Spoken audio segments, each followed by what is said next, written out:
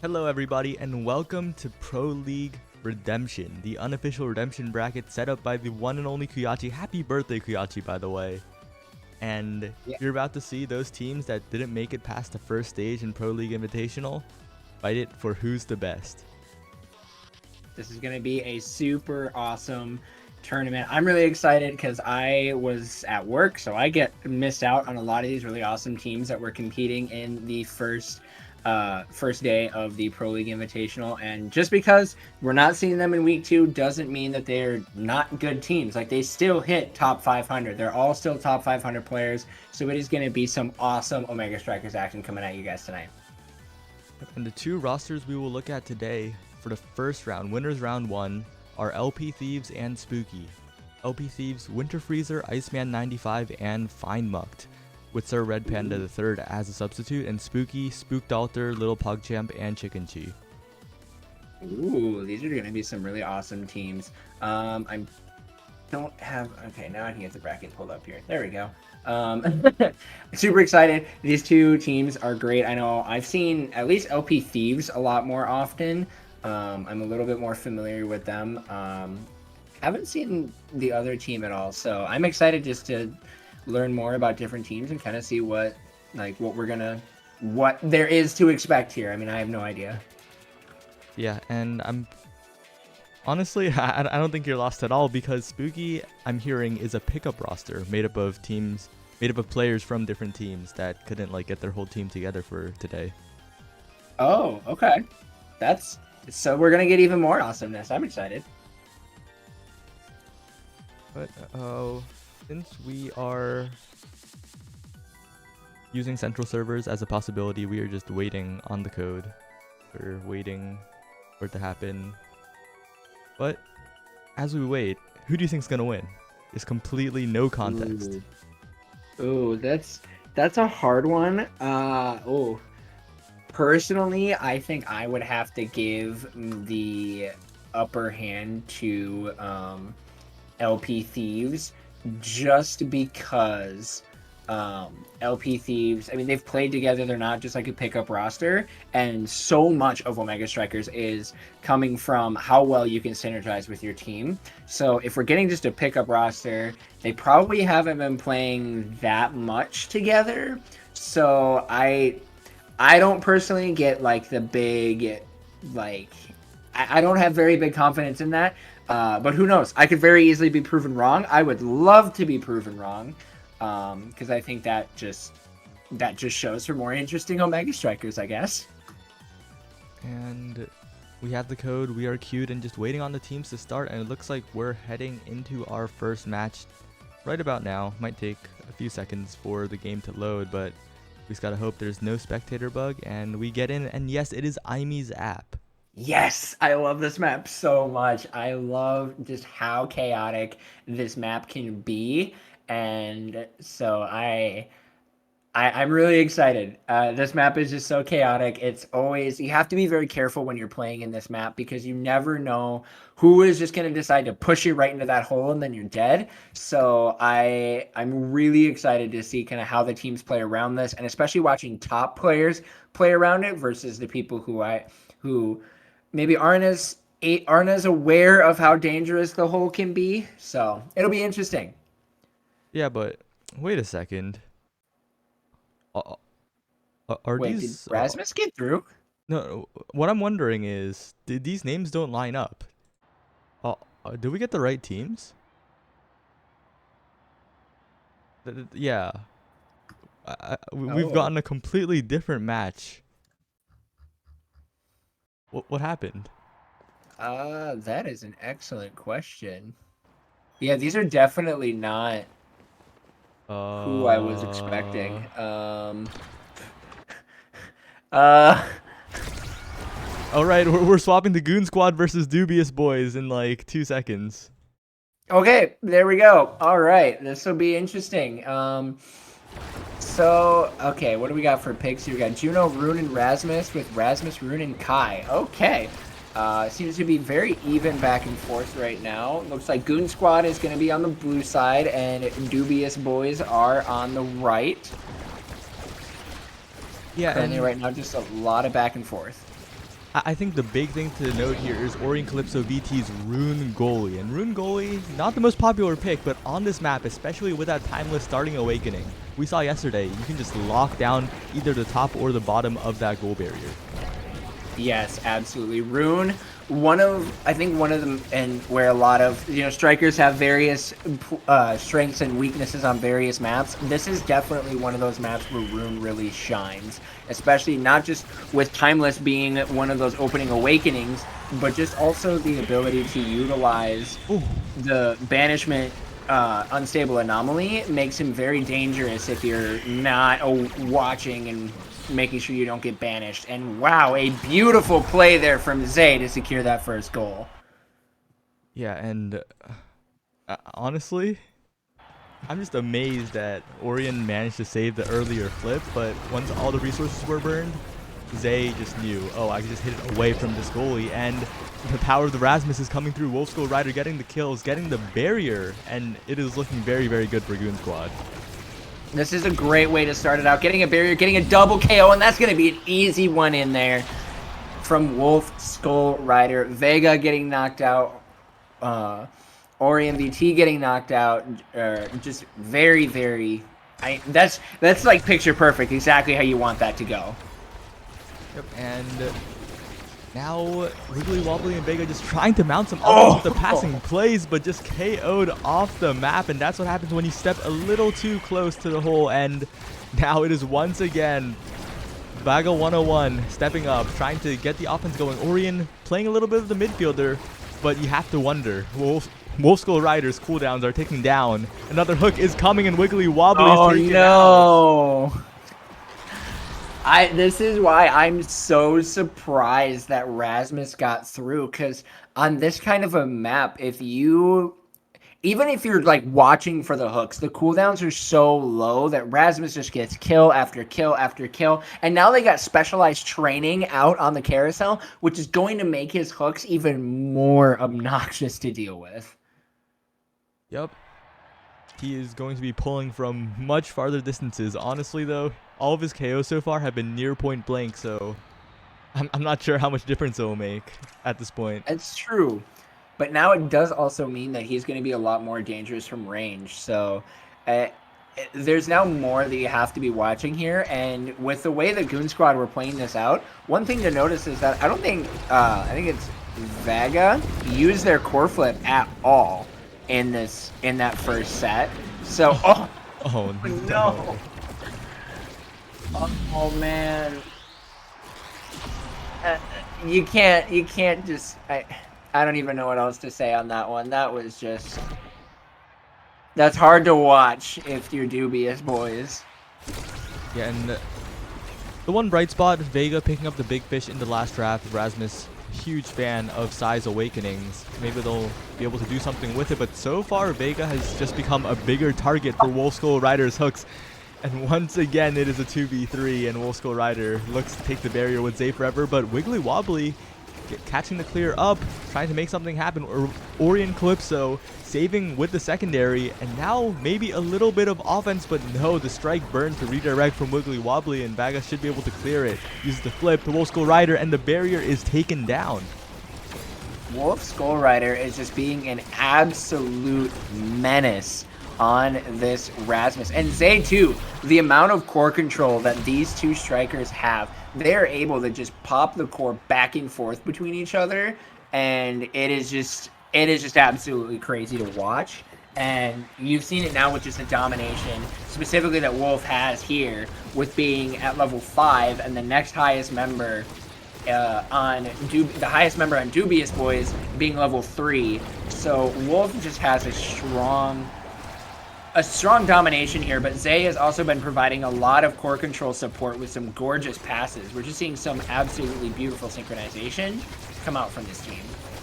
Yeah, and once again, Orion Calypso thinking Vega might have striked it, moving down to cover the bottom angle, but no, it is another set going to Goon Squad.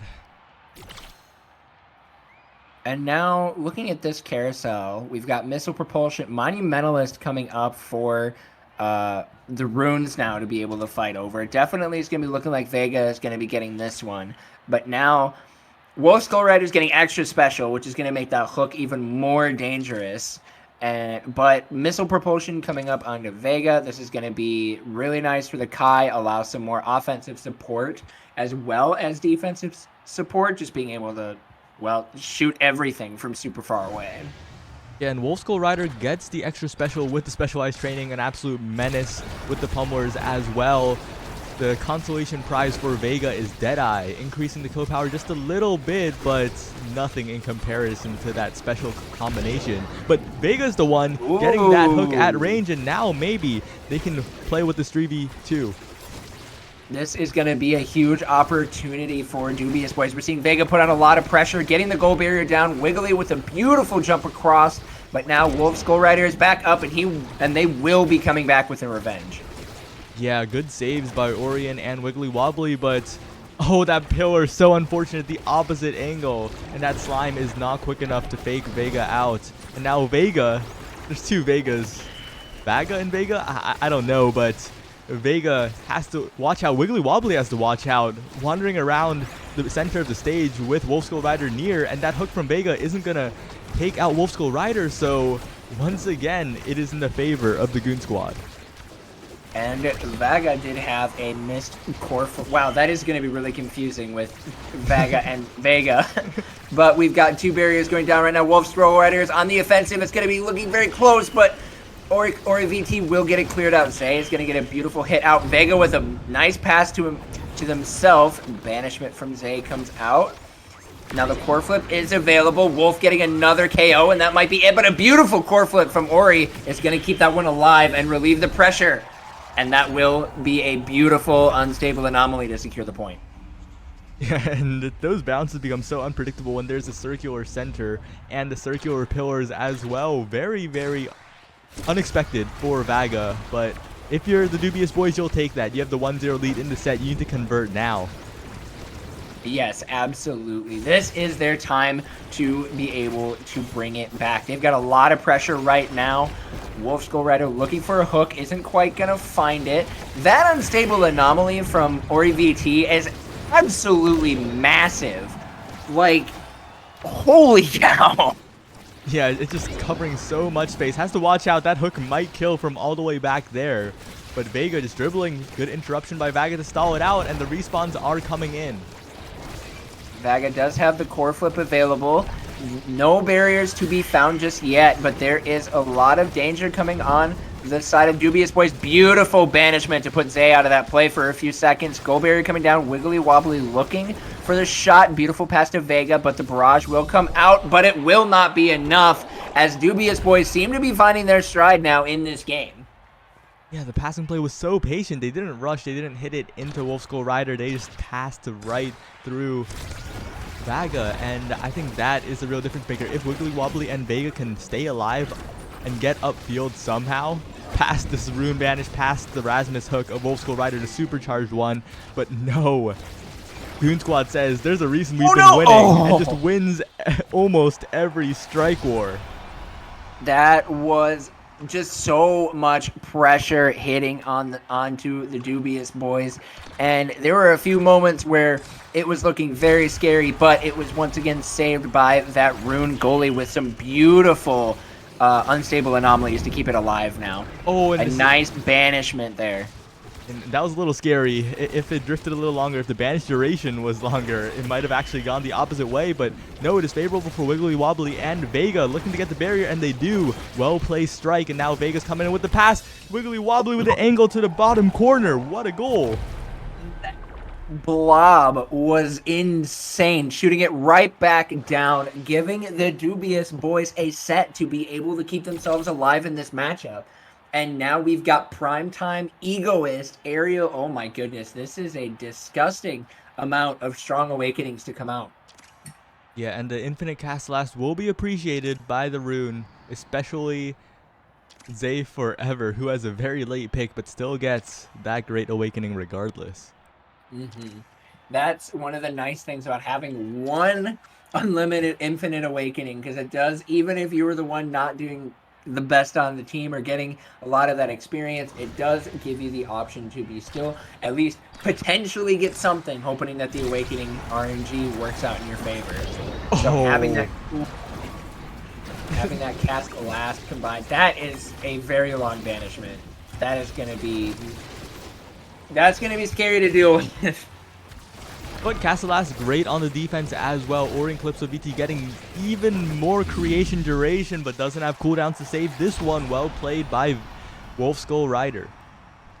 The way the Goon Squad has been able to keep this pressure up very strong throughout this entire match, and it has really allowed them to have the lead that they're able to have. Now let's see if Dubious Boys are able to keep it in contention with them, as they did win a set, so it's definitely still possible for the reverse sweep. But now that Zay has just been pulled out, this is going to be a very hard defense for the Goon Squad.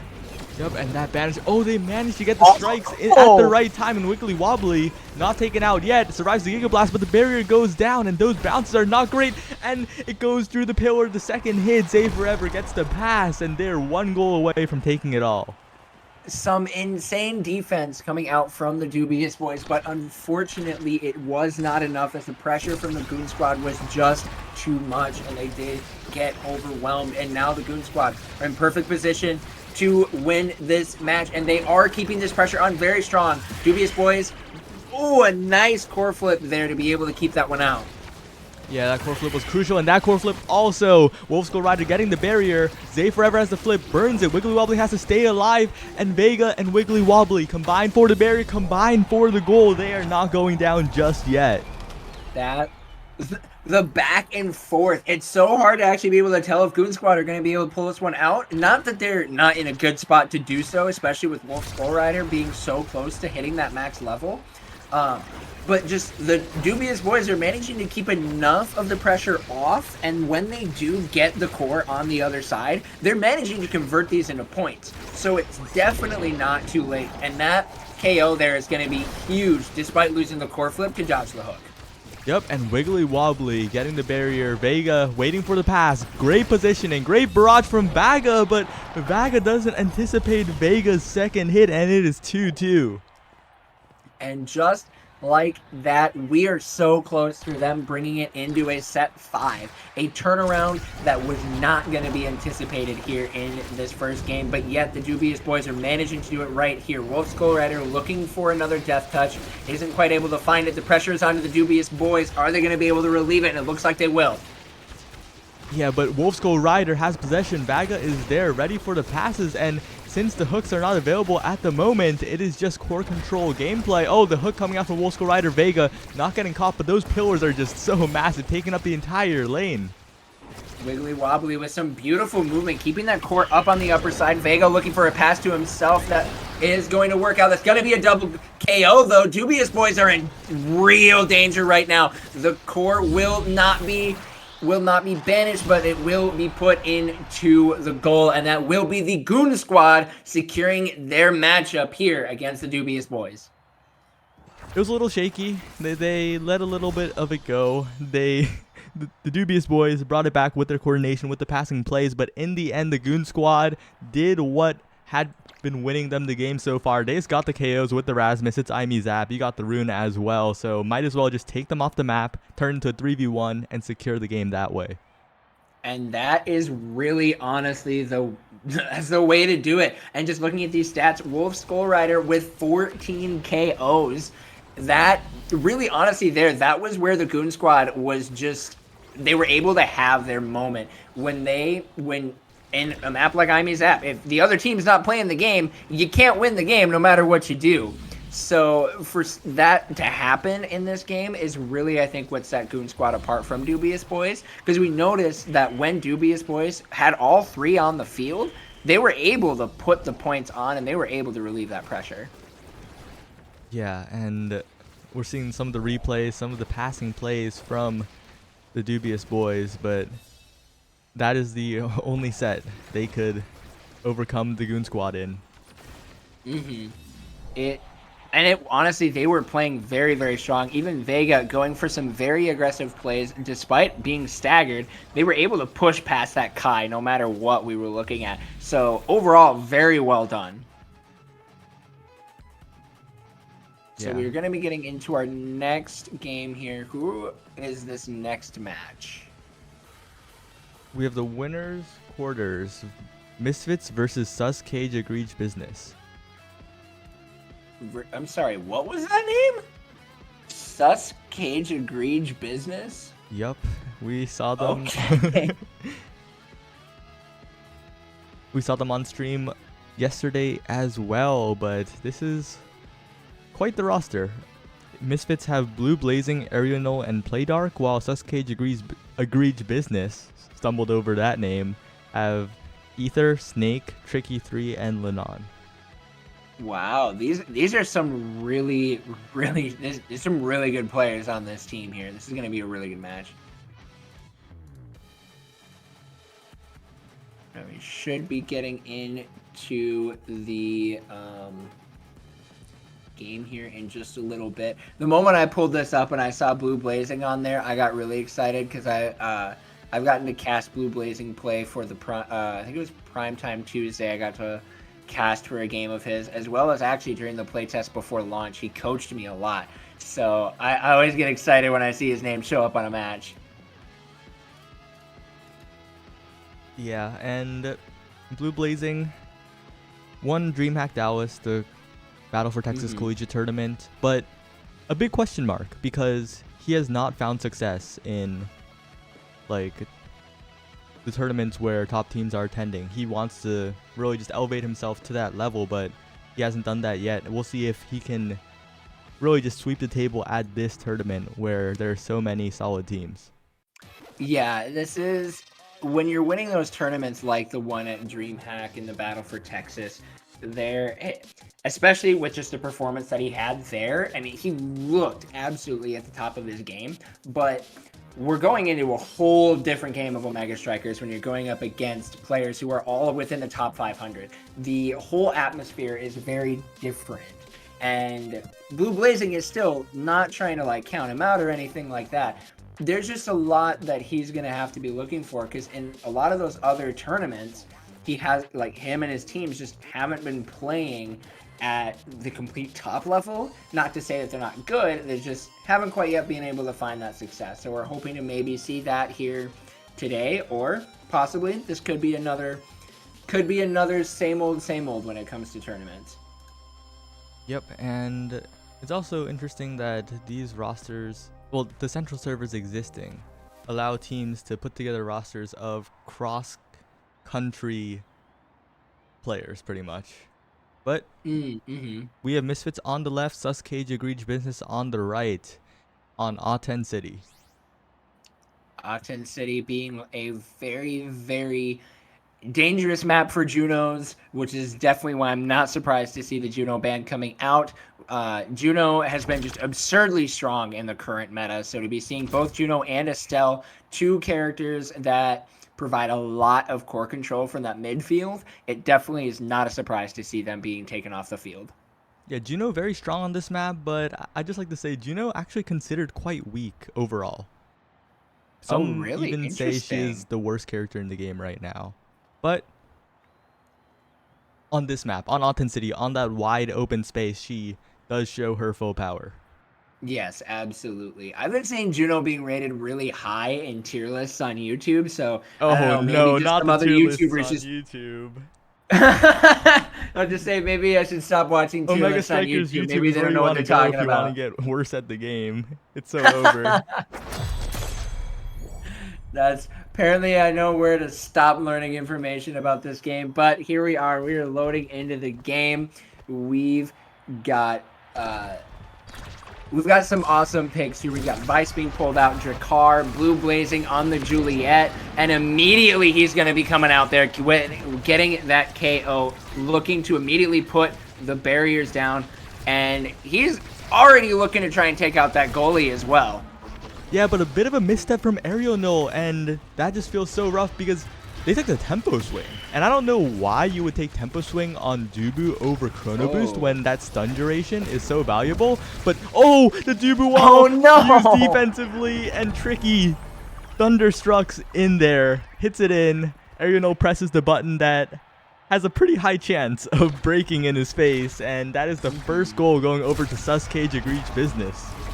That is definitely not what you want to see there, unfortunately. And now the pressure is getting put onto the Misfits right away, as well as that will be the barrier going down. Playdark is also going to be staggered, but other than Jakar and the Vice, I mean, well, they do have Vice, so I guess that does provide a lot of KO pressure. Blue using that core flip, trying to get the core cleared out and retain possession. Arianol very late on a roll, and that's going to sneak right past them to get the puck inside. Yeah, and so far it just feels like the core control of Suscage Agreech Business is carrying them through this game, because Blue Blazing showed the flashy plays, made the KO and the barrier happen earlier, but now the barrier control is just firmly on the side of Ocage, and Sneck is once again looking for that goal. Absolutely. Sneck is just being very strong on that Rasmus, but Blue Blazing is going to be looking for the opposition. Tricky, trying to use the core flip, but loses it out to Arianol, getting theirs off just a little bit earlier. Blue Blazing looking for the pass. He's going to get the shot down in the corner, and that will be Misfits putting themselves on the board. What a shot by Blue Blazing. Super calm. Knows that he doesn't have to use any cooldowns. The bottom of the goal is open and hits the perfect angle. And we're going to have to see a lot more of that. We're going to have to see Playdark set up Blue Blazing, because so far Blue Blazing has had to set himself up a little too much, I feel. Yes, absolutely. And one of those areas where I think Blue Blazing really shines is when he has that midfielder to back him up. When he's got that midfielder that can keep the core in possession, can give him core control, and then you can see Blue just using the abilities. Like right there, he's able to set himself up and even get a really nice pass over to Playdark. I don't even think that was intentional for what they were going for, but it worked out in their favor. Yeah, intentional or not, the fact remains that they were there in the right place at the right time. Playdark just sitting in the midfield, knowing that if the core drifts up, one single Drakkar shotgun blast takes it. And now Playdark is not going to be able to get their core flip out in time, but Blue is going to have this available, and it doesn't even matter. A beautiful shot up into the corner, and Misfits is going to turn this set around.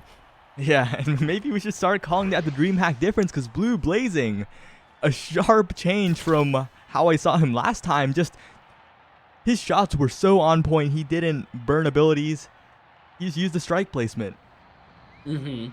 He didn't even really need them. He was using them a little bit early on, and now that Blue is going to be able to have access to stacks on stacks, that Juliet is going to be even faster, and it is going to be an absolute... It's going to make a difference, especially if they aren't able to KO Blue at all. Oh, and I like this so much. Arianol opting for the Fire Up. Despite Fire Up being nerfed, that additional speed is still the same. And with Playdark and Blue Blazing both having Speed Awakenings, this is going to provide so much speed for the side of the Misfits. They're going to have full core control. Yeah, speed being... Honestly, I think something that like newer players don't really think too much about, but when you really look at just how much speed is necessary to keep the court in your own possession, right there, we're seeing Blue building up those stacks for the stacks on stacks right away, and is ready to feed it through. Oh my gosh! Oh my god, Blue Blazing! That flying Phoenix into the corner pass up to shoot it in the corner, that was... I don't even know what that was! That was insane! And you can't even blame Tricky. How are you supposed to anticipate that? It's like... I don't even know. I've never seen that done before. And Blue just made that look so easy. Holy cow. And look at their speed. They are moving so quickly. All Arianol needs to do is make the bare minimum of saves, get it to Blue Blaze, and get it to Playdark, and they just continue the offense.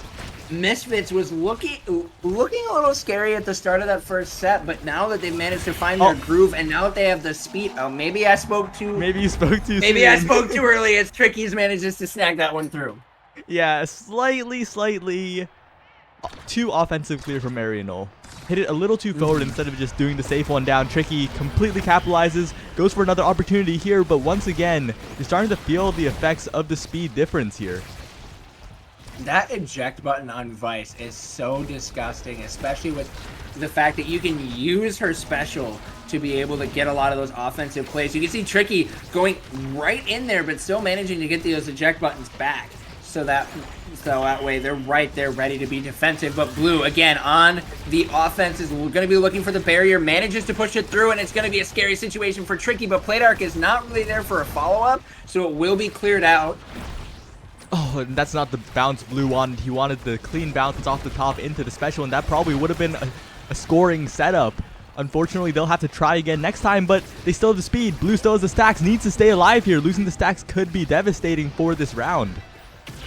And nice elusive there from Blue. Looking like Playdark and Blue are kind of getting a little grouped up here, as they are both trying to find some scoring opportunities, but Playdark is able to get that one past Tricky. And that's the power of the Orb Dancer. You get that burst of speed. You're the Drakkar, you dribble it up, and you force the goalie into a terrible situation where they have to guess up or down. Absolutely, and now Misfits have set themselves up looking for another set victory, as Playdark is going to be using the core flip, but it will get stuffed immediately. Arianol is right there around the midfield with core flip available. We'll see if they'll be utilizing it. Blue is going to be scary low here, but he will keep himself alive. His stagger is going to be out, though. This is going to be really scary, especially with Tricky on the Vice. Playdark with a nice shot off the corner, but it will be defended. Barry looking to be very close to coming down, but the pressure will be relieved again. Yeah, and now Tricky is out of resources. Doesn't have that special, doesn't have the supernova. Great hook, great save, great redirect, and Blue Blazing goes for the goal. Does not happen this time, but you're looking at the situation repeat itself so many times. Cage agreed business, just cannot maintain possession, and Playdark dribbles it up, uses the speed once again, and that last draft was so good for Misfits. It worked out very well in their favor, and honestly, Misfits just have complete and total control. Even in this one, Blue Blazing, who still did some crazy things in that set, had the least amount of experience on his team. And now we're seeing extra special come out. Spark of Agility is available, so they could get even more speed if they really wanted it. I don't know if it's going to be necessary, especially with Egoist being the infinite that is available for teams as well. Yeah, and that Egoist, gonna be the pick. You want that dramatic speed upon max energy, and, you know, the fire up from Arianol is still, even after the nerf, a battery for that energy.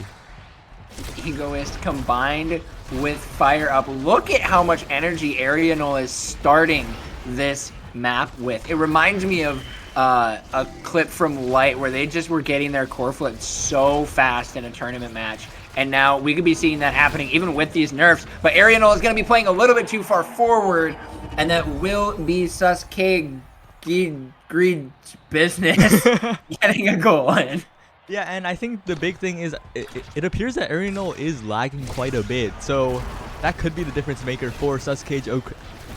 I can't do it. Sasuke agreed business. I don't even know, like, oh, that was a disgusting corner on that barrier. I thought maybe that was going to sneak by, but it didn't, unfortunately. But Playdark is going to be looking for the barrier, not quite able to get it. It will get cleared out. Blue Blazing is low, but he's able to get a lot of health back very quickly. What gear did he take? Blue Blazing, I believe, took Mag Souls. I could be wrong. No, it took Pummelers. He took Pummelers. Okay, so that tempo swing is coming in very strong for him to keep himself alive. Yep, and Playdark has flip. Almost gets the barrier with it. That angle, not exactly what they wanted, but gets it out of the situation. Now Arianol just needs to pass it forward. Manages to do so, and Playdark once again maintaining so much possession. Sneck getting it out there. Blue Blazing not able to get the KO, and Tricky not in time to save the barrier. And once again, an advantage state for Misfits.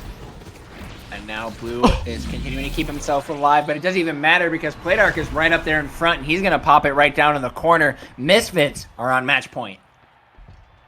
And that's just the speed. If the Drakkar's running with the core, I think Playdark was invisible there as well. What do you do as Tricky? You're a vice goal. You don't have the most defensive tools in the world. You can't just plop down a Dubu wall. You have to eat whatever mix is coming. You have to pick a direction. And that's completely reactable by Playdark too. Absolutely, and especially with the spread out availability from the Drakkar shotgun, is it just makes it even more scary to defend. It gives me the same kind of feeling as when you're able to hit that well-placed Crystal Thorns as an Estelle player. And now Blue Blazing is going to be looking to put this one in, but it will not get a good bounce, but a beautiful core flip will shove it right in there, and Misfits will be winning this one. It looked a little shaky at the start, I'm not going to lie. I would favor Suscage Egregious Business on that first round. General Tui in the chat bet 20,000 channel points on Suscage Egregious Business, thinking in that first round, oh, maybe it'll be dominant, but no. Blue Blazing had so many plays. Play Dark, the consistent core control, the Drakkar speed for scoring as well. And Arianol did enough to keep this team in the game to completely dominate the later rounds. It was a very, very good match. Blue played... I mean, everybody, honestly, across all of Misfits were playing very well. Arianol, even with the lag, was still able to keep goals from going in. And when you're a goalie, no matter what, that's really all you got to do, is make sure the core does not get into your goal. And so to see Arianol being able to combat the lag and still be able to help bring this game out into a win, very nice to see. Playdark had some great core control, managing to keep Blue Blazing set up as well as be scoring goals for themselves, was just really good to see. And then on the side of Sus Cage Agree Business, I think that's how it's supposed to be said. I don't know. Tricky, Tricky played really well as a goalie, and not only being able to keep the core from going in for a while, but also being a very strong offensive pressure for their team. And then Snack, overall, both teams did very well. It really just came down to there was so much pressure happening that Misfits were able to convert into goals that really gave it over. Yeah, and I don't know, Snack and Ether, they tried. They maintained possession quite well early, but I think it was really just the speed awakening difference, especially on this map where orbs are plentiful for Playdark to constantly get that max speed boost. Honestly, that speed boost really made the difference in that game. They just had full control when you had the combination of Egoist, Fire Up, Stacks on Stacks, plus Orb Dancer. Even trying to get core control at that point when you're the opposite team is next to impossible. And right now we're in a little bit of a waiting period for the next match because winner semis still depends on a few winners quarters finishing. There's Atlas Freestyle versus Pro Football Cyber Athletes, Goon Squad versus MLG Water Bucket, and Quest Esports versus LP Thieves. Yeah, so we've got still a good chunk of Omega Strikers left to be coming out for the rest of tonight. If you were to give a prediction on this entire bracket, who would you give to be the possible winner? I would have to favor Quest Esports because Okay. their roster is a little too stacked. They have two very well-known names in Hamster Quest and Liari. Yeah, absolutely. Both players are very, very strong, and I could definitely see Quest Esports being the ones to take it all. And I mean, I would really hope to see some crazy upsets or something like that, but it's always hard to know what's going to happen. Yeah, and I'm looking at some of these other rosters. Some of them are the same exact rosters from yesterday. Some of them are pieced together from the parts of those rosters. But yeah, we'll have to see what happens. And so, since we're here, we have the chat. We can talk about the game of Omega Strikers. Do you have any pressing questions you want to ask? Because does anyone in the chat or you, just anything? Let's turn this into an educational podcast. Ooh, there we go. I'm loving that educational podcast. This is the good kind of Omega Strikers content right here. See, I'm trying to think if I have any questions right off the bat.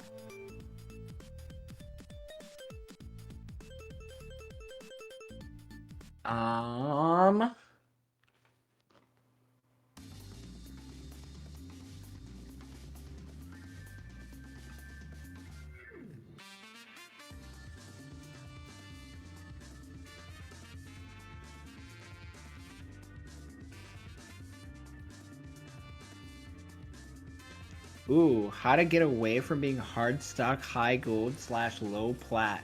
So that's an interesting question because I'm also kind of in that area myself. Like I just hit plat for the first time this last week, and I'm still kind of like trying to climb. And honestly, a lot of that, from what I have seen, I actually talked to Coach Yoki about this because I wasn't quite sure on what the way to do that was. And basically what was talked about was it's hard, but a lot of it comes down to number one is mindset. If you're going into your matches and you're spending so much of the time, like this is where I honestly got like struggled because I would play in a match, it wouldn't go very well, and I would be like, okay, I am going to like it was my teammates' fault, it was this, it was that, blah blah blah, and then I stopped focusing on my teammates, and then I started focusing on okay, what are the ways that I'm falling short.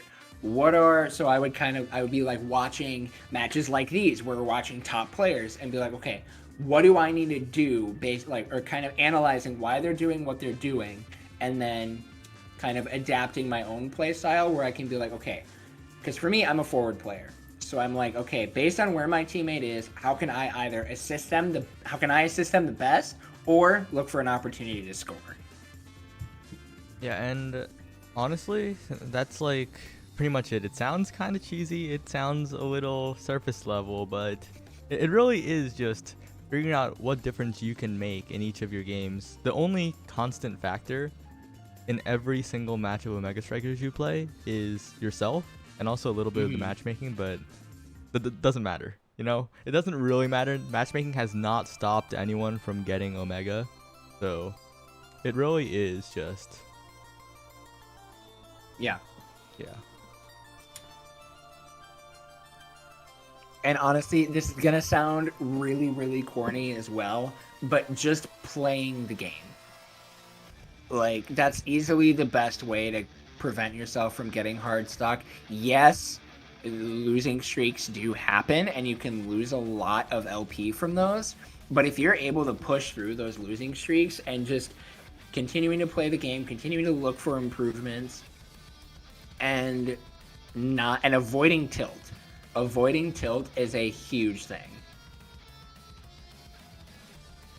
Yeah, and also better practice. For example, ranked in the lower elos is not good practice at all. It makes you develop a lot of bad habits because the easiest way to get out really is just to fully core control as forward, play a character with speed, just like completely hog the ball, and that's just the easiest way out. Or you just play goalie and be a good player. But that's true. Yeah, but I don't know. Might as well join the competitive Mega Strikers Discord server and join in-houses because there's like a huge range of skill levels in these in-houses, and yet everyone still just has a good time. I need to play more. I need to play in-houses. Every time I see the in-houses queue pop, I'm already doing something else, and I'm like, ugh, you guys are queuing this at the wrong time. And then I'm like, I need to just do it. And then I don't. Also, I gotta say, practice mode is fake.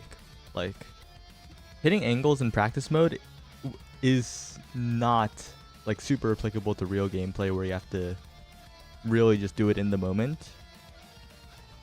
Yeah. If you want to improve at stuff like angles, just do it in your real ranked games. Don't wait for a future practice mode that's better. Yeah, that's true. A lot, especially in practice mode, especially with just the state of it is right now, you're just hitting the core, or you're not even hitting the core around. Like there's really not much you can do with it. Whereas with what you're doing in a ranked game, you have a lot of times when you're in a strike war, you've got less than a second to figure out where you're going to put the core when you hit it. So you have to be able to figure out, you have to be able to do it on the fly. And a lot of ways that I learned about core placement was learning how to was watching professional players, like top tier players, and seeing, okay, their goalie is here, so they hit it here. So then kind of thinking to myself in that same instance of, okay, I'm right here, the goalie's right here, the core is coming down at me this way, I can hit it down here or pass or something, but figuring out like those kinds of options, I learned from actually watching other players play than I do from just playing myself. Yeah, and oh, it looks like some of the results are rolling in. Pro Football Cyber Athletes taking it over Atlas Freestyle, and yeah, okay. We're gonna be seeing them in the semis, which is pretty exciting because Pro Football Cyber Athletes has Cake00, a Juno goalie, and ExpoChant, a solid IME midfielder. We'll have to see how they do against either Goon Squad or MLG Water Bucket, which has also concluded. So it is Goon Squad versus Pro Football Cyber Athletes on stream shortly. All right, so we're gonna be getting Goon Squad coming back into the match. Very exciting to see this. And now we've got Pro Football Cyber Athletes. We've got Cakes000, Tummy, and ExpoChant are going to be on this squad. And then we once again for Goon Squad have Zay Forever, Wolf Skull Rider, and Vaga 101. Both teams are undefeated so far, so this is going to be a very, very good match to see happen. Yep, and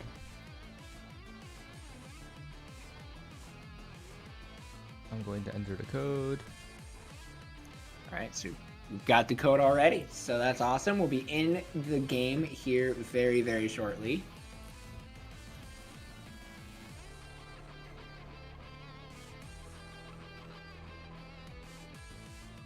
Now, Any second now.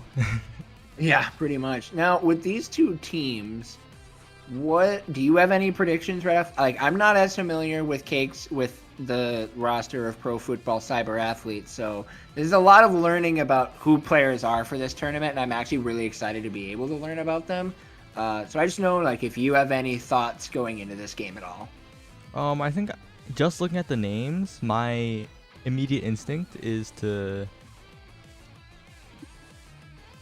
favor the athletes. I know I said that slowly, but I was just thinking of the words, not the actual like decision. Yeah, Good Squad is great too, but I think I just like slightly my solo queue brain, when I match up with like challengers and diamonds, I'd rather have those players from the athletes than the players from Goon Squad on my team, I think. Okay, so that definitely will play into it. Now, we did see Goon Squad play a very, very strong match against, I think it was Dubious. Where is Dubious that one? Boys. Yeah, Dubious Boys. They played a very strong game there. So maybe they'll be able to continue on. I mean, they managed to take the win over MLG Water Bucket, in which it was Spencer, User Wet, and UMC on that squad. And now let's see how they go against the Pro Football Cyber Athletes, who won against Purple Supernova and Atlas Freestyle, as we are going to be getting into the game here now. And we're going to be on Atlas's lab. Hey, we've actually been getting a good variety of maps in this tournament. Yeah, the normal experience is just getting the same map at least 3 times in a row. Yeah, so this is really nice. Really, really nice to see. I mean, I'm going to be looking like the IME ban coming out. Even with her being nerfed, she's still been shown to be a very, very strong goalie. She's seen a lot on forward as well, but I think it's just she's been a lot more prominent in that goalie position. Yeah, I definitely would agree with that statement. And Zay Forever hovering Dubu forward. Estelle, okay. Was a little joking with the Dubu and the Octavia picks, it seems, but instead we're going to have double Rasmus, double Kai, Estelle versus Asher. Interesting. All right. I'm really excited to see Estelle. I'm an Estelle main, so anytime I see anybody else playing Estelle, I'm always like, okay, what are they doing? What can I do? How can I use this? And so to see that makes me happy. And then we're seeing ExpoChant. We've got the Kai, the Rasmus, the Asher. Asher being one that's always kind of back and forth. She seems to be receiving a lot of work, but yet for some reason is maybe not quite showing up as strong. But either way, we've got the Pro Football Cyber Athletes out for blood right off the bat as one goes down. Yeah, and Cake's playing the Kai goalie, and everyone has glass cannon. Everyone is speedy, but Expo Chan goes for the primary instead of just striking, and that goal opportunity is missed. Now Cakes has to defend, manages to get it out, but the spawning of the black hole saves that from being a pass to the side of the Goon Squad, and now Cakes and Tummy to Expo Chant, and that's the first goal going in. There was so much back and forth there. Vaga having some incredible saves to keep that one alive, but unfortunately, they weren't able to put it in. He wasn't able to hold on to it for just long enough, and that will be the Pro Football Cyber Athletes scoring. A lot of KOs happened in that first point, so we'll see if maybe the Goon Squad will not be able to keep themselves from dying at this current moment, but the unfortunate death touch to get your own barrier down. Yeah, and Tummy unable to place the primary in time, but has another chance here. Expo Chant in there as well, and they get the barrier. They get the KO with the black hole, and it is looking so good for the pro athletes here. Tummy can flip if necessary, and does so for the goal 2-0 lead, just like that. And you couldn't be asking for a much better start in a game than you would be for the Pro Football Cyber Athletes, as they've just been able to have full control of the entire game, as well as keeping the enemy team from playing the game. And if the enemy team can't play the game, they can't win.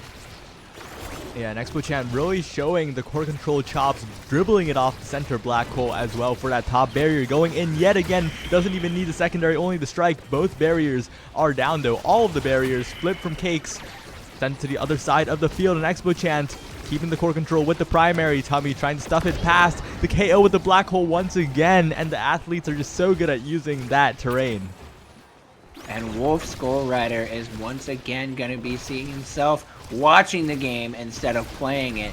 So, but they're going to be back up now, and we'll see Zay getting a good pass over to Wolf Skull Rider, but then unfortunately the black hole is going to take them out. But Expo Chant is also pretty low, so the Goon Squad could be looking for an opportunity to even up the manpower, but it doesn't look like it's going to be happening though, as Zay is going to be the one respawning. The Crystal Thorns trying to maybe get the kill up, but it doesn't matter because Wolf has got full core control and will put it past Cakes to put the Goon Squad on the board.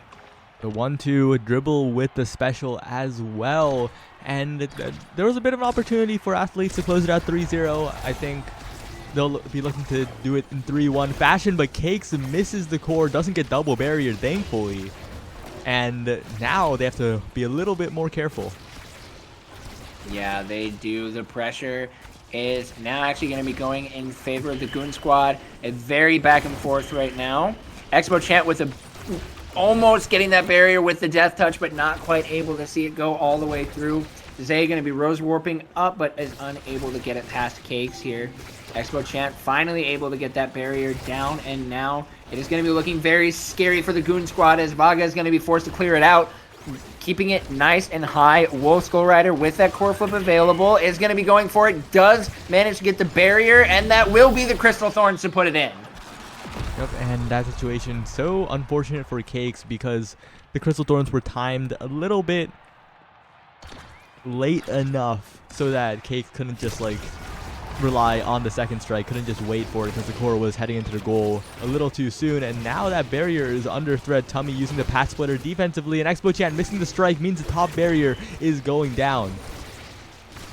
And now almost a trade for barriers, and there actually the trade does come through. Tummy looking is going to be staggered, will be going down. Cakes with the core flip. No barriers to be seen right now, but Wolf Skull Rider is looking very low. Yeah, grabs the orb for healing and should be regenning out of that staggered state. And now Expo Chant has a teammate again, but Wolf Skull Rider, the core control is impeccable at the moment, but Cakes winning the strike wars, Expo Chant getting the primary out, and yet again it is the athletes in the lead. Tummy is going to be paying for it with their life. However, Vaga with a beautiful save. Core flip is going to be coming out. No barrier to be found right now as the Pro Football Cyber Athletes manage to keep this one alive. Now the barrier will finally be going down. Wolf Skull Rider with a nice death touch, sending it down into the corner, but it does get cleared out again. Some nice passing back and forth, but nothing to be seen right now as we're in overtime. This is going to get pretty crazy fast as Cakes uses a beautiful barrage, but Wolf Skull Rider manages to push it past. Yeah, and Tummy unfortunately missed a strike and then struck early. Wolf Skull Rider capitalizing on that slight misstep, and it looked dominant for the athletes, but Goon Squad is in the lead right now. They did manage to keep that one alive. They had some very good core control. They managed to stop dying as much and starting to secure some KOs of their own. And now we're going to be seeing our first carousel. And honestly, nobody going for Egoist at this point, which is kind of surprising to me, because I feel like even with the Energy Awakening nerfs, I still feel like Egoist is one of the stronger ones out there. But I guess with some of these other ones, I mean, these players know more of what they're doing than I do. Yeah, and I think the other Awakenings were just a little too favorable, especially the peak performance, getting that speed along with the stagger, because this is a game where people are dropping left and right. That additional stagger can do a lot in taking you out of KO range. And also, Tummy opting for the Egoist because, well, Asher, when you get the energy, Tummy can generate his own opportunities. And the speed that gets comboed with the full energy bar just makes Asher even more ridiculous. But even still, Zay from downtown, the piercing shot combo to get the Goon Squad on the board in the second set. Yeah, and going for that to long range, a little bit of fishing from Zay, because Cakes could have cleared up or down, but Cakes instead, at that moment, opted to go for the more aggressive clear towards Tummy to try and make that offense happen faster. And that impatience is once again caught by Zay, winning the strike war, and once again getting the flip. Zay reading Cakes' mind at every turn. And Zay with a beautiful core flip, able to shoot it right up into the corner. And now what started out as the football cyber athletes with the advantage has now turned into the Goon Squad running away with this one. Yeah, and you see a little bit of the synergy. Wolf Skull Rider trusting enough to pass it back to Vaga like inches away from a barrier, and maybe that's the difference, the teamwork, trusting everyone to do what they need to do to win. But Expo Chant almost getting the barrier. Great flip by Vaga. Wow. And Tummy trying to dribble around Zay, knows they are so close to getting that Egoist proc, but they're just so far away. Expo Chan is also getting low, keeps themselves alive, but these abilities coming out from these other strikers are going to be very dangerous, as now the Egoist will be procced for Tummy, and just look at the speed as they're going to be knocking out Zay, giving themselves a even 2 for 2 with Expo Chant going down as well. The core flip does get popped and doesn't find anything, so maybe Vaga will be able to keep this one alive, and now we're back to 3-3. Only thing to be seen is barriers going into overtime. Yep, a defensive core flip to alleviate the pressure, but Wolf Skull Rider finds the angle between Tummy and Cakes, and that is another set on the board for Goon Squad. Just as we thought, we were going to see more neutral with that 3v3. Wolf Skull Rider finds the opening. That was some beautiful passing back and forth. Every single member of the Goon Squad were in the right place with the right shots, and that allowed them to put that one in. And now we get into this carousel with Built Different being picked up by Zay. And Heavy Impact with the Infinite. Definitely not unexpected to be seeing the Kais go for those. Yeah, and I'm surprised the Razmai didn't opt for Heavy Impact, but Spark of Agility opted for that additional speed and the quick strikes for Wolf Skull Rider on that dribbling. And importantly, both size Awakenings were available at the same time, which means Tummy, despite being second pick, managed to pick up the big fish, and that is going to be huge for the Asher game plan, but right now they're just lowering their own health with the Black Hole. And that is definitely not what you want to have happen, especially when Tummy, one of the big win conditions for that Asher is getting that Egoist procs, and if you're going to be dying, you're not going to be filling up your energy bar. But Tummy is managing to keep themselves alive as we're even barrier for barrier right now. A lot of pressure on the side of the football cyber athletes. But the Goon Squad managed to prevent anything from coming through, and after I say that, their barrier will be the one to go down. Great core flip dribble by Cakes. Not core flip, sorry. Strike shot dribble by Cakes, and Tummy's meter is ticking up. The core flip comes out from Zay. Does not get the barrier, and all the health bars are just going down slowly because the black hole, because of the area of effect abilities, and Expochan is the one who used the primary to get the goal. First goal in a while for the athletes. And that's something you definitely need when you're down 2-0. It can be very easy to just feel like you're out of it, but the cyber athletes are managing to do what they need to do to keep themselves in this one. And Vaga trying to get it away from Tummy. Tummy can't find the possession, but can find the KO with the primary into Flip. And now Expochan and Tummy have passing angles open, but Wolf Skull Rider just disrupting it for so long. Cakes' Flip burned by the strike shot of Vaga, and now Expochan and Wolf Skull Rider, the core flip wins. Oh no, it is going downhill for the athletes. And Wolf Skull Rider has an opportunity to score, manages to combo it, and Zay is going to be the one to put it in. That has a lot of pressure, and I feel like it doesn't matter how good of a goal you are. That's going to be really hard to defend. Yeah, but Expochan has Flip. Needs to make something happen very, very soon, because the longer the rounds go, the more put together the possession of the Goon Squad seems to be. They're just so good at finding those openings, at dribbling around the members of athletes. Cakes gets out of that situation. Expochan gets the barrier, but the Wolf Skull Rider has Flip now. Yeah, and it looks like Expochan might be looking. Ooh, is going to be getting staggered, and he will be going down. Wolf Skull Rider is also very low, so it's going to be a possibility for some evening up on the manpower, but Wolf manages to keep themselves out of the fight, keeping themselves alive to refresh that stagger bar before Expochan is now back in. The core is going to be playing a little bit of Ring Around the Rosie. Apparently they're just going to leave it for a few seconds. Whenever that happens, you just gotta observe. You just gotta appreciate what happens. But I think Zay appreciates that they got the first touch, because they create a play to Wolf Skull Rider, and they're 1 point away from taking this game. Is that getting turned into like the Rocket League, like the Omega Strikers version of Rocket League's Rule 1, where if that gets stuck, you just have to watch it. You just have to watch it. I think it's player's instinct to watch it for sure.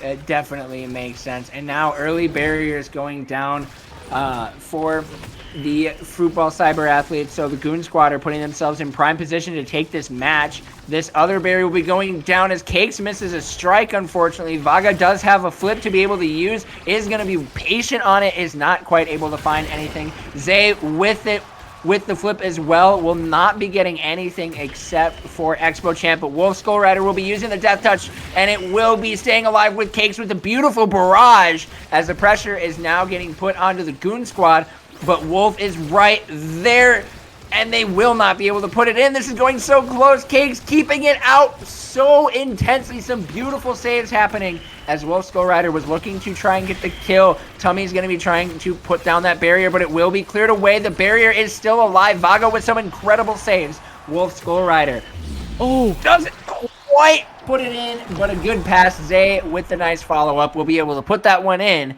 and that will be the Goon Squad finishing this one out. So well played by Zay, realizing that Expochan put down the hook, stepping on top of Expochan and winning the strike war. Yeah, that was a lot of pressure, so back and forth. Tummy with a very strong opportunity to almost get the barrier down, but the Goon Squad, I mean, Vaga was just so strong from that goalie box. Didn't let anything get through on that final point.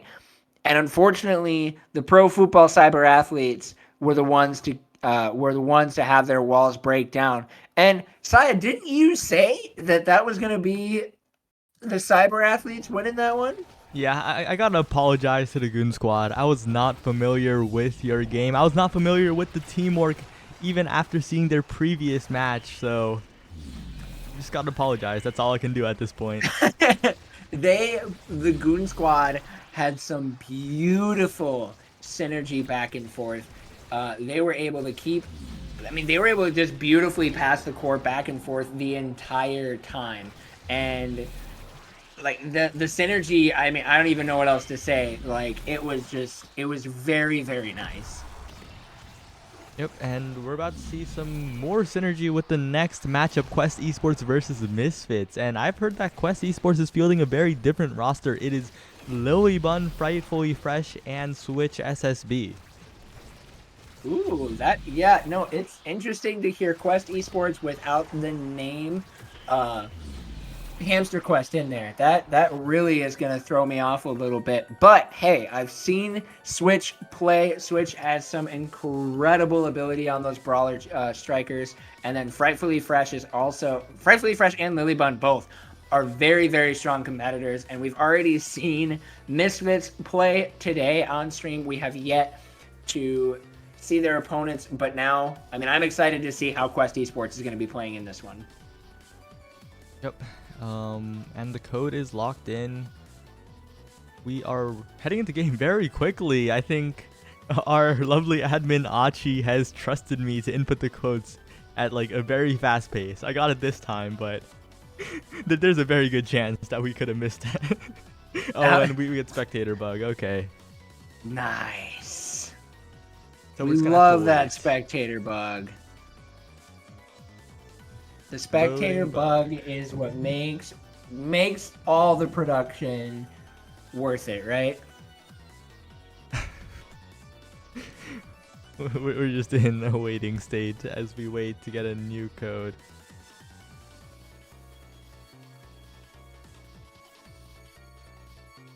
Oh, wait, is it the different flavor of loading bug, or is it... Ooh. No, it's just loading bug. It's loading bug. It's so chill.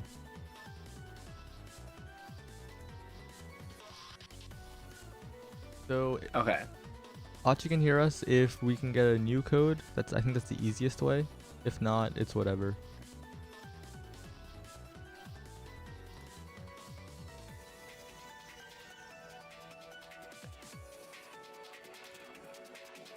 And I'll copy that real quick.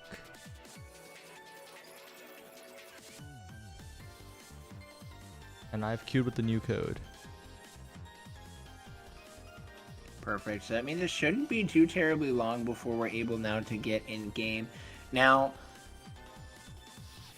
I mean, I don't even know like what more to talk about going into this game, because you've seen Misfits. They played a very strong matchup against Sus Cage Egreege Business, and so I mean, if they continue in this momentum against Quest Esports, it might be difficult for Quest Esports to be able to pull this one out. However, Quest Esports are seated higher, so this could also be a climb for Misfits as we go into this game. Oh, another loading bug. I'll actually turn on the music volume this time. I forgot to do that for the in-game. We are loading bugged yet again.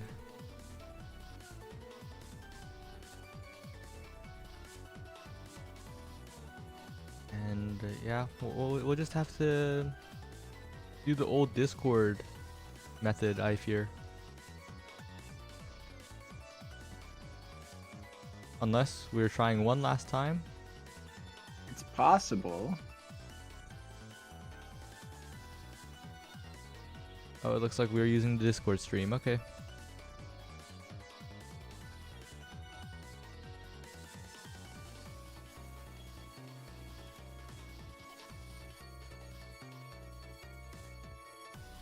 So, apologies to the viewers. You will have to wait a little bit longer. We are setting up the Discord stream. And we'll have Quest Esports and Misfits shortly. Zajalix, do you have any predictions? Because I think Quest Esports is a roster that's a cut above what the Misfits have faced so far. That's true, and honestly, it'll be. I think my prediction, honestly, is if we're gonna be seeing anything, this is going to be the match where we're gonna be seeing a fifth set. I think Quest Esports is definitely the favorites to win this whole bracket, but at the same time, I still feel like Misfits have been playing very, very strongly, and we've been able to see them go. We've been able to see them play extraordinarily well, and I think if anybody is going to be the ones to take down Quest Esports, it would be Misfits. Mm-hmm. We just gotta And make we'll sure we get a static camera, static camera feed. Hopefully. Yeah, for sure. And we'll have to see too if Ariel is going to be Ariel Null is going to be not as laggy this game around, because they managed to have it work during Sus Cage Egregious business, but I don't think you'll be able to be too defensive if you're lagging too hard in a game. In this game, in a game against somebody like Quest Esports.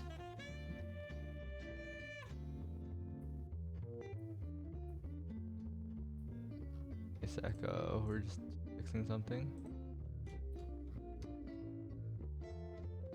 So now is another good time to go back to your daily educational podcast content here.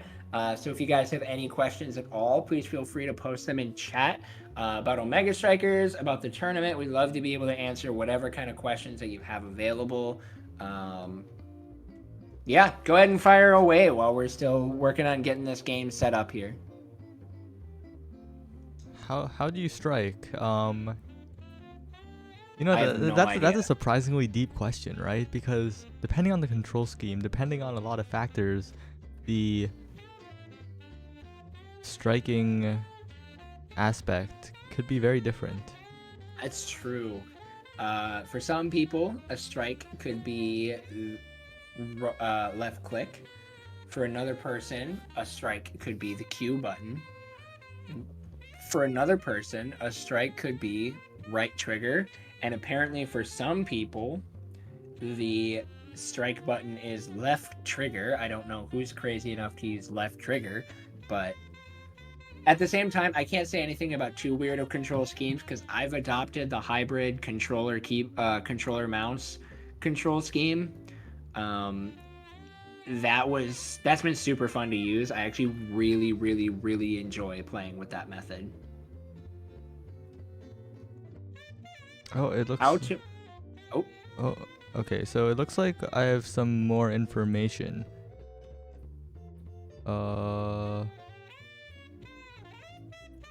Wait a second. Oh no.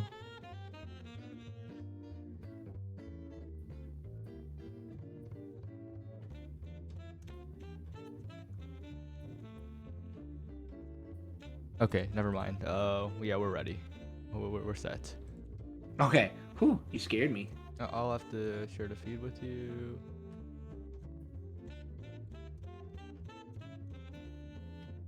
All right. So, question is, where can I watch Omega Strikers Amateur Series? That will actually be right here at twitch.tv/KMBRTV on Thursdays. I don't remember exactly what time, but that will be put in after. We can talk about that. But we are in game right now.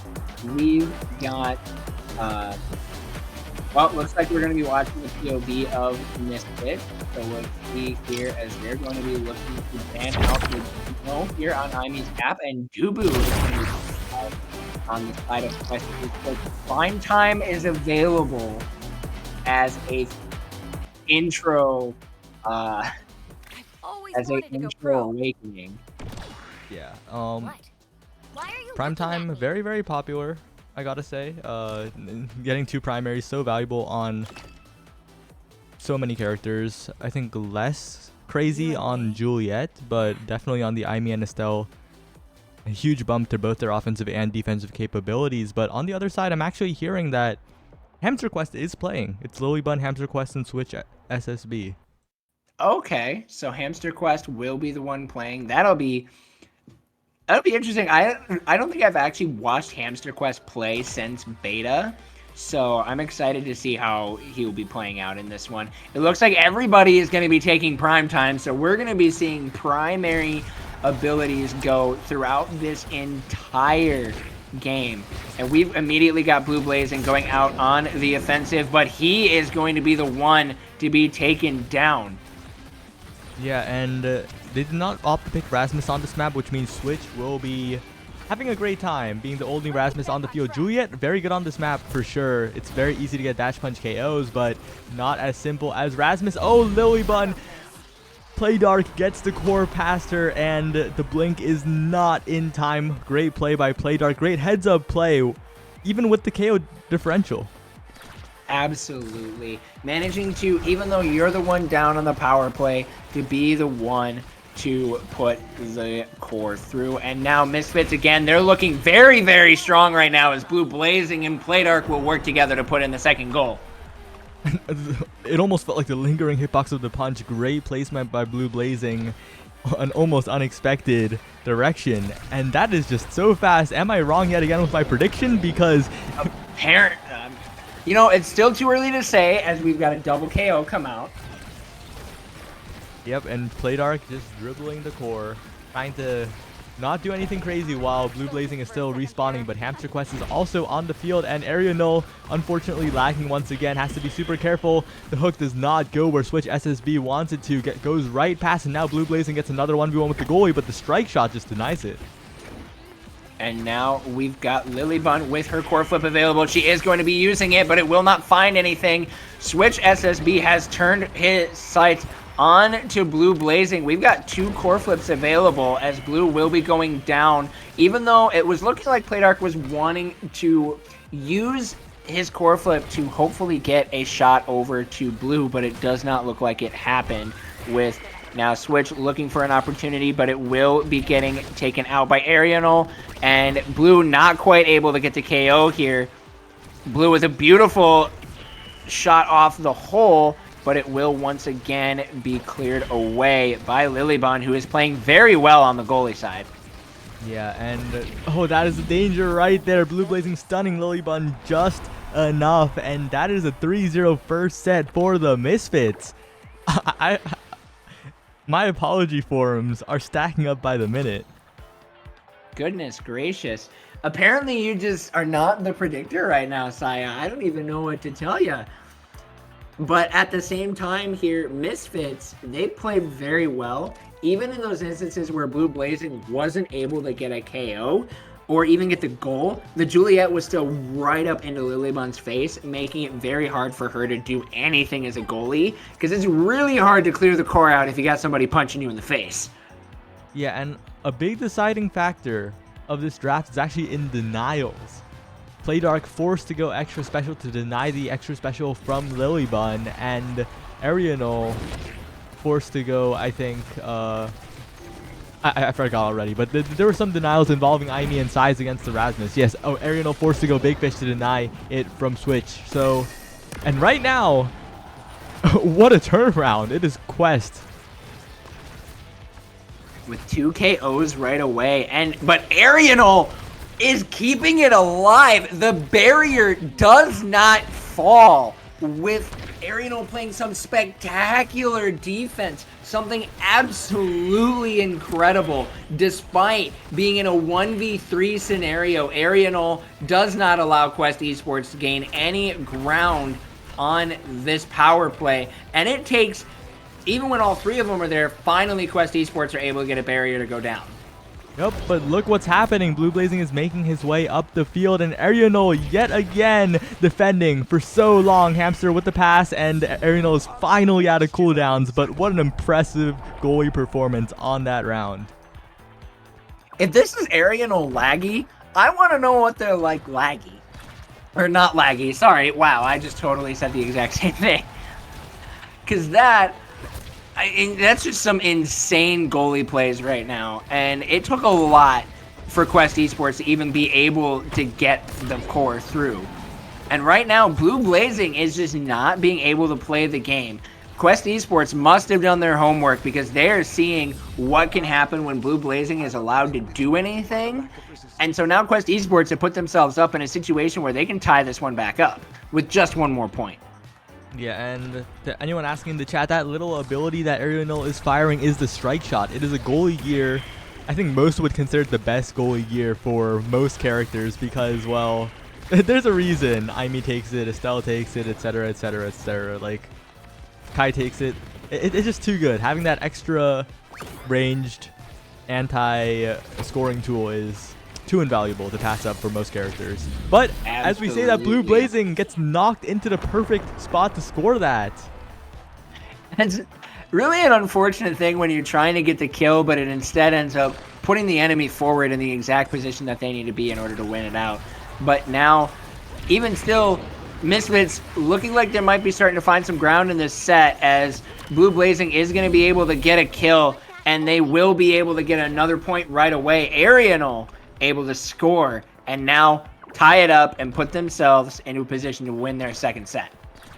Yep, it looks so dominant for Quest at the start, but I think all of that momentum just completely gone now that Arianol has made those saves. But one missed strike, it looked quite laggy as well. Arianol's gonna have to do a lot with the flip up to Hamster, but Hamster is there to cover, trying to pass the Switch, but Switch caught up in the middle. Blue Blazing gets it out, but Lilybun playing the midfield, trying to keep the offensive going.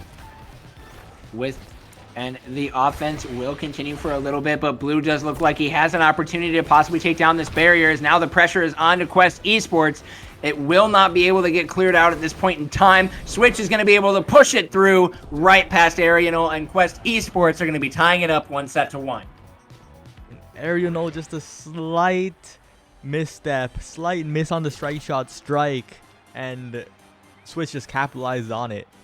And they're rewarded with their choice of whatever's here, probably going for the stacks on stacks. Yup, that additional move speed, hugely favorable. But and not only is it favorable for Erasmus to be able to have for that extra core control, but also to even prevent a possibility of Juliet to be able to have it, is just going to be a lot better, because now you could even see as Blue is forced to take the Orb Ponderer, which isn't a bad pick for Juliet at all, but it definitely, between the Orb Ponderer and the stacks on stacks, the Orb Ponderer is definitely the lesser out of these two. yeah, and I think the big thing is that people are dying, and the Orb stacks reset on death. Like Blue Blazing, there's a non-zero chance he gets taken out in this very round if it goes long enough. So it's not even that the full benefit of it is bad, it's that I don't think Blue Blazing will be reaping the full benefits of that awakening. Yeah, because it doesn't work well if you can't stay alive. And we're seeing now Blue Blazing is once again the target, as Hamster Quest is going to be looking for the kill, combined with the Death Touch and the primary from the Rasmus, but it doesn't quite find him, as Blue is able to use his special to keep the core out, and it Playdark getting very close to getting one in there, but it does not quite find it. Hamster Quest once again looking for Blue's life, but not able to find it. Yeah, and Blue stays alive through all of that, but a great angle by Switch. That Rasmus hook was crazy off the center. I don't even know what else to say on that. The Death Touch coming out, bouncing right off the hole into the perfect shot in the corner. I mean, that's exactly what you want to see if you are Quest Esports. That beautiful hook into the beautiful, it's like one of those, like, all the right angles just hit, and you couldn't ask for anything better. But speaking of, you couldn't ask for anything better, the offense from Playdark and Blue Blazing getting the barrier so fast, but here is Switch turning it around, winning the strike interaction with Arianol, and Arianol is forced to make a bad clear. Oh, just sends it directly to Switch, and that is a huge lead for Quest Esports. And now Quest Esports, they're in a primetime situation to be able to win this one out and put themselves onto match point. Switch with some beautiful offense combined with Lilybun playing very strong on that goalie. She has been preventing the Misfits from being able to do pretty much anything here, as Blue almost goes down, and apparently will go down anyways even after using the core flip, because Hamster Quest is right there and is not going to let him play the video game. And now they have their sights set on Playdark and the barrier, trying to get it right here. Switch eating a lot of turret shots in that bottom corner. Finally uses the flip to take out Playdark, but Blue Blazing is back, and Arianol has to burn the flip, use it, but it is blocked by Switch, and Hamster just needs one good pass to Switch. Switch doing it himself, but no, a little bit hasty, and Arianol still gets the clear. But Hamster and Switch are still in the vicinity, getting a pass through, but the one strike wars for Misfits are making them on the offense, and Blue Blazing wins a final strike war. They're back in the game. And that's exactly what you need. Even if you don't have the cooldowns, if you're winning the strike wars, that's what matters. And in that last point, both Switch and Hamster Quest used their core flips to get one KO. They weren't able to use them to get anything other than a KO. And I think, honestly, that became so much more detrimental for them than what would normally be expected, because they just were not able, they weren't able to do what they wanted to do with those core flips, and instead, it ended up becoming a lot more harmful for them. Yeah, and now time and time again, it's the resilience of the Misfits. Even in that scenarios where they're down a player, they've survived enough to get the respawn, to get the plays. And as Blue Blazing goes down, Arianol and Playdark are still surviving. And Switch just said, hey, you're going to just pull a Scorpion and said, get over here. You're going in the hole. Blue Blazing goes down once again. And Hamster Quest is now looking low. Playdark is going to be paying for looking for the core with his life as Switch gets another KO. That Rasmus hook is showing to be absolutely devastating. Hamster Quest is going to be very low, though. Blue trying to keep him out of play. Arianol's with a beautiful clear, and that will be going in! Arianol, just the defensive core flips have been impeccable. The defensive strikes as well. Arianol catching the overextension of Quest with that angle, and now they're just one goal away from erasing that 2-0 Quest lead. Absolutely. That's definitely not something that it was expected at the start of this set, as Quest Esports just looked like they had so much strength in this matchup, and now it's showing that it might be Misfits turning this one around, as we do have traded KOs 1-for-1, and it is now Quest Esports on the defense versus Misfits on the offense, and that might not even matter. No. Arianol is going to be using a beautiful glitch pop to slide it in there. And that entire round was just crazy, because Blue Blazing, I think, was the clutch difference maker at the start of that round. Took out Switch, who had full meter, by the way. Full core flip. All of that erased, off the table, and the defensive plays from Arianol, the proactive nature, rewarded with the timeless creator. And now Blue Blazing, probably going to be taking the heavy impact. Great on Juliet. Also a great denial from the Drakkar. 2-for-1. As infinite aerials means that the Estelle and the Aimee and the Drakkar all have stuff to fall back on. The additional shotgun range, the additional blink range, etc. Absolutely. I mean, that said, I really give a lot of credit for Arianol in that one, with so many incredible plays. And I think Arianol scored all 3 goals for Misfits, and now immediately Lilybun is going to be taking out Blue Blazing. Yep, and this time they're back. They have the additional range, and Switch knows that all you need to do is wait. The core is faster than Arianol after all, and you have the speed. So might as well get that goal. They secure it, but the real question is, can they put 3 together? This is going to be the time for them to do so, as Switch, level 9, got 2 levels up on both of the opposing forwards. The only person who's even close in EXP is Arianol, who has core flip available, but Blue Blazing is going to be taking one out. Playdark is going to have the core flip available and will not find anything, as Switch is playing some spectacular defense, but Arianol is going to pop it right up into the corner, and that will be Misfits scoring one more. And that KO, crucial, taking Lilybun out of the equation. Lilybun got the clear while dying there, but if you're off the table, your team cannot defend the entire goal against a flip.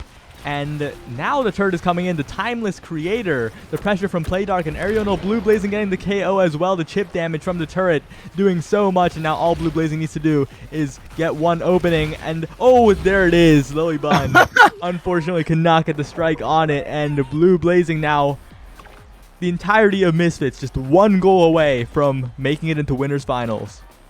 And this was something that we were not expecting at all. For Misfits to have this hill to climb of Quest Esports, they've managed to not only climb it, but it's, other than that one set, it's almost like they've taken an elevator all the way up to the top, because it has just been very smooth sailing from them, even with Blue Blazing being taken out of the game on quite a few different scenarios. Misfits have been able to play very strong. Arianol with some insane saves, back and forth, goals for himself as well, comboed with just the overall strength that the rest of Misfits have. And that will be another barrier going down. Blue Blazing looking to put it away, but Lilybun with a beautiful core flip, but unfortunately the flurry will be taking it out, and that will be Misfits winning over Quest Esports, advancing to the winners finals. And just at the end, a tiny margin of inches, because if Lilybun pulled the trigger immediately, it probably would have gotten past Blue Blazing Special before it came out, but it was just a tiny bit late. Held on too long, and it was checkmate. Yeah, like, oh my gosh, seriously, that was I mean, that was just a crazy play. The beautifully timed special from Blue Blazing to be able to put that one in. But the MVP of this game is going to be going to Arianol. 66 saves, 4 goals as a goalie, that's crazy to me to see that happen. But honestly, Arianol played absolutely incredible and managed to make it work. Yeah, and honestly, we also got to shout out Play Dark. That rock in the midfield gave the procured the rock for Blue Blazing so many times. Set up so many opportunities. That constant Estelle pressure as well, and Quest Esports. It just felt like a tiny bit. They were so close, but their plays were just that tiny bit away from becoming complete. And it really, like, when it came down to it, it really was only like 1 or 2 misplays that came out from Quest Esports in their various matches. But when it came down to it, though, they were just short of getting that execution, and then they managed to get it out. Yeah, and it looks like we're gonna be having an interview for Blue Blazing here, coming up in like 3 seconds when I drag him in. Yo, hey. it's the DreamHack champion himself, now guaranteed top 3 in this tournament. Top 3, crazy. That is absolutely crazy. GG's on the game, Blue Blazing. How are you feeling going up against a team like Quest Esports and beating them in such a dominant factor? To be honest, I gotta commend my teammates. Arianol and Playdark, they played phenomenally. The biggest factor that we had was just communication. During the rough sets we had, we were like, let's communicate more, let's talk more, let's figure out what we can do as a game plan, and we just figured it out. So just beating Quest Esports is a really good feeling. Yeah, and Absolutely. Was that Go your ahead, Ty. expectation? Like, what were your expectations coming into Pro League Redemption? Yeah, absolutely. Getting all the way to grand final. I mean, we weren't expecting Quest Esports. We saw the previous bracket. We were like first seed, and so we were hyped. We were like, okay, Saya put us the first seed. But once they joined, we had to make a statement. I remember, I took it personally when you said I wasn't supposed to be high diamond, be a little bit lower. So I was like, you know what? I'm gonna show it out during this tournament here. Yeah, and especially in your match versus Cage Agrees Business, you definitely turned up the flashiness to 10. Thank you. I gotta know, that combo that I mentioned in chat with you, did you come up with that? Like, that was one of the most disgusting things I've ever seen in any game of Omega Strikers. Where did you even think to do that? So it was actually practice mode. So I was trying some different combos with different characters. You could actually do that combo with 4 different characters. And they don't all have to be dash either. So it's actually really clean. And I was like, you know what? I want to bust this out in Redemption. I was gonna do an invitational, did a few times. But in Redemption, I definitely wanted to show it out. All right. Now, your next game here, you're going to be going up against the Goon Squad in Winners Final. How are you feeling going into that one? I gotta say, Vaga, Wolf, and Zay, they're definitely pretty good. I saw them on stream just recently on the Atlas Lab, and so, we're taking some mental notes. We're figuring out what we can do and see how we can block them in to get to the grand finals. So go ahead, Saya, if you had something. Yeah, okay, no, you go.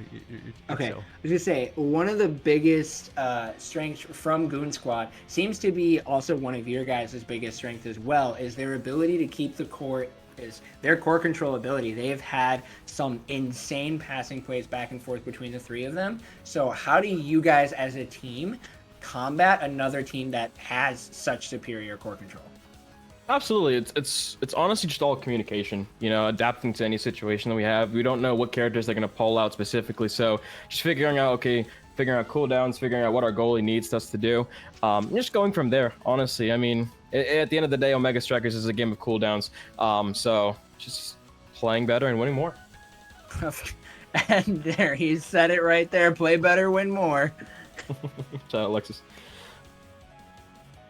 All right, so it should be, I think, are we going to be going to a break when we switch out casters here, Saya? Yep, we're going to be going to a short break. No more me. The number one color caster in Omega Strikers, the one and only Borg, will be arriving soon. So see you in like 3 minutes for winners finals. Yeah, woohoo.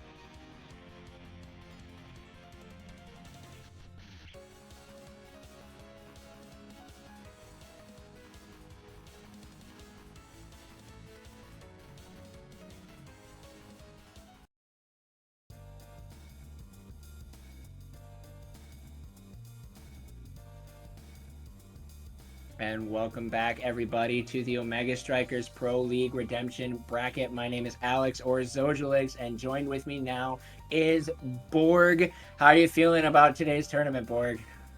Feeling good. You know, I got the ping. You know, we need backup, need casters, and I wasn't really planning on doing anything today after yesterday playing for like 6 hours to get to top 8. So definitely a little tired. Slept like 10 hours, but you know, I figured come in, cast winners finals, get out of here, go get some rest, and yeah, hopefully we'll get a good winners finals. I was briefly watching last game, and then the game before that I didn't quite catch, so I think I'm gonna get pretty surprised going into this. So you tell me about kind of the teams coming into here.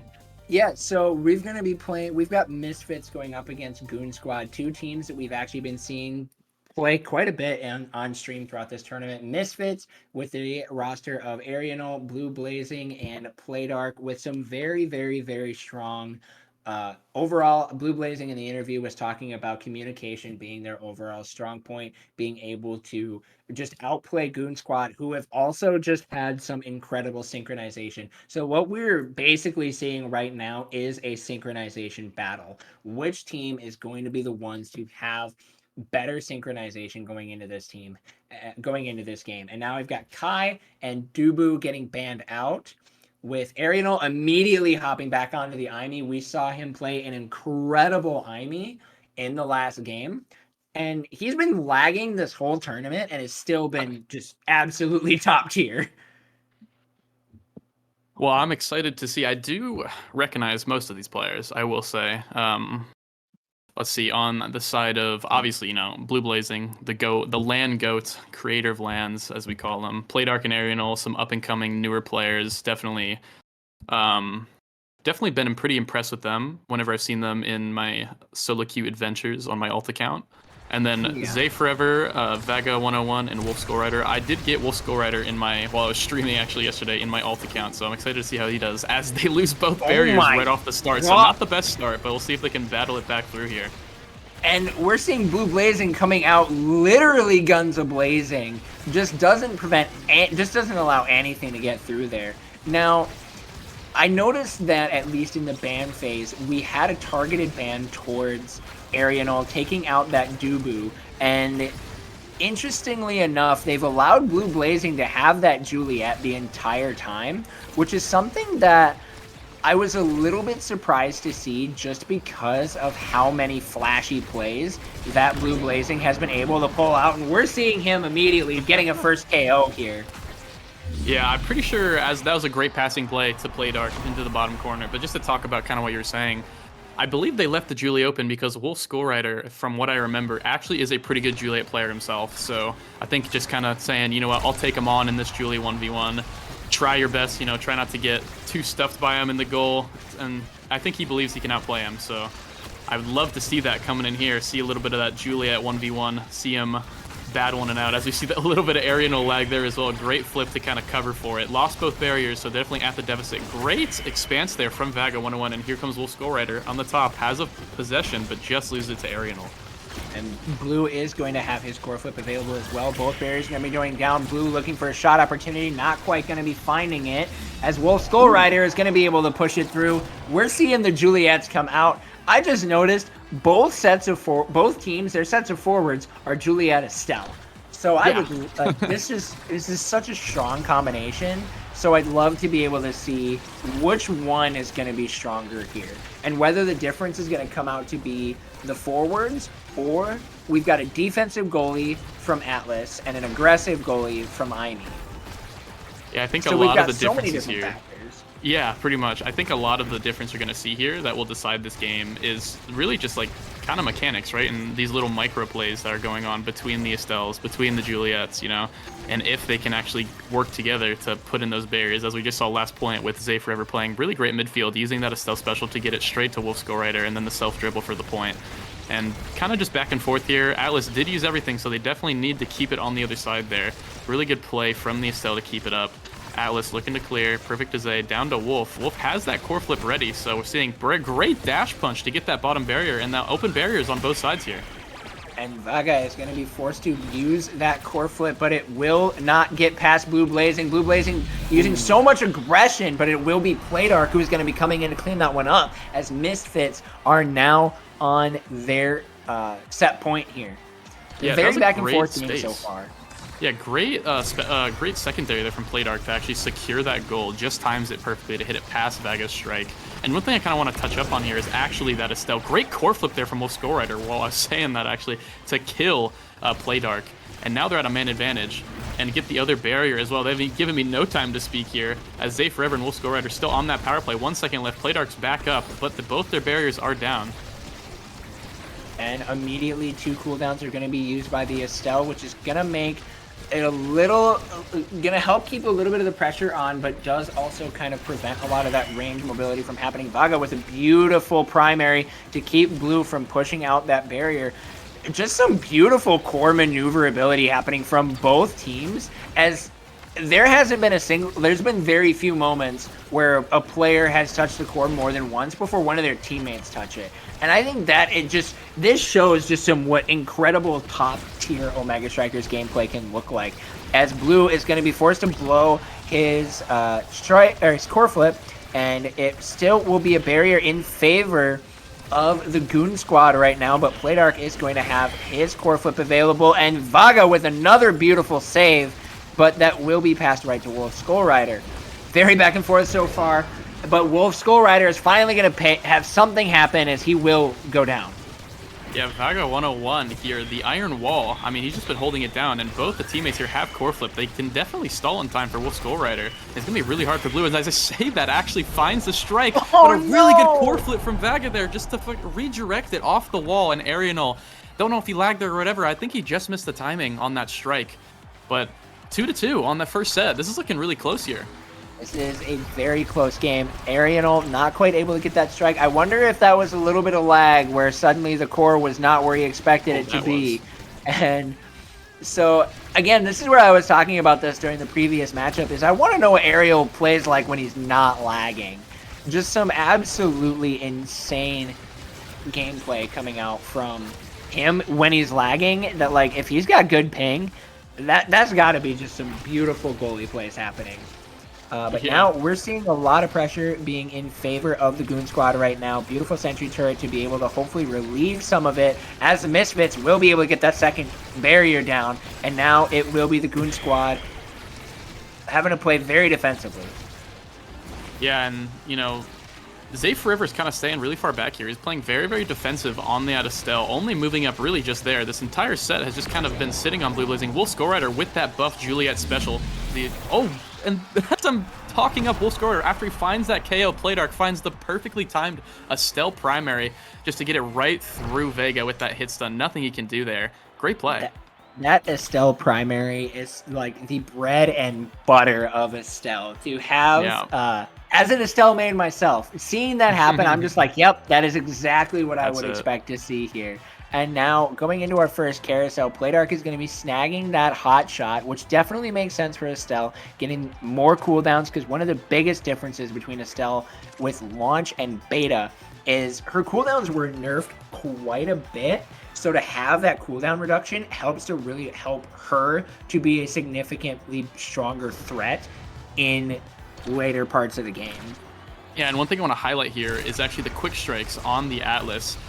I think going to be helping him a little bit with those saves, and just especially with the fact that he's been taking so much pressure here from Blue Blazing and from Playdark, and just having that lower strike cooldown is definitely going to help him a lot. But I wonder how much it will actually matter, since we are on the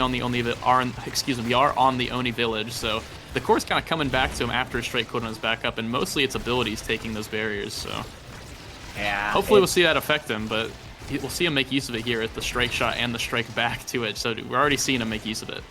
Oni Village is such a chaotic map because of just like, it's so open, but at the same time, everything moves so fast with those speed boosts down on the side. And you're seeing the teams actually play around that very strongly. Arianel, unfortunately, glitch popping into his own barrier. It's not really what you want to see, but and that will look like be what is going to allow Wolf Skull Rider to push that one in. Yeah, great dash punch. I mean, he was just kind of hovering there. Zay Forever had the mission, right? Get it to the goal. And Wolf Skull Rider was right there, just waiting for it. Really textbook dash punch. Not too much Arianel could be there. He just quite did not have core flip up. An amazing play there from Playdark with the secondary straight into the primer to get both barriers. And Vega with the core flip just wasn't able to do anything there. And Blue Blazing with the counter flip will be able to put that one down into the corner. And he will Sony salute as he ties this one up.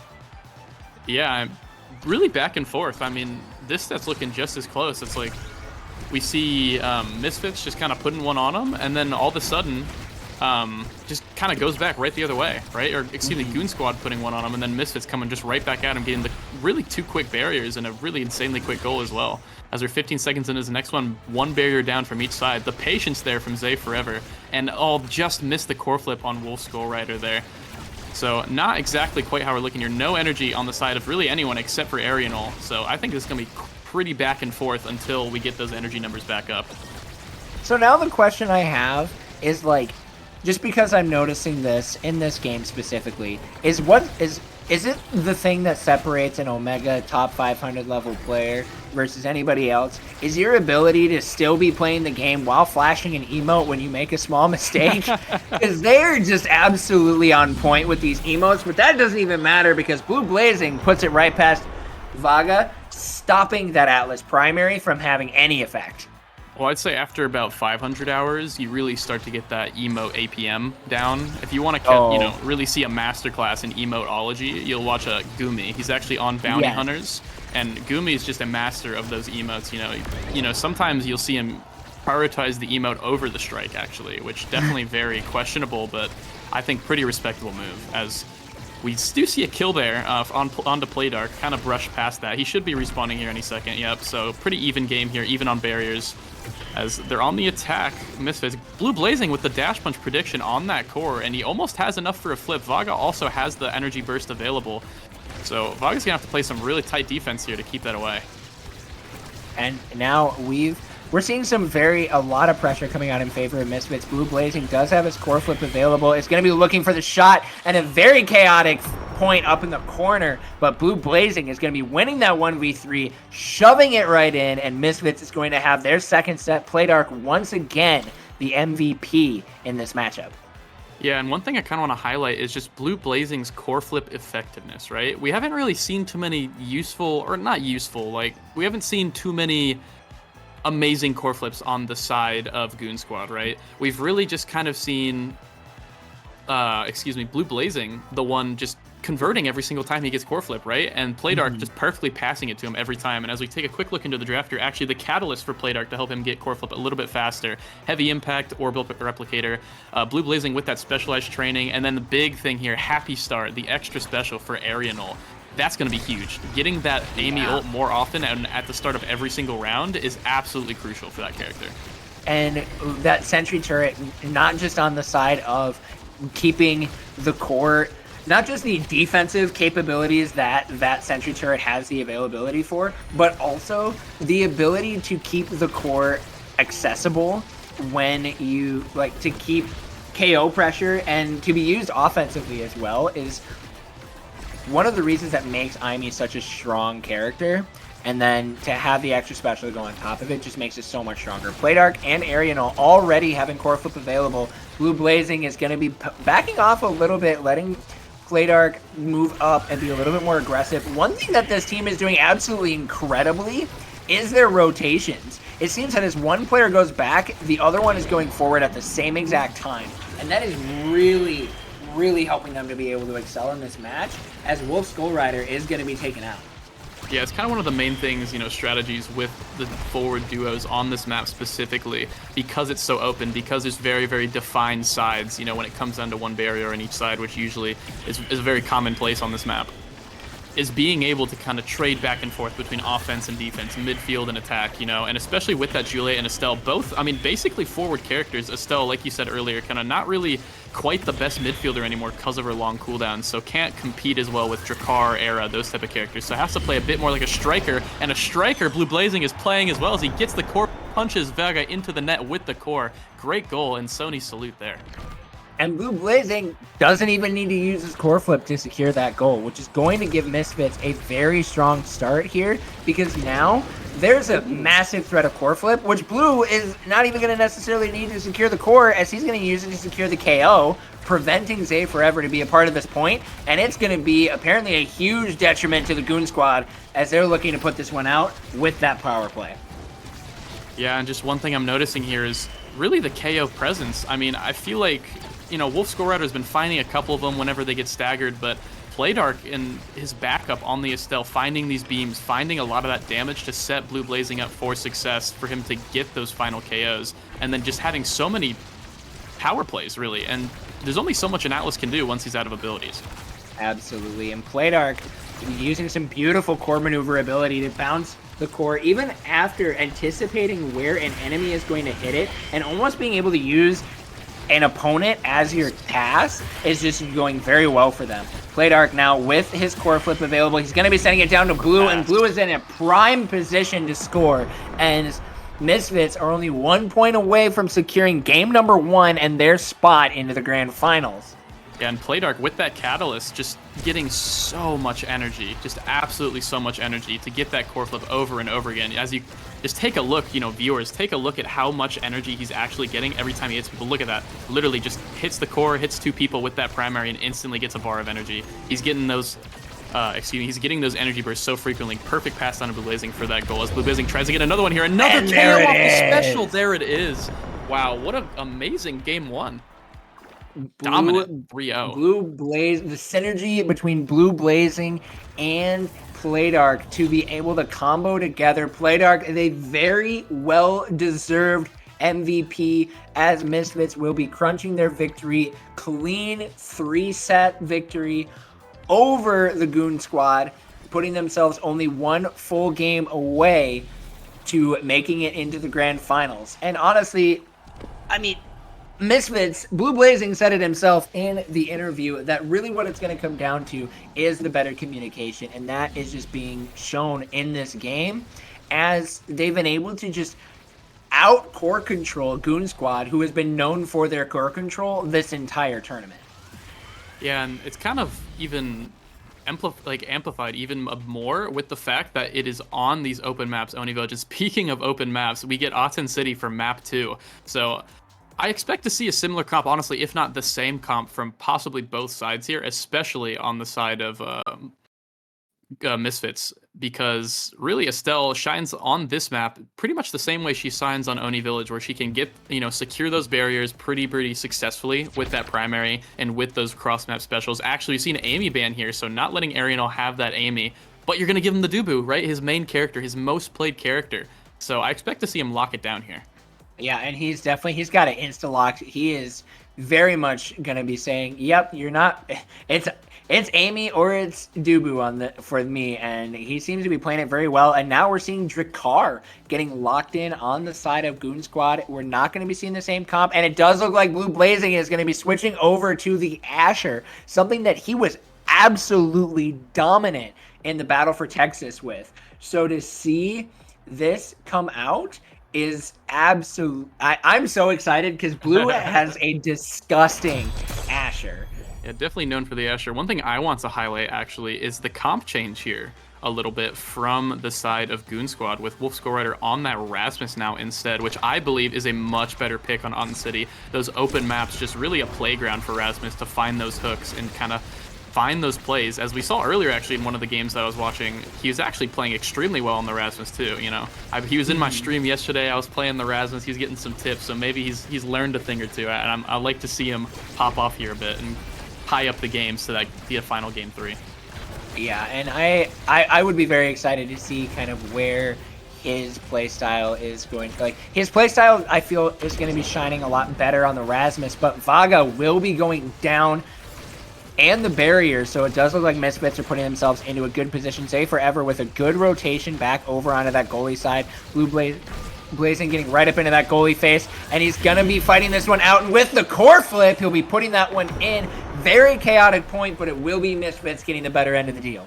Yeah, so they get that early KO onto the Drakkar with the Estelle abilities, and then Asher finishing him off early, and then just responds in time to, get that off. But Blue Blazing gets the energy burst in time just before Vaga respawns. Nothing he can really do, using the Asher abilities beautifully there to keep the ball forward. And then Wolf Skull Rider now looking to keep the ball forward himself and get that barrier. But Asher, man, these abilities just are so brutal.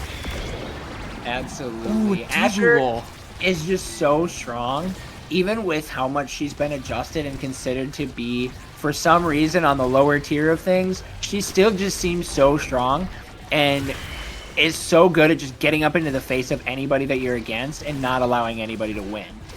And so now we've got Playdark looking a little low here. Pressure currently favoring the Goon Squad.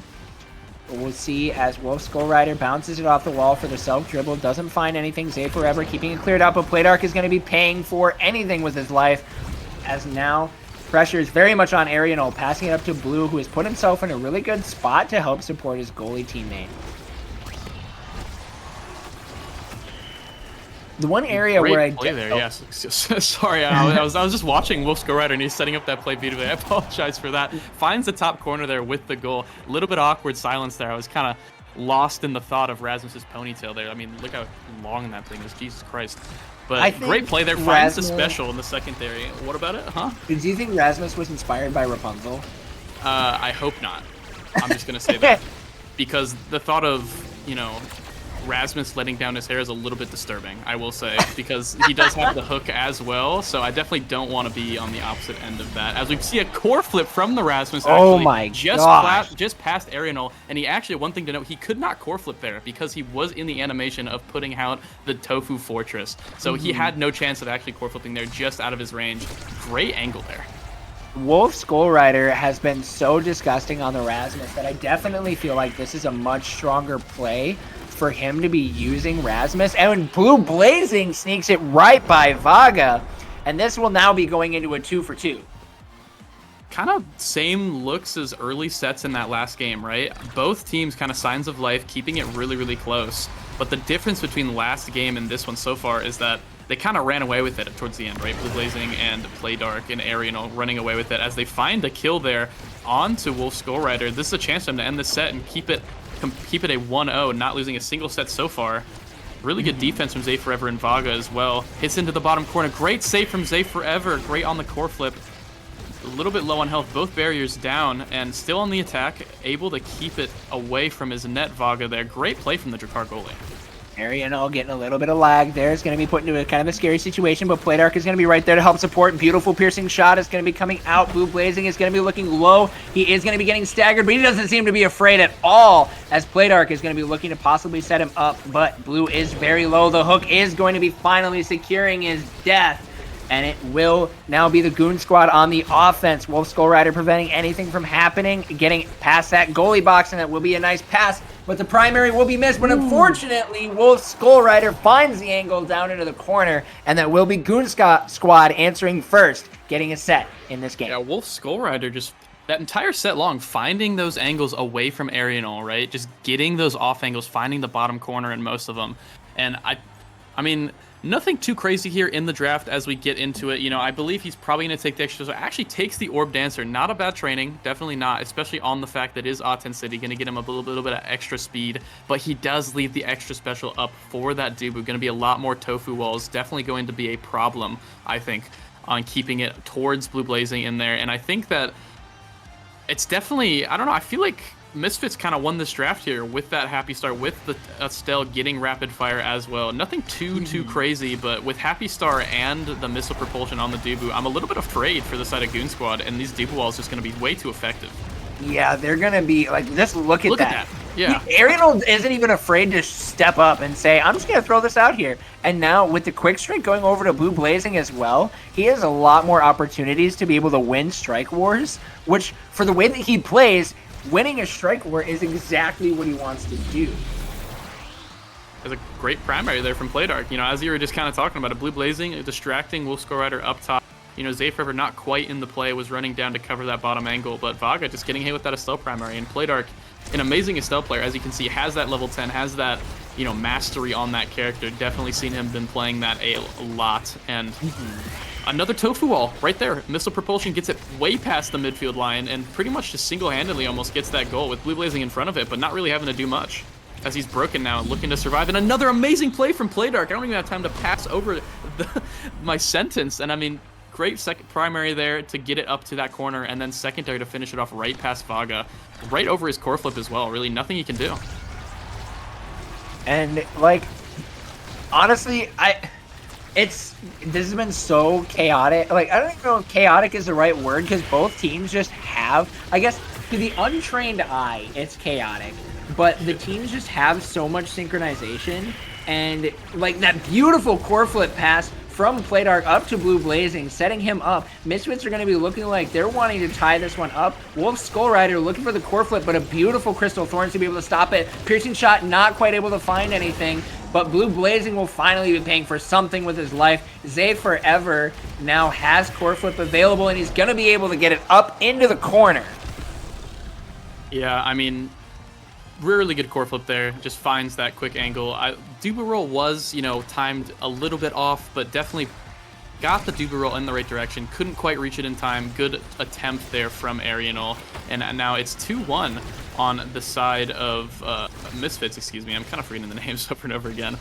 You know, new tournament, you know, brand new teams, brand new names, you know, don't hate me for it. But Dubuwall keeps it out, and Arianel clearing it in that top corner. Got to get it past Zay Forever there as he gets it to Blue Blazing. And great defensive play from both of these characters. I really would love to see the goalies start, you know, holding it down a little more, showing off that their skills, because the forwards are kind of running the show here.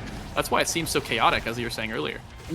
Absolutely, but Blue Blazing is going to be the one to go down here. 5 seconds left on this power play. They're not, Goon Squad are not able to find that barrier as Blue Blazing comes up. Playdark stalling for that last little bit of time by using the core flip, and now Arianel with a beautiful core flip, preventing, again, anything from being able to come out here as Zay Forever tries to use the Crystal Thorns, but finally the goal barriers are going down on both sides. Playdark looking for something, but Wolf Skull Rider is on the offensive, and it will squeeze right through the Dubu wall. Dubu wall, by the way. Definitely not bugged, by the way, guys, I swear. But definitely, I think he struck it just as it was coming out. There's still a little bit of space between the two Tofus, and managed to find it in between them. A little bit of a tragic Dubu wall there from Arianel, but 2-2, another close one. But, you know, maybe this one will go the other way here. As we saw kind of last game, Wolf Skull Rider, great secondary as he comes up with the flip now and that Egoist running around.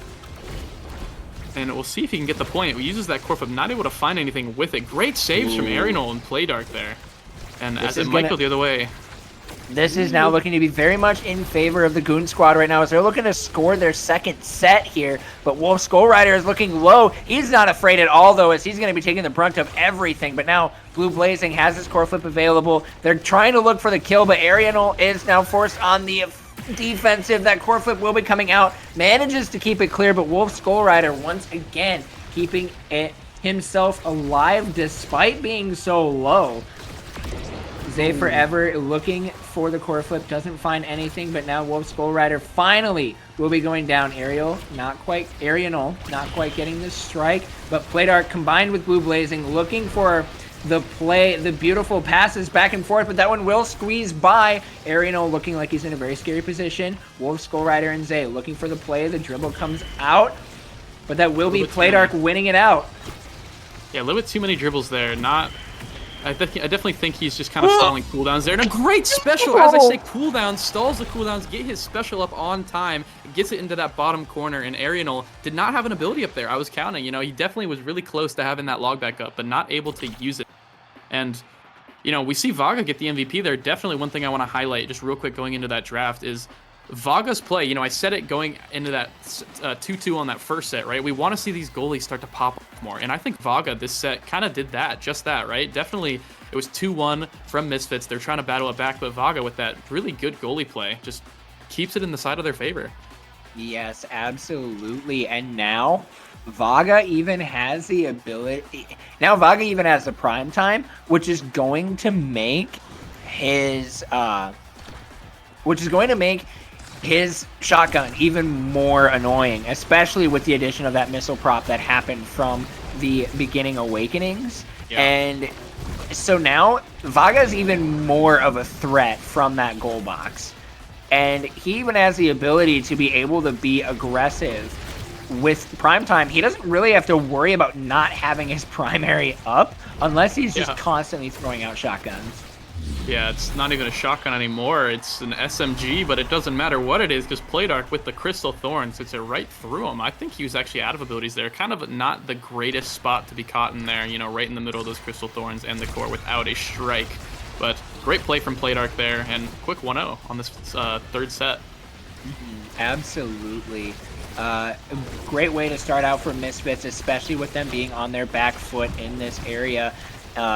And now it is going to be Arianol playing very aggressive right now. The core flip is going to be coming out. Playdark is going to have his available. Blue Blazing is getting close to being fully staggered, but he's going to win that one out by ramming himself into Vaga's face and not allowing anything to get through as he secures that goal, putting Misfits on an opportunity to win back a set.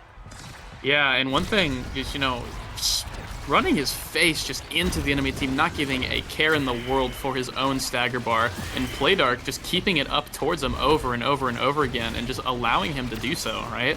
And as we get into the next set, we actually see, you know, no energy on the side of Misfits, and they find a kill on the Blue Blazing, so this is definitely Goon Squad's chance to get a point back here as they have the energy advantage, they have the man advantage. Can they get a goal here, Alex? That is the question, and Zay will be looking for the shot. A lot of bounces back and forth, but it will finally go in.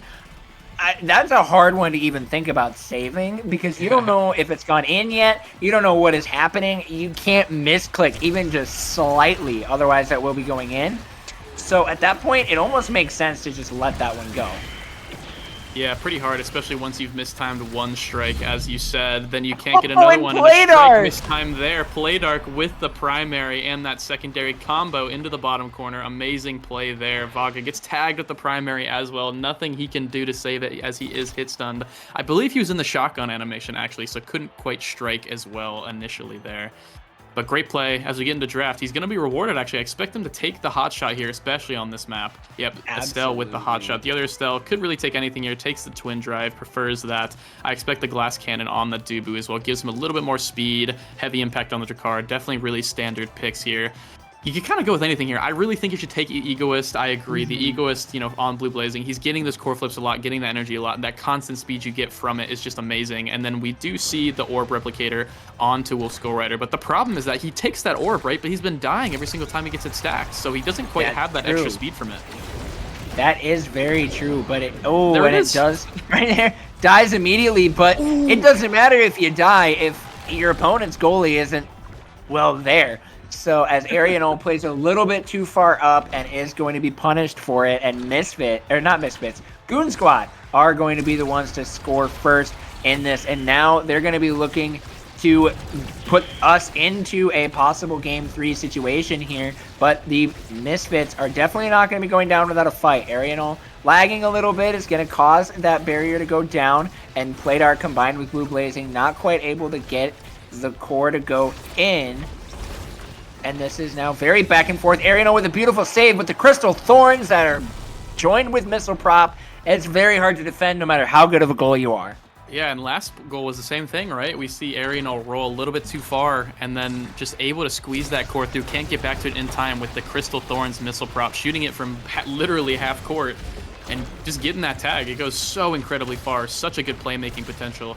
As we see plays here on the Blue Blazing, actually, his stagger bar getting quite low as he is staggered, and the strike shot to actually put him away. I don't believe that was the strike shot or the Molten Bolt. I'm not 100% sure there. It was something, that's for sure.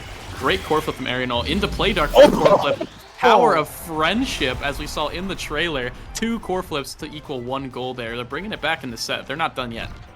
That was such a beautiful play. The core flip pass into the core flip shot. That was, I don't even know how you defend that. The angle was there, the bounce off the corner. It just was some picture perfect Omega Strikers play here. As Zay is going to get the core, unfortunately, stuck in the Dubu wall, but Blue is going to be the one to clear it out. That's going to get passed right over to Arianol. It does not quite find its way through as Arianol saves it. Blue is going to be knocking down that barrier, looking for the pass over to Playdark, and that will be the classic Estelle combo to put us into set point here. And Misfits are going to be looking to not allow Goon Squad to bring us into a Game 3. Yeah, and we saw Wolf Skull Rider and Vaga trying to do the same type of thing there, right? Power of friendship, like I said, that we saw the Misfits actually doing to them the point before, but Wolf Skull Rider not able to find that angle. But Misfits able to find that KO, a quick one with the Dubuel and the Asher finding that quick KO, and now they have a man up, 2-2. They're looking to tie the sets up here. And having the Estelle being taken out here, this will definitely be very nice for them. And because that lack of midfield pressure without the rapid fire or missile propulsion is seen right there as Blue Blazing puts it in. Misfits bringing us into a set 3. Playdark, once again, our MVP. Or set 5. Sorry, I said set 3. Yeah, set 5, yeah. 2-2, 3-2, actually. But as we get into here, there's a lot of interesting trainings here. I expect a Catalyst or a Stack. Yeah, Stacks on this map is definitely very powerful. I could see a couple people taking Stacks. Build different. Not sure I quite agree with that with Zay Forever. Definitely Catalyst, Fire Up, Stacks on Stacks. Build difference definitely not bad. Gives him a little bit more damage on that beam, and definitely gives him a little bit of size to help with those midfield battles, but... we see Fire Up from Blue Blazing, the nerfed Fire Up. Definitely, I think I would have preferred Catalyst there as well, but I think he's definitely getting, with Egoist, a lot of energy burst already, so maybe he wants to give his team a little bit of that buff. And I believe we saw, I don't remember. We saw something, but as we're getting into the game here, we see the hook on Wolf Skull Rider, gets it to the top part of the map. Barrier already down on the side of Goon Squad. Looking in trouble as Blue Blazing gets a great shot there, great save. And now they're looking to play on the aggressive here. I can't stop talking. They're getting right to Arianol. Arianol keeping it down, and finally they clear that core. And now the pressure is on for Misfits. Actually, I spoke too soon because they've already turned it right around. And Playdark with a beautiful Rose Warp to put that one into the corner and give Misfits their first shot. Yeah, Playdark just put it on a clinic on this Estelle this game, really. A lot of these points have just gone over to him making solo plays, getting those, making up for those mistakes of Blue Blazing and Arianol, not able to find those barriers, but he's just kind of doing everything this game. Absolutely. And now even comboed with Blue, but unfortunately, before Blue is able to get that core flip off, he will be seeing the edge of the map and waiting for that 12-second respawn timer. Arianol stalling for time by using that core flip, but Wolf Skull Rider will be responding with the core flip of his own, but Blue Blazing is back, and he's ready to get revenge on Wolf Skull Rider for taking him out. Nice Dubu log coming out there from Arianol, and the Rose Warp from Playdark to finish him off. A very strong ability, and Playdark with a beautiful piercing shot goes right through Zay, right through Vaga, and into the goal. Just making use of Blue Blazing's presence and his pressure that he's creating with these Asher Wells, with these Asher abilities, right? And Playdark just using his Estelle abilities perfectly to get these barriers, get that goal, just like what I was saying in that last point. I mean, he keeps doing it over and over again, and they just need one more point now to secure the best of 3 and end Goon Squad's winner's run here. And if there's one thing that I've always loved to give credit to Blue Blazing for, is while you've got Dubu, that's your stone wall, keeping everything on the outside of this goalie box, Blue Blazing is the spiked wall that slowly creeps towards you until it eventually gets you. It's like those impending things where you're like rushed to do what you have to do. Blue Blazing is that spiked wall. If you give him too much time to do something, he's going to push that core past you and possibly take you out at the same time. Yeah, 100%. They're definitely showing why he is one of the better players in this tournament, why he's that LAN champion. As we see Playdark, champion of his own soon, hopefully. We'll see him make it into the grand finals. Perfect core flip into the piercing shot, and Blue Blazing just taps it in there. Unneeded, but does it anyway. Wants to get that goal credit. Give me some more stats there. And, I mean, Playdark MVP, as we saw, as we talked about. Really just beautiful performance from them. 2-0 into that final 3-0. Definitely a lot closer of a set with that 3-2 there comparatively to that first game. Great showing from Goon Squad. I expect to possibly see them back into the grand finals and in the losers finals as well. But man, what a game. Honestly, that was a very, very good game. Bringing it to a set 5 even, just some absolutely great Omega Strikers happening between the two teams. That was exactly what we wanted to see. And to have, like, Playdark just being the player that he was just so dominant from that midfield. 8 goals, 5 KOs, just setting up his team and getting goals anywhere and everywhere that he could. He just played absolutely incredible. Yeah, definitely my highlight for that game. You know, definitely I think Arianol and Blue Blazing putting in the work to highlight the 77 saves actually and the 176 rejects from Arianol. Definitely holding it down for a majority of that game. Amazing reverse sweep there on the game specifically for the Misfits. And congrats for getting into grand finals. They're going to be secured top 2 already. And I'm not too sure if we're having another interview or not, but we definitely are changing up the casters here soon, I believe, too. I think this is your last one as well, right? This is definitely, I'm only stepping in for one. I'm not supposed to be here. I'm just coming in for this one, you know, saving the day a little bit, giving Sai a little bit of time to breathe. But yes, this is going to be my last one. It does not look like we're going to be doing an interview.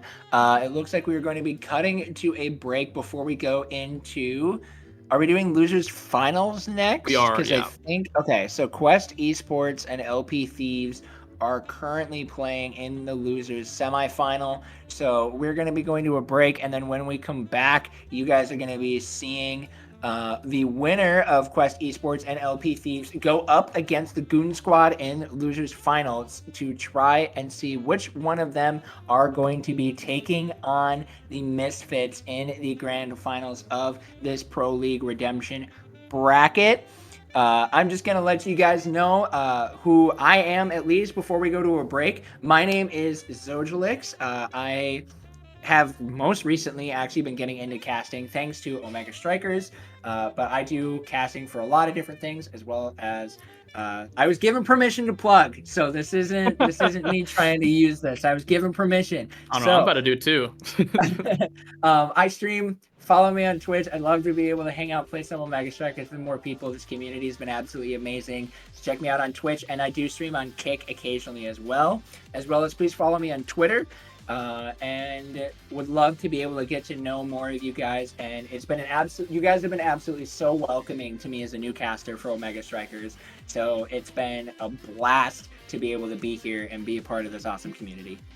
Yeah, and I mean, great to cast with you, first time casting together, you know, definitely looking forward to possibly doing it in the future as well, you know, so definitely thanks for being here, Alex. We love the new community members, new players, you know, me, most of you probably know me, Borg, I've been playing the game for forever, so you can catch me on Jord_OS. It's JORD_OS on Twitch. I have been streaming a lot more recently, so definitely catch me there. And you'll see me this Saturday actually on the top 8 MLM. That's my team name. So catch me on that stream for the top 8 of the OSPL. And other than that, I mean, thanks for having me. So I think we're cutting to a break here, and you guys will come back with Beowulf and I believe Saya as well, who will finish off the day with losers and grand finals.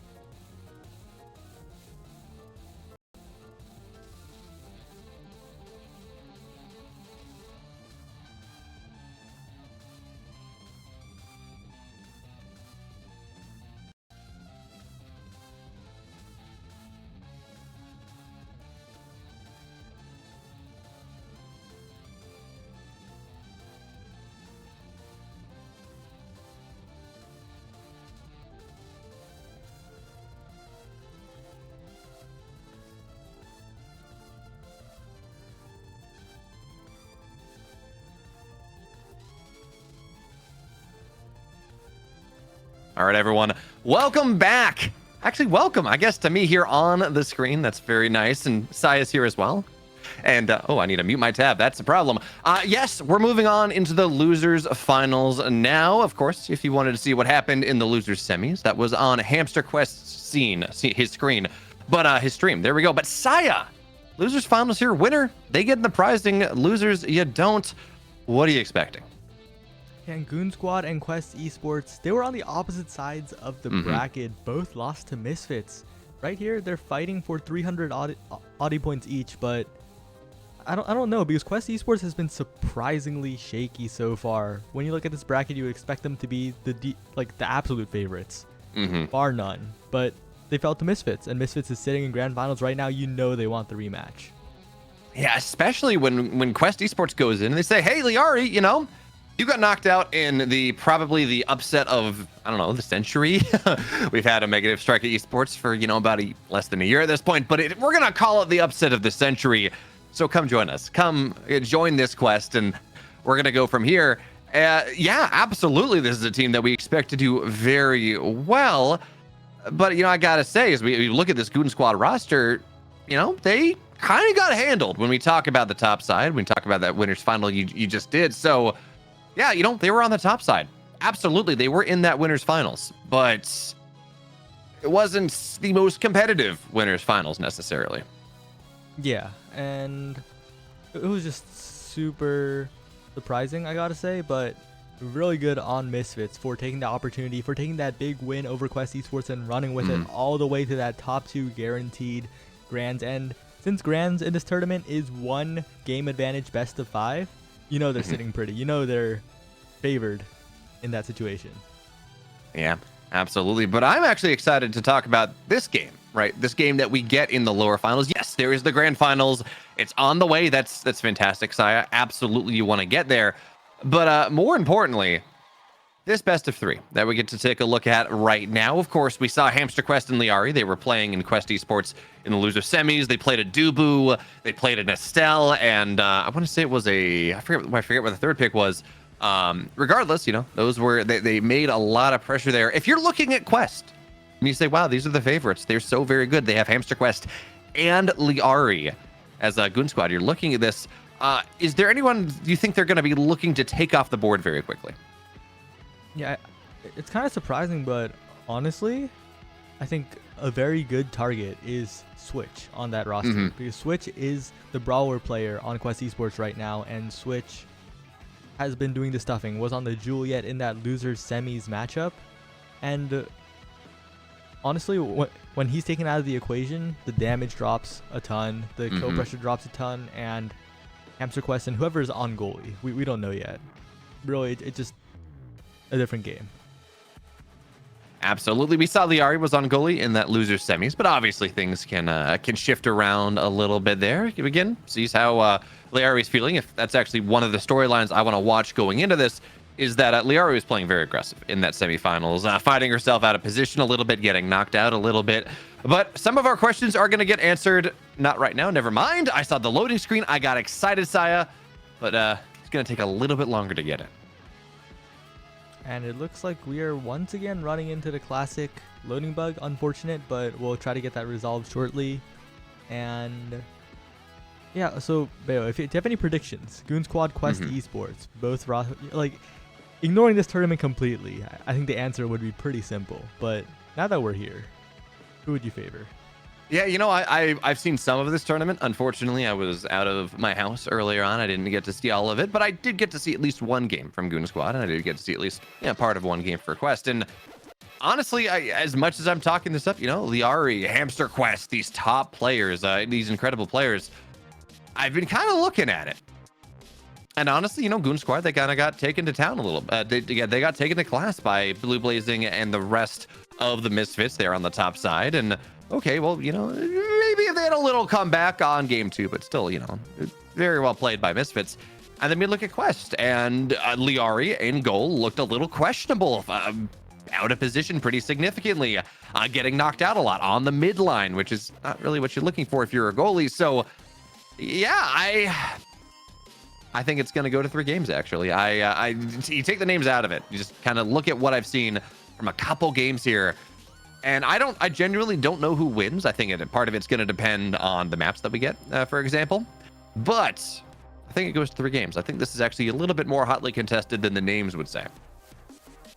All right, fair assumption, and we're trying to get into game once again. Hopefully successful this time. I've crossed my toes, Sai. You can't see it, but I don't know. Is this where we do like a foot reveal on stream? Is that the meta of things?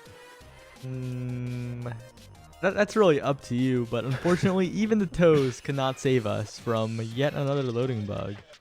And unfortunately, I think we may have to resort to a Discord stream or a new code. Yeah, we will do our best. Okay, here's what's gonna happen. Sai. If Twitch chat says that they want the Bayo foot reveal, I guess that's what has to happen. But for now, I have everything crossed that we will be able to hopefully make a new code or something happen. But okay, so we've talked about Quest. You say, yeah, look, target switch here. Liari and Hamster Quest maybe a bit untargetable anyways. They play too many strikers, and really, if you can knock the brawler out of their happiness, their safe space, that can take a lot of damage out, and that can really hamper the offense that you're looking for from Quest Esports. On the flip side, when we talk about Goon Squad here, Saya, and Goon Squad is a roster I think people might be a little bit less familiar with. Yeah, Wolf Skull Rider is a name that certainly kind of tickles back at the memory cells. But if you're looking at that squad, I'm going to ask you the same question I asked about Quest. Is there anyone, either a player or a striker that you think Quest should be targeting as they try to figure out the way forward into this series? I think a big factor is Wolf Skull Riders.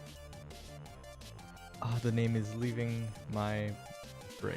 Wolf Skull Riders Rasmus. I think he has been the most successful with that character, and I heard the audio cut out. It was doomed from the start.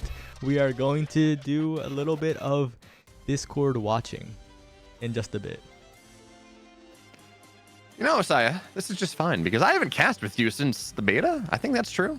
Maybe a Striker Saturday way back in the day. Yeah, something like that. It's been a long time, so I'm okay with this. I would obviously got something in my eye. I would love to get in the game and talk about Striker's action, but it's also time for me to get to hang out with Saya, and that's always a fantastic thing. So Saya, this is where we ask the question: how is your day? Actually, we're gonna ask that question in a different way. There have been a bunch of games, and you have been obviously running the broadcast for all of it. And I know that's a tiring experience. By the way, show your love to Saya in chat. But Saya, if you had to take a look at one game that you've been able to take a look at today that's been on broadcast, has there been anything that is particularly exciting or particularly surprising, I guess? My favorite game today was Misfits versus Sus Cage Egregious Business. One, it's just the team names, Sus Cage Egregious Business is one of the greatest team names of all time. But it also has a lot to do with how Blue Blazing played during that one. Mm-hmm. There's a lot of doubt surrounding Blue Blazing, like succeeded in Battle for Texas, but that was basically a plat level tournament, not like some kind of great accomplishment, and hasn't really found that level of success in the weekly tournaments with the top teams. But in that game, all the questions were answered. We saw the new and improved Blue Blazing, the hit challenger Blue Blazing, the dribble off the side with the dash redirect and score one of the craziest goals on stream, Blue Blazing. So, Saya, just so you're aware, Blue Blazing is in chat right now. Yeah, I know. So I trash talk people to their face, always. Okay, good. Just so you're aware that he's here and he's absolutely getting the the platinum tier Blue Blazing, the Blue Blazing whose tournament results don't matter. Blue Blazing. Just kidding. I love you, Blue. Please hire me again. Wait. Oh no. Wait. My alt can't see the screen share. Oh wait. Oh. Give me a sec. Okay. I believe in you, Saya. Okay, I got it. Do I need to interpretive dance the striker? I'm Juliet right now, this is happening. Juliet scoring a goal. Is that what's necessary? It's Auden City. I got it. Okay. I caught it in time for the bans. We're good. I'm going to Discord. Okay, it's Zentaro and Kai bans. Change windows. I don't have it on the clean feed, but I do have it on Twitch. No, I'll give you the feed right now. All right. Okay, we're there we go. Ooh, extra special on the one of the infinities early. That's a lot of fun. And timeless. This is a solid Awakenings draft early on. Yeah, and that timeless creator going to be huge for the rune, but I'm looking at that extra special because both Aimis eating real good with those turrets. Except like it seems like the Imi, at least Vaga. We don't know if obviously we don't know what the other Imi is doing, but it seems like Vaga wants to go for a timeless creator just to make sure that that firewall turret lasts so much longer and just cuts off so much space, which I guess makes sense. The other question I have to ask, and actually it's probably already going to be answered anyways. This is going to be this is going to be Liari, Imi goalie, right? Yeah, absolutely. Yep, and on this map, especially Aten City, the barriers are large and hard to defend. So it's really about how quickly you can run your offense. Yeah, goalies get very, very sad. The Rune Pillar on the bottom side does such a great job of keeping the core here. Wolfskull Rider dashes in, doesn't get the shot yet, though. And now, well, this is the power problem with Rune, right? You just have so much mobility in an immediate. Wolfskull Rider doesn't get the first dash, comes off cooldown. Second one's in, and immediately, well, that's the kids from the top side. They're eating well.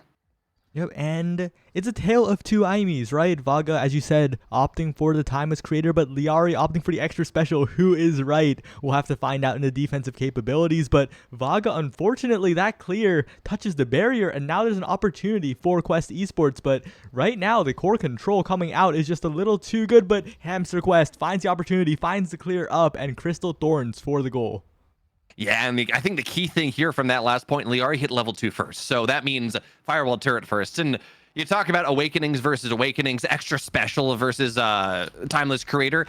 Well, the comparison's not there, right? Because at the end of the day, one player had firewall turret, one player didn't, and that really enabled the offense to thrive. But for now, they both have an open core on the bottom side, and the immediate energy burst says, hey, this is fine. It's going to be 2-1.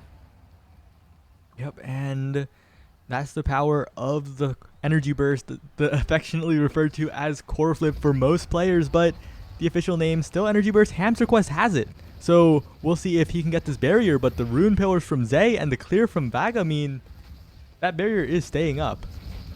Yeah, I've tried to remove that from my vernacular because, the official phrase is fine, but core flip, energy burst, whatever it is, it's incredibly powerful here as the barrier's down very quickly. And Vaga, pops elusive very early, tries to dodge a shot, I guess, but even still, the barrier will stay alive. Liari, top side, Wolfskull Rider knocks out 3-on-2 here, dashes in, but there we go. The energy burst, the core flip once again keeps Liari safe, and with 5 seconds, it seems, Saya, that we're going to have the Juliet back.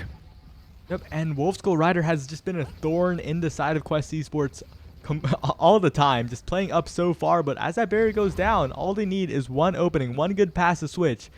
But yeah, the more I watch the two Juliets, it just feels like Switch needs to find these opportunities, does so here, but Quest really just plays the style of methodically moving up the field, while Goon Squad tries to toss it to Wolfskull Rider, who's all the way on the far side.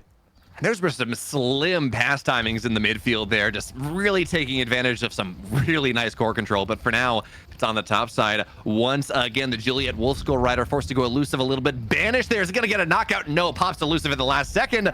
But you spend so much time, Saya, on trying to knock Switch SSB out. Well, that means the bottom side of the goal is open, and Hamster Quest will do everything they have to do. Yep, and I gotta say, shout out to Hamster Quest for realizing that, it's an opening. You just got to toss the core in that place, and we'll probably be denying the big fish here. You don't want to go to Wolfskull Rider. No, I think Stell just likes to go fishing, and that's what happens there. But Sai, actually, this is a good question because we have Catalyst, we have Fire up here. We're I think 3-4 weeks out of all these new Awakenings getting added in, and I think in the first week they were getting picked all the time. They were seen as, really powerful, but now that we've had a chance to settle, and certainly Fired Up has been nerfed once, how are you feeling about the new Awakenings getting added in? Yeah, the Fire Up nerf, it just feels so bad. You still get the 40% speed boost, but the amount of energy battery has been completely destroyed, so as a solo pick, it's just not what it used to be. But Catalyst, I think, is just a generally good pick. If you have multi-hits, if you have all the stuff, but it doesn't matter. As they forever with the own goal in the pillar? Oh no. Was it you that had to do the tier list for most own goals, or was that Beepo? I forget. That was Beepo, and Beepo rightfully put Rune at the top. Yeah. There were some questionable picks, you know. I'm not gonna lie. I did not agree with the Dubu placement. Dubu was far too low. The entirety of chat agreed with me, but I think everyone appreciates the Rune placement because that is just true. But you know who else appreciates the Rune? Hamster, served up on a silver platter for the Rose Warp in. Yeah, keeping the nurse, keeping you safe there. But for now, it's 2-0, 1-0 in set score. And we were talking about, I kind of thought this was going to be a 3-0 or a 3-map series, right? It seems like, yeah, you know, there were some vulnerabilities on both sides, but we're just looking at the passing here, the core control here, and Hamster Quest is making it look easy. Every time, piercing shot perfectly timed. You hit the pierce, or you hit the crystal thorns, you hit the rose warp in for a goal maybe. And I mean, we're seeing Quest Esports here. They're just walking roughshod over everyone.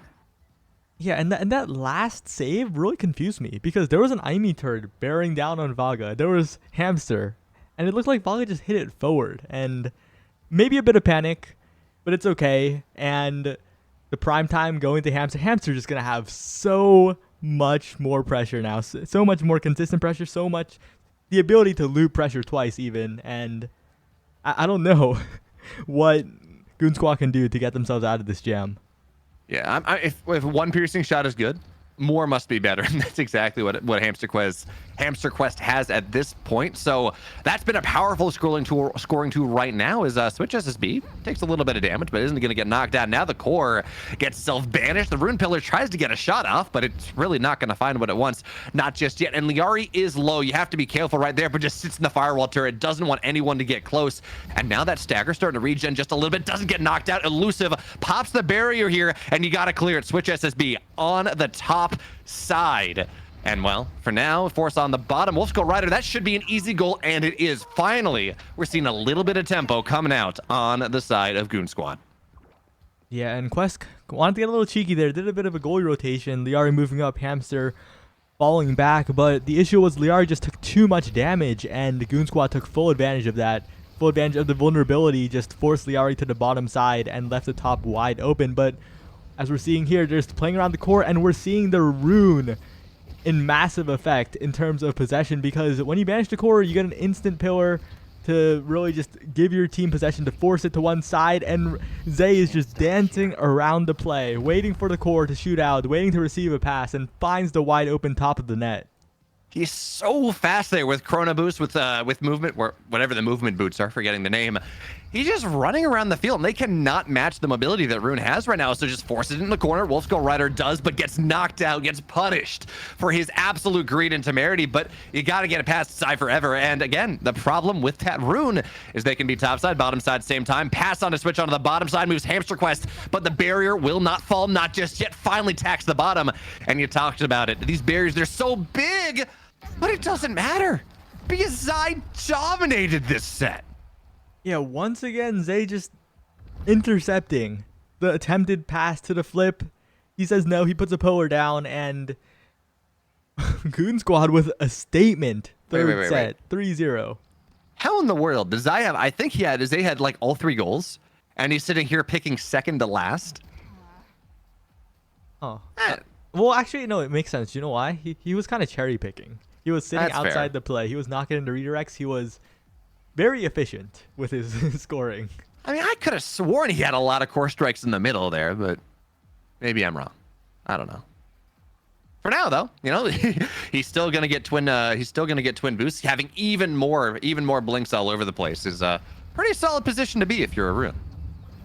Yeah, and the twin drive allowing even more pillars, because that secondary dropping a pillar on the point where you warp from. But with Hamster gone, I gotta say, Goon Squad can take advantage of this. Wolfskull Rider, great weight on the core rolling in, and along with the turret, that is just too much pressure for Quest Esports to deal with.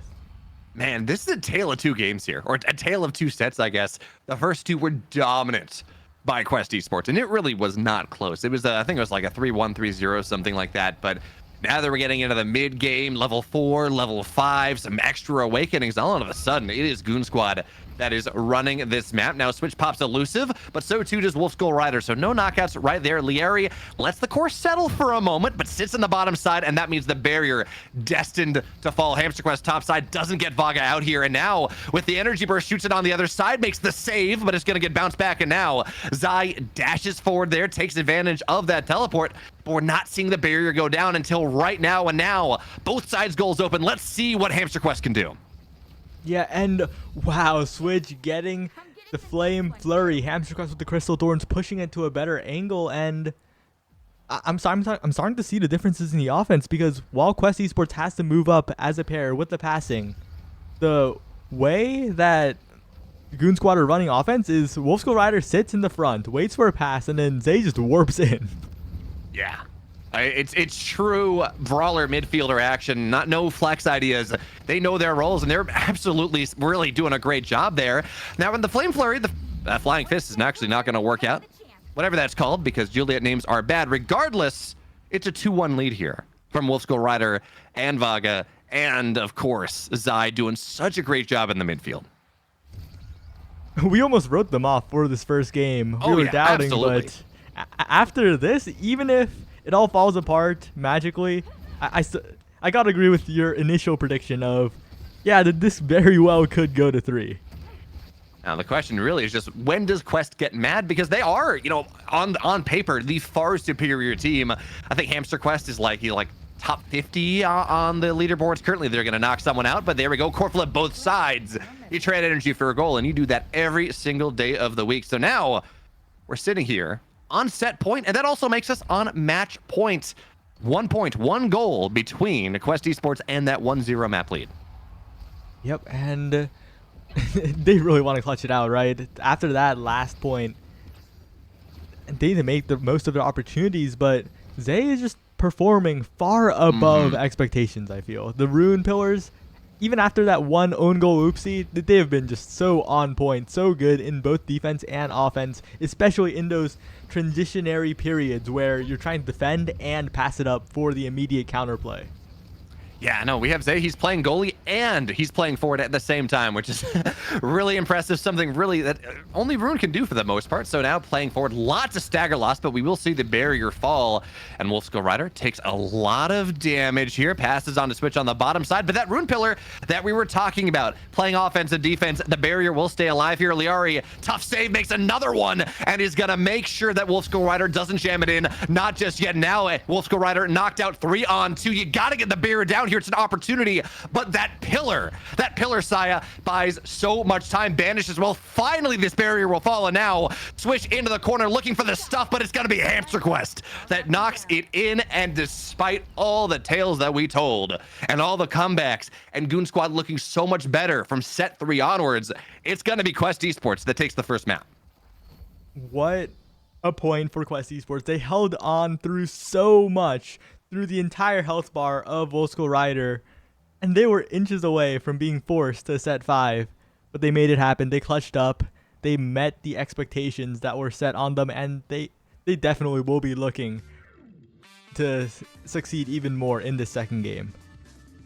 Yeah, I think that makes a lot of sense. We saw a lot of solid play, and I think if I'm looking at this, right, and obviously, you know, I unfortunately I don't remember the bans for map 1, but if I'm looking at this, yeah, get that Rune out of there, honestly. You know, we saw Zaya. I don't know how good he is on other strikers. Like, he's not quite as familiar to me as some of these other players, but I mean, he ran set 3. He had every goal. He had 11 saves, which for a midfielder, I mean, you know, you can definitely get saves, but he was doing a great job there, keeping the core off the barrier, which was a great job. But I think as we talk about this, Saya, part of that might have been Otten, right? It is a small map. It is very close. There are some good angles that you can just kind of wall off with a barrier that say Oni Village or say the Oni, is it Oni Village? Yes, it is.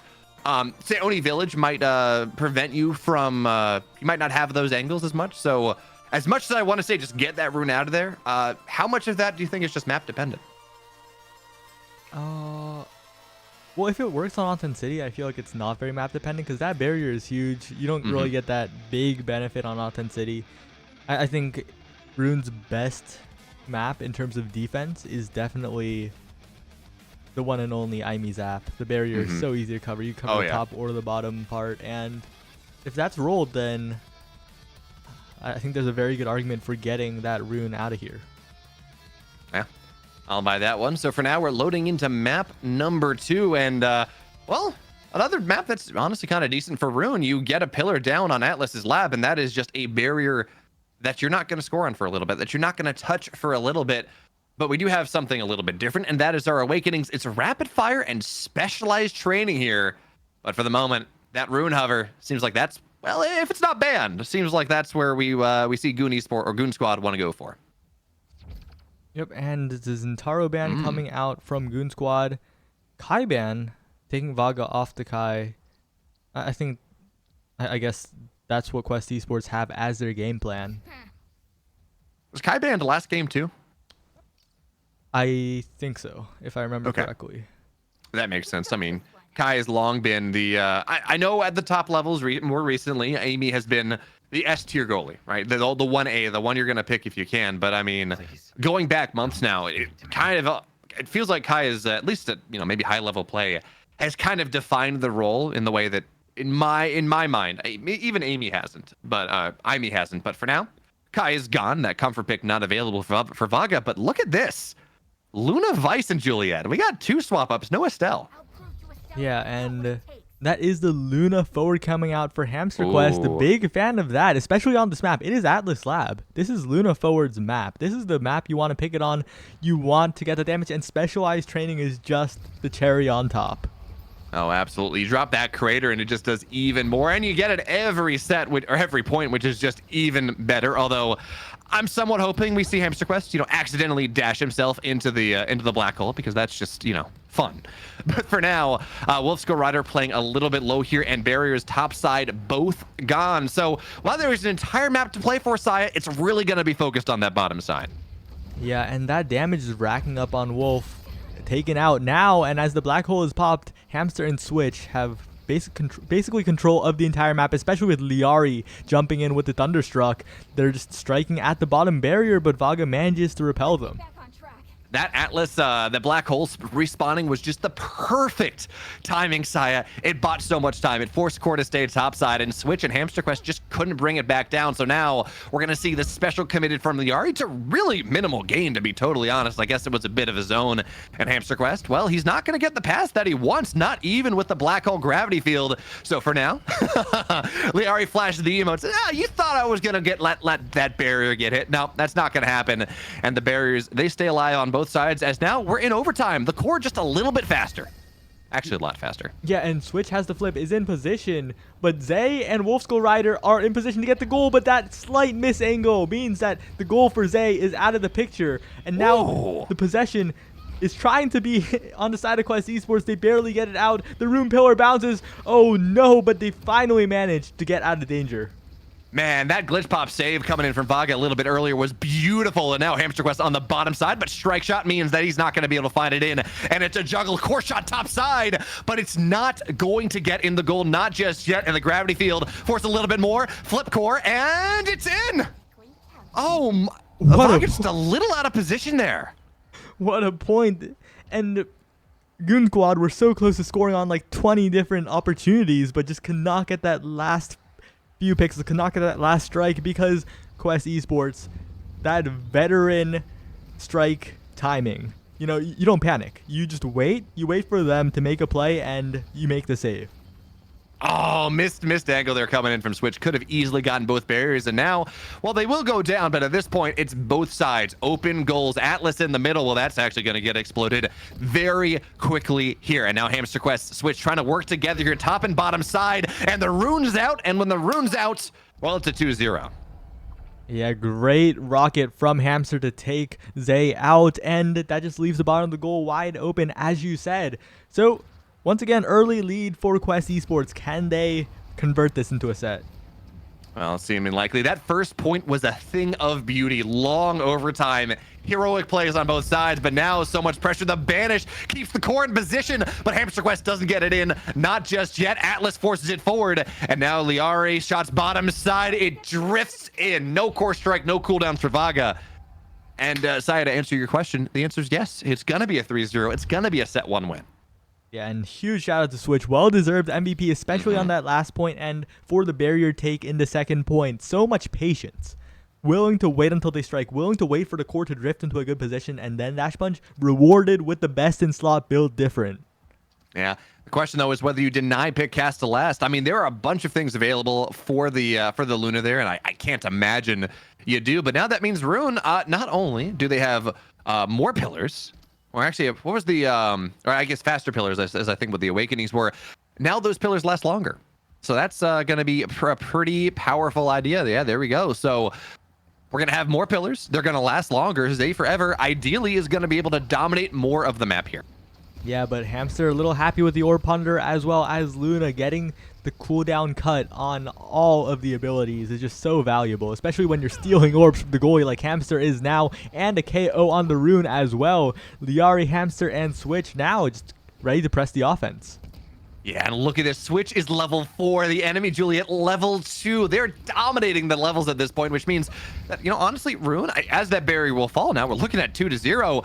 Oh, Zay Forever takes more, and now Wolfskull Rider at that level disadvantage gets knocked out. So Liari looking for a pass topside, but, well, for now, the Firewall Turret's going to force it out, and Zay Forever drops a pillar, gets a good angle, and Liari plays that keyboard, but it's going to be 1-0. It's going to be Goon Squad that actually makes the melody happen. Huge opening when the goal's open. Even at the player disadvantage, Zay Forever realizes, oh, if I get this pillar and they miss the strike, that is the chance we can erase that KO basically from the records. We can get that point, and that's exactly what happens. And once again, they're at a barrier lead. Yeah, certainly. And Wolfskull Rider, I mean, just so much space occupying. Crater gets dropped, but really doesn't do anything there. Great elusive coming out of Wolfskull Rider. And by the way, he's pops the core flip, so had control of the core as well. Really a nice 2-for-1 on the energy usage, as now as the core is the bottom side. The Ari doing a great job keeping things safe, but will eventually give that up. And now here comes the pressure. Wolfskull Rider just sitting on top of Liari and works together with Zai. So now, despite the level disadvantage, you know, Zai Forever is caught up. Wolfskull Rider not quite there yet, but it's a 2-0 point lead here in set number 2. And Saya, I would like to remind you, it was 2 sets to 0 before we saw Goon Squad really start to play well in that game number 1. Now we're in game 2. Now we're in set 2. And now they're starting to turn on the pressure. This has got to be good news if you're a Goon Squad fan. Yeah, and I think the big thing is Hamster's Luna has had great moments, but in overall core control, Zay Forever and Wolfskull Rider are far superior so far in this game, and that core flip is inevitable. Waits it out all the way until the hit stun comes in from Wolfskull Rider. Great teamwork for that last point. The sets are now equalized. Dread it, run from it. Rune still arrives, and he's going to give himself a high five there. And Sai, you said it in point 1. Well, you actually said it in the last game, but he absolutely deserves that MVP. So as we look at things, what's the great bounty from taking an MVP? Seems like prime time. Well, that's pretty nice. Yeah, the additional pillar pressure, 2 charges. He's going to be feasting on any missed strikes today. Are you telling me it's positively perfect pillar pressure? Absolutely amazing alliteration from you, Bilbo.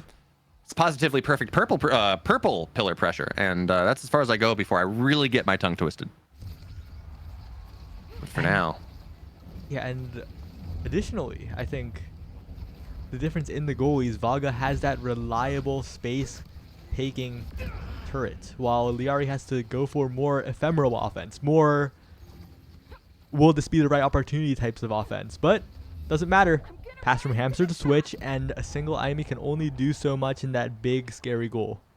And you know, I think it's funny, Side. We watched this game, how different a single set can be. Like, Quest Esports looked lost in set number 2. It was the rune all over the place. They were losing players, they were losing barriers, they were losing goals. It just didn't feel good.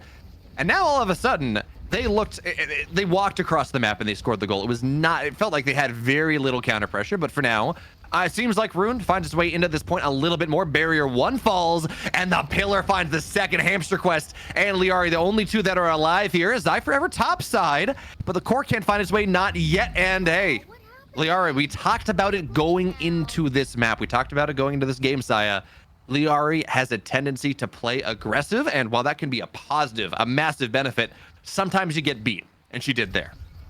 Yeah, and huge shout out to Goon Squad for winning those interactions, right? Those crucial interactions where the goalie is up, and if you win that crucial strike or if you position correctly, and oh no, Liari casting the special, caught out for 2 barriers, and despite the KOs on each side, Quest Esports are gonna have to play super careful. Certainly, but they do get 1 barrier for it, and they're just living here in this striker advantage for now. 3-on-2. Liari has the opportunity to jump forward, doesn't know, not just yet. And Vaga's just sitting on this barrier, says, come try me. You're not going to get it in, not easily. So there we go, shot off the hole. And now, well, the core just stays on that side, but it's because they want to. It's because Wolfskull Rider and Zai Forever, they want to buy some time, and they're going to smash it in. My goodness here, Goon Squad looking so much better. Yeah, and Liari did just like an innocuous stall, hit it slowly into the pillar, but that pillar bounced it back perfectly for Wolfskull Rider, who knew that's exactly what would happen. Perfectly in position, did not even strike, just dash punching with the core's movement. But right now it's all Hamster Quest trying to make it all happen here, but the curve of the black hole means that a potential play turns into a barrier, and now Switch is going to have to find a good pass. But the turret is there. Oh, and Vaga's strike is there too. They managed to save it for a little bit longer. Oh man, a great glitch pop, but still the pressure's here. Pass down to Liari on the bottom side, and Switch does not quite have the cooldowns to force it in. Not yet. In fact, it will be removed from the map for quite a long time here. Zai finds room on the other side, and it's barrier for barrier. Open goals on both sides here, but so much more core pressure. Crater gets dropped, but it doesn't find value. Zai Forever, elusive. Wolfskull Rider just dodges. And now let's see what he can do here, but pass to Hamster Quest on the top side. Runes out. 3-on-2 Saya. What are they going to find? But Switch is low, has to find a play here, and the flip will secure this set despite the numbers disadvantage. Slight overextension for Quest Esports gets immediately punished by Vaga, and Goon Squad are in the lead. Yeah, I didn't see that. With how set 1 went, I did not see that happening at all. And now, well, it's Amy. That's going to be the one that finds their way forward, that finds the advantage there. And hey, do you want a firewall turret every set? Every point? Because I want a firewall turret every point. Yeah, extra special, quite possibly, I think a lot of people would agree this is either the best or the second best awakening in the game for Aimi goalie, and it's just right here, served on a silver platter for the very deserved first pick in the order. Rocket Resilience picked up for Wolfskull Rider. Switch getting Twin Drive though, that could be quite the X factor. I think it's interesting that we see Hamster Quest picking up the Orb Replicator here, which as a goalie, you're not going to have as much pressure on Power Orbs, or as not a goalie. You're not going to have quite as much pressure there, but for now, nice save there from Liari, but we'll lose the barrier anyways, and there we go. So, barrier for barrier, and for the first time in a while, in fact, actually, never mind, both barriers do go down here. Switch pops the special, but doesn't find the value, not just yet, and barrier falls down. Wolfskull Rider thinking about the dash, not going to find it yet. Past top side here, 90-degree clear is going to allow it out, and now, here's your opportunity. Aimi back in 1. Let's see, Hamster Quest, can you put it in? The answer's no, not for now, and Liari playing so far forward here. This has been her downside, and Wolfskull Rider trying to punish, but you have the power cord, and it keeps things safe. Yeah, and Hamster Quest going in with the boost, trying desperately to get the strike war win. Switch with the dash punch as well, but Vaga defending it all, Oh, no! and a hit into the center. Oh no, that own goal is devastating, and the lead just increases for Goon Squad. Oh, the cat crying. Where's the direct question mark there, Switch? Like, I know the cat crying is obviously relevant because there's an Aimi in this game, but come on, we need the direct question mark. That is the only relevant emote that is there right now. But for now, Wolfskull Rider takes a lot of damage, sits on the black hole as it pops right back up. So Staggered has to run away. And now the special from Liari is just going to zone. It's not going to find anything. Wolfskull Rider out 3-on-2. But here's the thing, Saya. They've had so many of them in this set, and none of them have been converted into anything more than maybe a barrier. Certainly no points. Yeah, and Zay has the flip as well. Liari smartly sending it away, but Zay still has the button, and Wolfskull Rider gets the KO. Hamster trying to do it all here in the 1v1. The dash, self-pass up, the stall is amazing from Hamster, but the goal is still left unfound, and Liari makes a save there, but the crater. Yeah, oh man. If you have power plays like this, and make no mistake about it, Hamster Quest and Switch, they're making it hard for Zay to stay on the field. They're making it hard for Wolf Skull Rider to stay on the field consistently. But if you're going to have power plays like that, you have to take advantage of them. And this has been the thing for multiple sets now. They just have it. They knock someone out, but then Vaga and whoever's left, whether it is Zay, whether it is Wolf Skull Rider, have done such a good job of keeping a barrier safe, of keeping the goal safe, that eventually someone comes back and then all the cooldowns are spent with really minimal gain. But for now, Zay is low. So is Switch topside, but he's not staggered just yet. Pops the elusive and will stay alive there. Pop eats the ult coming out of Wolf Skull Rider. But even still, everyone is low. And that pressure, they're not fighting it just yet. But here we go, Saya, runes down. Yep, great dash into strike for Switch, and Hamster and Switch have the pressure here. Liari jumping in too, but the strike war wins for the Goon Squad are crucial in saving this defense. Oh, but a slight overextension for Vaga. Tries to get it past Hamster, but Hamster's a Luna, has the dash, gets it in the bottom corner. That's what you pick a Luna, that's what you're looking for, right? You take advantage, there's the core just floating there, you dash in, you get the goal, and it's very, very nice. But now you don't have that. That cooldown, well, it's going to exist for a little bit. Liari pops forward, pops the special, but again, it's zoning. It's not really finding the value that you're looking for just yet. And Wolf Skull Rider gets very, very low, but Zai Forever pops the elusive, is going to be okay. Pillars are just keeping this core bottom, and now, well, the emote spamming, you love to see it. It's one barrier to two. And it just doesn't seem like Quest Esports can keep the core consistently on the enemy side. And Liari, crucial core flip on the defense, but that Rune Pillar, once again, a thorn in their side. And even though Switch has flip, you have to be so careful, because if that core makes its way to the non-barrier side of Quest Esports, another scoring opportunity for Wolf Skull Rider, special into dash punch, automatic, and Goon Squad equalize the set. And then, yeah, equalize the map here. So now we move into map number 3, and I would like to maintain my argument that you just get this rune out of here. Yeah, you know, the Kai goalie, because that's what Quest has been banning out. That may be scary, Saya. That is absolutely something that we have to talk about. But I mean, I don't know. Is the devil you know better than the devil you know you don't? Because this this Zaya rune has been just dominating the midfield, dominating defensively. Although that game really wasn't needed. Where do you go from here?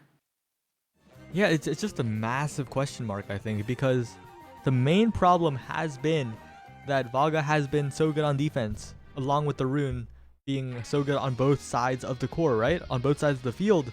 But even if you take the rune off the field, if Vaga gets a better goal, a pick that they're better on, then I feel like the issues are pretty much the same. I mean, you say that, Saya, but I feel like, yes, there was a lot of heroism coming out of Vaga. 49 saves, doing a great job, 116 redirects. Yeah, fantastic numbers. But I feel like a lot of that was enabled because in these situations where, because remember, Quest Esports got a ton of knockouts. I don't know, 50% maybe of all of those sets in game number 2. It felt like it was 3-on-2. You know, Goon Squad just really couldn't keep their entire side on. And we saw Zai Forever as that secondary goalie on the rune, making it so, okay, at most you're going to get one barrier out of that. You're not going to get a score. The rune gives so much more space control that I don't know what Zai's second favorite striker is. I don't know where they would go from there. But yeah, you might have a more powerful 1A goalie. Okay, fine. But you remove the 1B. And I think that is the big thing that we're looking at in that game, because again, if you're looking at that, I mean, Wolf Skull Rider was taken off the map a lot. It didn't seem to matter. Yeah, and I think your original statement was just so true, because you said you compared the devil we know and the devil we don't. Might as well take your chances, especially on this crucial third game, on something that hasn't been this constant thorn in your side. Although that being said, I mean, this is map 3.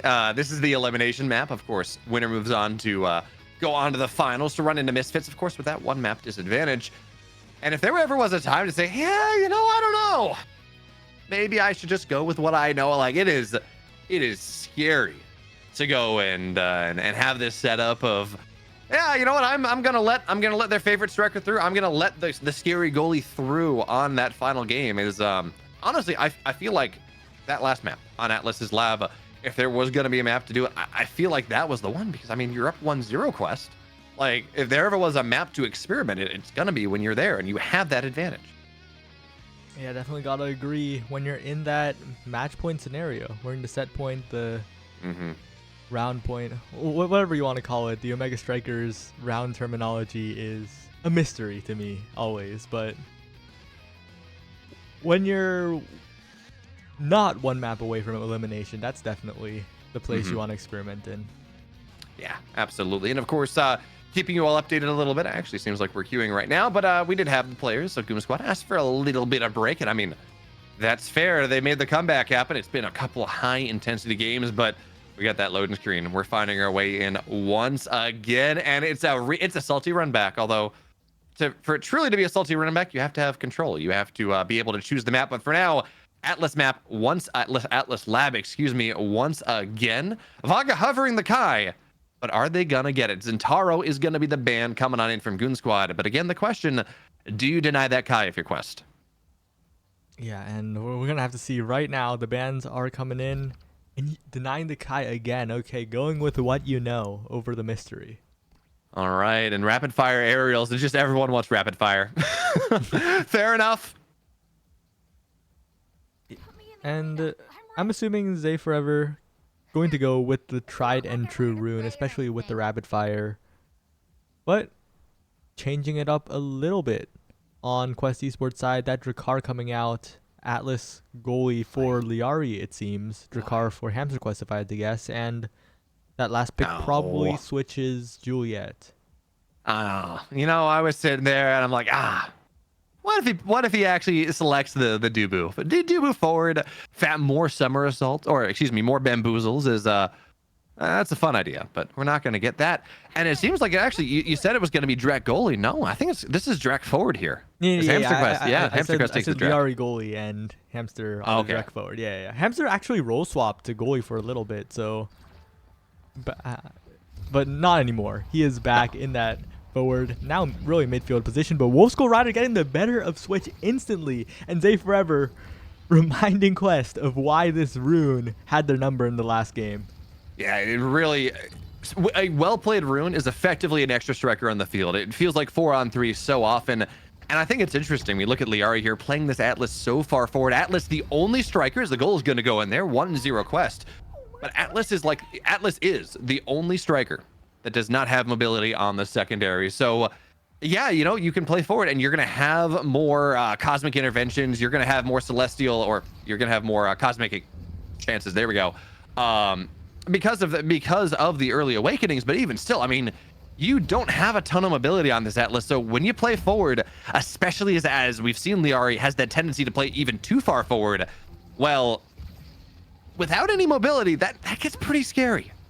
Yeah, and there's a reason she chose the momentum boost, right? That added move speed allows you to wander much better, much more safely, and also cover more of the goal. And now with the striker advantage on the side of the Quest Esports, what will they be able to do? Oh, the shot into the top of the barrier, not covered by the rune pillar. Hamster content to dribble, shield switch from the oncoming pillar, and now they just need an opening, but Switch is taking so much damage.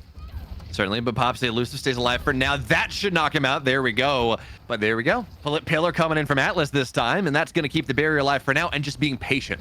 Letting the core settle, sitting in the midfield, a Wolf Skull Rider ticking from the Molten Bolt, and, well, they're just going to have to be so careful. But now Switch is back. Hamster Quest knocks out there on the Atlas, or on the Black Hole, and now 3-on-2, but the barrier will fall. And we've been talking about this the entire, you gotta score here. It's 3-on-1, double power play. There's gotta be something. And finally, apparently, Saya, it doesn't have to be a 3-on-2. That's not enough. 3-on-1, though, that'll finally get the goal in. Yeah, and Vaga fighting until the very end. Went for the blink read to the top side with the flip, and that probably would have scored if it was correct, but unfortunately does not get it. The 3-on-1 plays as expected. But as we say that, though, with the expanse burn from Liari, Wolf Skull Rider just keeps on striking in that top pocket, and Zay Forever passing it into the turret. They're looking to get both barriers so quickly. They will. Wolf Skull Rider and Zay are just making this map feel so claustrophobic here. The map's bigger, of course, certainly than Otten, but they're just sitting there. They're not really giving Liari and Switch and everyone else, they're not, in Hamster Quest, they're not really giving them room to think for now. So every time the clear happens, it goes right back to the other side. But now it seems like time has been bought. The Drakkar is back. Wolf Skull Rider looks for a shot on the top side. Doesn't really find it though, but now here comes pressure. Core flip on the bottom side. Vaga intercepts though, keeps that barrier alive. And it's important to point out that despite we've been talking about how this feels like Goon Squad are really running things, it is still a 2-0 lead for Quest, and they're really in prime position to try to get that third, sitting 3-on-2. Yeah, but Liari has to be careful, has to be mindful of the potential for the core to move very quickly in unexpected angles, because you're an Atlas. You cannot dash across the goal, and Wolf Skull Rider looking to take advantage of that opportunity. Zay Forever looking to take advantage of that flip, but it doesn't matter. The core goes around the black hole to Wolf Skull Rider, and the bottom of the goal is open for that shot. And Liari and pushing a little bit too far forward. Name a more iconic duo. Although in that situation, there really wasn't a lot that she could do. You try to close the angle out, maybe drop a pillar forward and try to really prevent that shot before it happens. But if you're not able to get there in time, or you don't have the cooldowns, there is so much wide open room. So now the barrier is going to fall once again here. And Zay doing his goalie thing, because again, gets you a man, gets you a rune that does both. And that is exactly what Zay is doing right now. Second barrier staying alive for a time. And Vaga doing such a good job here of making sure that they cover both sides. But now finally, instead of covering both sides, that's going to be both barriers that fall. Yep, and Hamster has flip. Hamster has that energy burst ready to create a play, but Zay Forever once again being that nuisance in the midfield. The flip burned on a KO attempt. They finally get the KO, but a crucial banish on Switch delays the flip, delays the inevitable. But now Hamster is walking in. The flip is burned. The strike shot barely misses, and that is Quest securing that set. Yeah, unfortunately, Rune a little bit too far on the bottom side. Couldn't get the pillar far forward enough, and then couldn't close the angle out. And also, we didn't have Timeless Creator. We didn't have Monumentalist. Nothing to make that pillar get bigger, so it just wasn't able to close the angle. And now, despite everything good we've been saying about Goon Squad, it is Quest Esports sitting up one set here, and it's the Atlas that gets first pick. Going for a bit of a build different. Just getting a little bigger, although that's got it. That's absolutely a deny pick, right? Yeah, and it kind of threw off Wolf Skull Rider. Had to settle for the bulk up instead of the heavy impact, which was yoinked away quickly by Switch. Hey, at least you get more stagger, you do more damage. It's not the end of it's not quite best in slot, but it's not the end of the world either. Is the Drakkar getting banished, but no pillars to sit on that, no pillars to force it out, and now everyone's so low. But hey, Celestial Intervention does a great job, but at the cost of a barrier though. Now here we go. 2-on-0, but a lot of cooldowns spent by Goon Squad. Yep, and Liari moving back in time with that move speed, with the size, gets the strike, and Hamster trying to shotgun it into the bottom pocket, but great strikes from the Goon Squad, and they managed to save it. Liari as well, passing down, but these pillars from Zay have been so good in maintaining offensive pressure. Unfortunately, that clear from Vaga directly to Switch as the top barrier goes down. Wolf Skull Rider, though, finds the perfect window. The expanse disappears. And that's the goal for the Goon Squad. When the rune was introduced back in the beta, I know it was existed in the alpha as well. That was my thought. Hey, you banish the goalie, you get an easy score. And obviously, it rarely works like that at the top level because it really lasts no time at all in the goal zone. But we saw that right there. Zay Forever continuing to play so well here. And Cosmic or Celestial Intervention does mean that no one will get knocked out by Wolf Skull Rider's special. But still, that is a long cooldown that has been forced. And, Zay Forever and Wolf Skull Rider, they have a lot more knockout pressure. That Celestial Intervention, they can't really cover. And, hey, there we go. Barriers down. But Zay Forever sitting a little bit further back here. Has a blink opportunity, takes it. Wolf Skull Rider doesn't get the shot in, though, Saya. Yeah, this has been a tale of strike wars here. Wolf Skull Rider unable to get it this time, but gets the KO on Liari with a special into Dash Punch. And now Switch has to play midfielder while Hamster tries to force them away with goalie, but that pillar could spell their doom. No! Great lock and load to the top side Switch with the Dash Punch as well. And Liari comes back. And that glitch pop, though, to bring the core back in. Obviously, the power play doesn't really work out as well as you would like, but still, that glitch pop was fantastic. And look at the passing. Oh, it's beautiful. Yeah, Hamster was playing up there, thought that Switch had the top completely locked down, but Vaga finds the angle through the center, through the gravity well, through the black hole, and the passing 1-2. If you're an Atlas, you really can't do anything against that. No, you really, there's no mobility. You can only cover so many angles and another barrier will fall. So now we're sitting here, Goonie Squad. They're 1 point away from tying this setup in game number 3. Looking for that date with Misfits in the grand finals, but you gotta get more. So for now, Pillar buying time. Wolf Skull Rider forces it into the corner, tries to go top, but Hamster Quest sitting right there and will not lose that strike war. So now pressure on the bottom side. Switch, it gets one barrier, but not the second. And now we're gonna be playing on the top side of Atlas's map here, Atlas's lab. And well, when when an Atlas only has to defend one position, it gets pretty easy for him. And Switch, oh my, that dash punch didn't do it the first time, but kept going, kept striking, pressed the strike button at the very end after the Imi turret and the bounce off the wall. What a goal to just kill the momentum from Goon Squad. Absolutely, but they need another one to bring themselves onto set point, and the firewall turret, it gets deployed here. Really minimal gain though. Wolf Skull Rider tries to get the barrier, does nice angle, but is oh so low, and because he can't pop the core flip, had no energy for an elusive, gets knocked out here, and now that's one barrier going down. Hamster Quest and Switch, they are swarming. Pillar doesn't quite cover that barrier, and they're going to be able to force it right in. All of a sudden, we're 2-2, and Goon Squad, those 2 points have not really been what they're looking for. And that was tragic, like you said. There was like a tiny sliver of the yellow barrier peeking out from behind the pillar, and that was enough to spell doom for Goon Squad in that point. But that KO could be everything. That's exactly what they want to take the lead here. 7 until the Drekar returns, and now Switch passes to Liari, and Liari saying the best offense is a good, or the best defense is a good offense. Plays so far forward here, does not let anything happen, and now the Drekar is back, pops the Molten Bolt, but really doesn't connect with anyone, and now Wolf Skull Rider has to play in the midfield. Atlas's black hole is about 2/3 of the way, 3/4 of the way from completion, and now Wolf Skull Rider gets knocked out once again. Barriers down both sides. Vaga makes a save, but it's 3-on-2. Hamster Quest to Switch, and he's just gonna be able to lock and load, hit that shotgun right in. And you know what, Saya, it was looking so solid for Goon Squad up until 3 points happened in a row, and now Quest Esports 1 set away. The reverse sweep in that set, and well, the prime time and the hot shot, they have so many things they could pick here. What even do you take? Like, they're just, it's Christmas Day. What present do you want to open up first, Saya? Well, prime time, it's a great denial away from the Imi, who will probably take hotshot here if I had to guess, and peak performance probably going to the Atlas unless it is something else like the Egoist. But yeah, peak performance just as I predicted, and Catalyst falling down to the Julie. Not a bad last pick, by the way. This draft had something for everyone. And it's interesting seeing Goon Squad, and I think a part of that was how good their first couple points on that set was.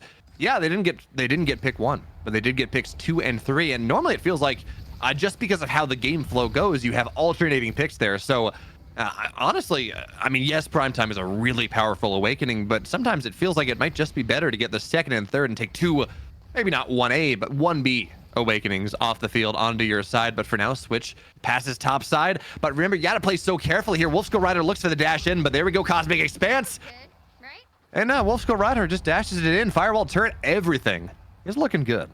Yeah, the disappearance of Liari means that goal is so secure for the Goon Squad. But they can't rely on that every single round, right? Liari's not going to just vanish from the goal, like die off the side every single time. They have to make these happen. And right now, it starts with the possession. Hamster and Switch keeping up on the top side, but unable to get the barrier, assisted by the Rune Pillar and great strikes. And now the strikes are coming in for Wolf Skull Rider, getting 1 barrier, trying to get 2. The turret proving to be a great ally in that endeavor, but Hamster manages to defend. Health bars going low on both sides, but Zay Forever is healthy. That he is. So both Juliet's going down, but it's going to be Switch is the one that actually gets the knockout there. And now, again, 3-on-2. But that firewall turret with the pillar as well means you can't find its way in. And oh, that's just barely not going to get the pillar down. And there we go. Elusive is pop core flip as well. So barrier for barrier. Top side is where you want to play. And Rune there tries to do the fancy, the banished pillar pass, but angle's not quite right.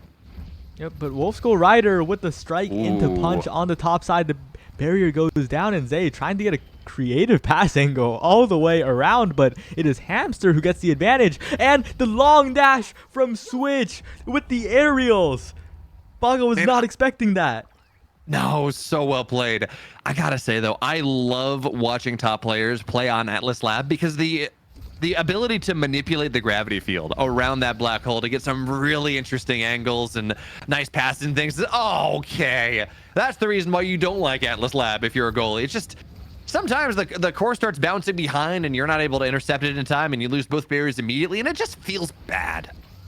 But Wolf Skull Rider, the core finds its way past both Switch and Hamster. Both of them can't get a strike on it, and fully taken advantage by Wolf. The flip into strike, and now they're one goal away from erasing the sins of the past set. Well, not fully erasing them, but still getting one on the board, and that's what they need right now.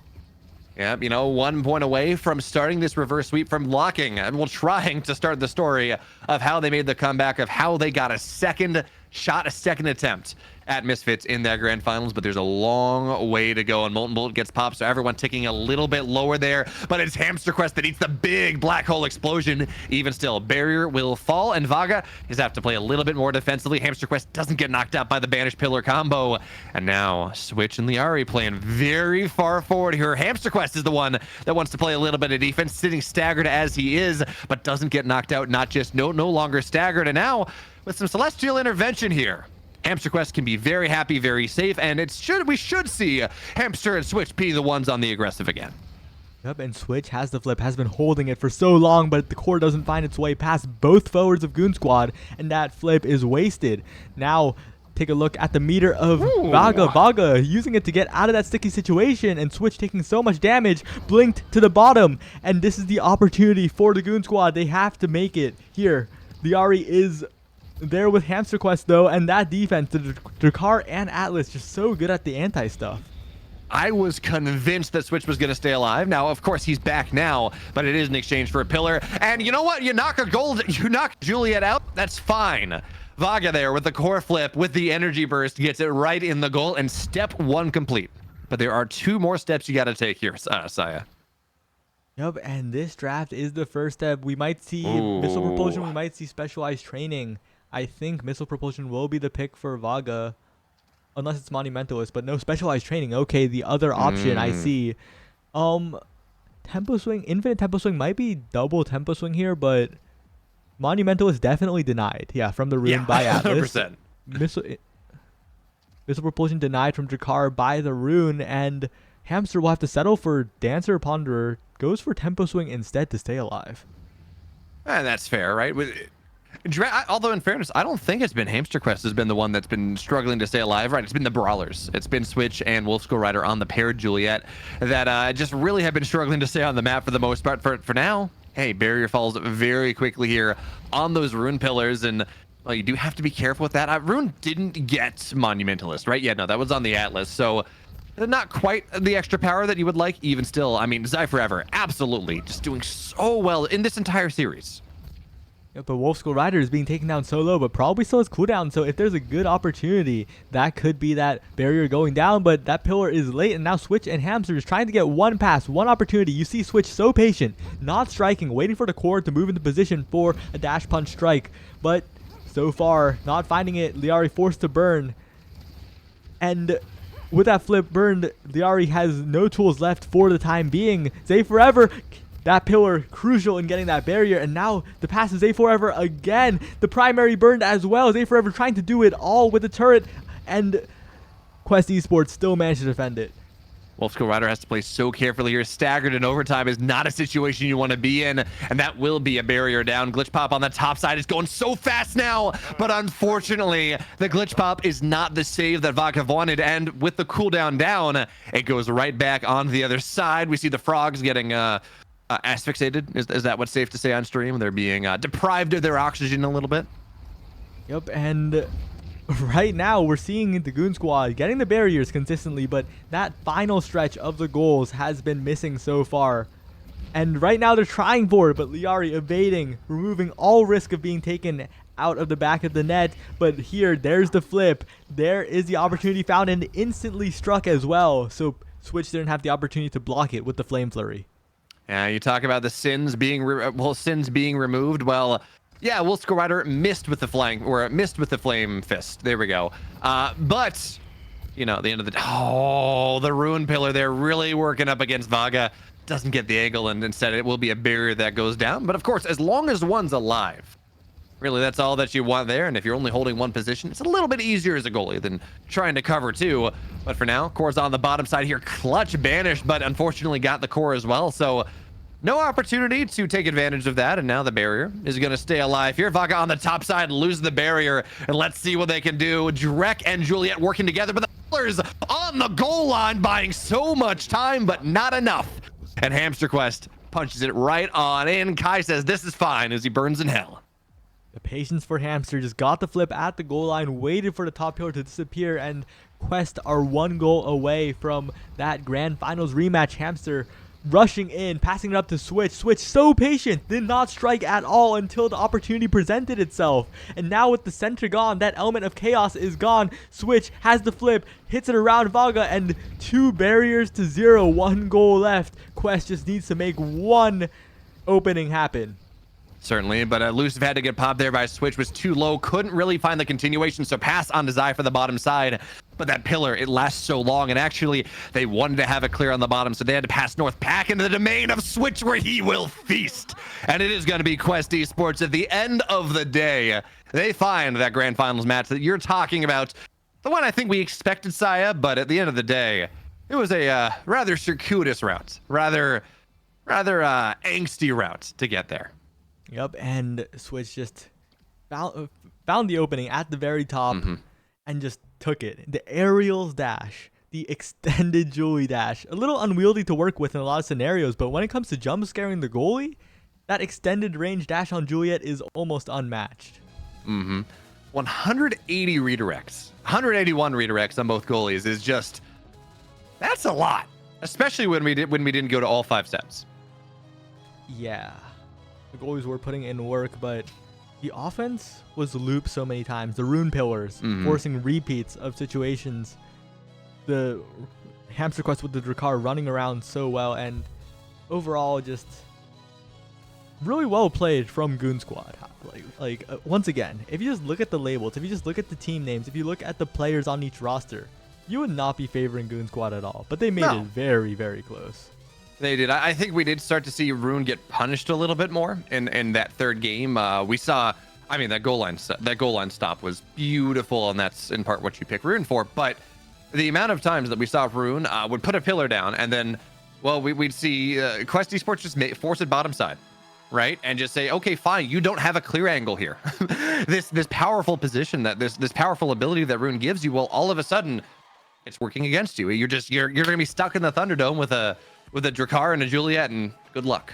And then, well, we saw what happened at the end of that set. But now that means that it is going to be not a rematch of the winners bracket finals. In fact, Goon Squad, they made it to the upper bracket finals. They got knocked down there to the lower bracket finals, where they made it interesting, certainly. But at the end of the day, it will be Quest that finds their way on to deal with the likes of Blue Blazing and, well, here we go, and Arenal and Play Dark, which, you know, again, looking at the rosters, we would expect Quest Esports even down a map as we move into that finals. We would favor them, but I mean, they come from the lower bracket for a reason, Saya.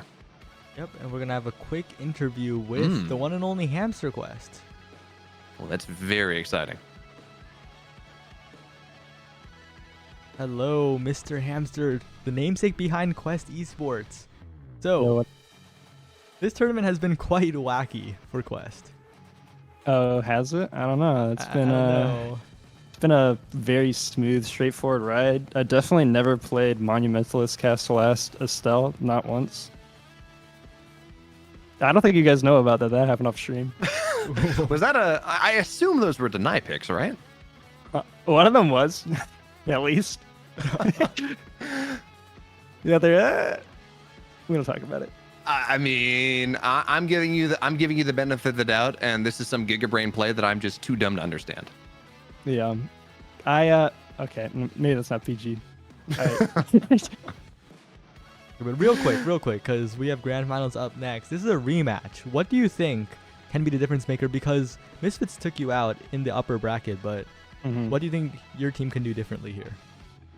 Well, something we've already done differently is we went into the tournament already telling my team that we're going to run Lily Bun through winners until we lose, and then swap Lyari in, because Lyari doesn't play for Quest. But she likes to coach Lily Bun pretty often, so we had her sit in. And so now that we have her in, we have kind of a different goalie pool to pull from. And so that's going to be already a big difference that Misfits is going to have to adjust for. So already I think we have a kind of a leg up in that way, just a more experienced flex player in the net that we can use to try to take them down. Yeah, and Hamster, I want you to talk to me about that a little bit. You obviously had Lilybun making that run happen, but you swapped into Liari now. Okay, goalie pool's a little bit different. How much, first of all, like how is it different? And then part two of this question, because I'm going to do the bad Q&A thing. What difference in general? Yes, there's the different goalie pool, but what difference does it make having Liari on Quest Esports versus Lilybun? Yeah, it is a good question. Okay, so the first one, the pool. People kept banning Juno against Lilybun. All right, spoiler, she's not gonna play that in tournament. You're telling me that Juno goalie is not meta? We tried to set it up. I think with what was it, LP Thieves or Goon Squad? No, not Goon Squad, because they run the Kai goalie. No, it was if it was we were waiting to see who won LP Thieves versus Pro Football Cyber Athletes, and I believe Pro Football Cyber Athletes had the Juno goalie, and we wanted to mirror match Juno goalies with Lillian for that one, but they didn't make it, unfortunately. Unfortunately. But for the rest of the pool, Larry just has like basically the whole goalie like roster pretty much on lock. Like I have to go back and look at the strikers menu to see if she has any of them missing. Like her best, like she wants to play Estelle. She's got a solid Amy, a solid Vice. Atlas and Duvu we already ran out, so she even pulled out the Rasmus on A10. She hasn't warmed that up in a little bit, but now that's ready too. So it's basically the whole pick of viable. There's Kai in there too. All the picks of viable goalies that she has available. Lily has right now Amy that she's worked up. Amy's looking pretty good. I'm sure her Atlas and Dubu's runnable as well, but I don't know if her Vice is ready yet. That's kind of like the pick that you like to do if like Amy's banned and you still want the damage. Like Kai's available, but Vice does it better kind of right now. A lot of people need to pick that up. And she doesn't have the Rasmus, but that's more of like a niche pick. A lot of Demon Days maps you'll occasionally see the Rasmus goalie there. Yep, and I've been told to ask, by the way, shout out to Kiyachi, has told me that I need to ask whether Liari, you say she has every goalie, or at least every viable meta goalie. Does she have a Luna goalie? I think not. I don't know if she has a Luna goalie. I don't know if I'm leaking what she's done in scrims forward. So I'm gonna plead the fifth on whether she has Luna experience in general. But she could, she's a really smart player. She could pick it up. So is Lily Bun. So that's why we're kind of like playing both of them. She's saying in chat right now that she does have a Luna. So I'm expecting Luna pick goalie in the finals then? No. No. Well, that's unfortunate. You had my hopes up here, you know? Sorry. I'm gonna shut that down right now. Nope. The actual quote is, "My Luna is the goofiest poop in the world." Wonderful. I don't know how PG-13 we're supposed to keep it here, but regardless, it is goofy. I see. I've translated. The Luna rides rides left-footed on a skateboard. Oh, yes, I understand this. I used to snowboard. Thank you for that. All 5 other people that skateboard in chat are very grateful you did that. Yeah. You know what? We're trying to hit every audience here, but Saya, as of course, Hamster Quest has a grand finals to prep for. Any final questions before we get ready for that finals? I think that's about it. We'll let you get ready because we have the grand finals like right now. Wonderful. Thank you. Why am I waving? He can't see me. Oh, okay. I'm waving back now. Okay, excellent. There we go.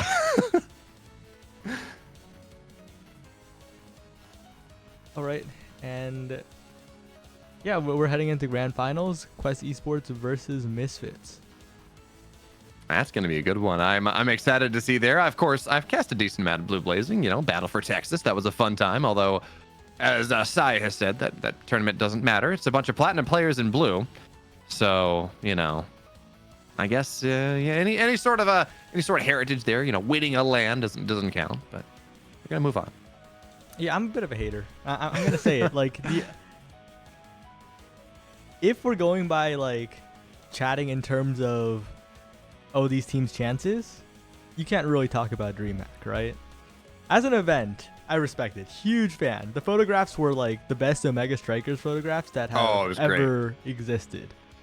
And it was so hype, but if we're specifically talking about results in the context of a tournament round, like, oh, this team, will they be able to succeed? Let's not talk about DreamHack. Yeah, I think the one thing we do have to talk about, Saya, is yes, obviously the level of competitive play is not to the same level as OSPL or something like that, but the one thing we can talk about is experience under pressure, and I think that is something that is important to talk about. Blue Blazing is one of the few players in the Omega Strikers community right now that has obviously we're not on stage, right? We're online, we're playing for Audi points, we're not even playing for money at this point, but Blue Blazing is one of the few players in the Omega Striker scene, obviously a couple people from CECC as well, that do have experience playing on stage, that do have experience playing in front of a crowd, that does make a difference. I mean, going back to Battle for Texas, Coog Esports, they almost made a run back because when they were on Series Point, right? Or when they were on Match Point, on Tournament Point, because of that, you know, the nerves that we started to see, the jitters. And do I expect to see this here on a Sunday night tournament? Probably not, but it is something that I think is worth talking about. Yeah, and Blue Blazing has participated in quite a few tournaments as well, the Primetime Tuesdays, etc. Definitely not a stranger to pressure, but we were talking about that Quest Esports, two of the most veteran players in Omega Strikers, Hamster and Liari. Just, you cannot count them out in a pressure scenario. They have been the rocks for their teams. Yeah, absolutely there. And you want to talk about that as well. I mean, not only certainly one of the Rock's most experienced players, especially most experienced teams, especially adding Liari into this as well. On top of that, well, you know, we got this wonderful thing when they were one of the better teams in the beta. So, yeah, you know, not only is it experience playing since pretty much as long as we've had tournaments, but experience placing well and winning money and winning Audi points and all those things. Although, it does beg the question. If you're winning Audi points all the time, does Quest have anything to spend it on now? Yeah, that's a good question, because Quest did place very highly in a number of those Striker Saturdays, in probably some Autumn series as well, way back in the beta. So, well, I trust that Odyssey has added enough to the shop. The goal explosions, the new music event skins. There's probably something they can use it on. Yeah, actually, you know, there's one other thing. One other storyline I want to talk about going into this grand finals is, of course, we're kind of queuing for it now. We're hopefully going to get into that sooner rather than later. But if you remember the OSPL promo video, Liari was talking about how she was the second best midfielder and one of 5 that actually plays the midfield. And now we have her in goalie. Yeah, but I think some will say that goalie is just midfield with extra steps, with less movement. Well, it depends on the striker. I mean, Atlas is a goalie with less movement, but you play an Ivy or something, and there's more movement there. Yeah, but I think we've seen a lot of midfield players play the goalie role pretty decently with just that short transitionary period. You just gotta get in the goalie mindset a tiny bit, and your skills carry over. You still have to win the strike wars. You still have to preempt stuff. So I think the most notable example is definitely Vaughn, right? Role swap from that top midfielder to a goalie role for the North American Strikers League, and still got second place in the regular season with Dog Like Spike. Yeah, well, you know, I like dogs, so I'm with Vaughn there. But for now, we're low.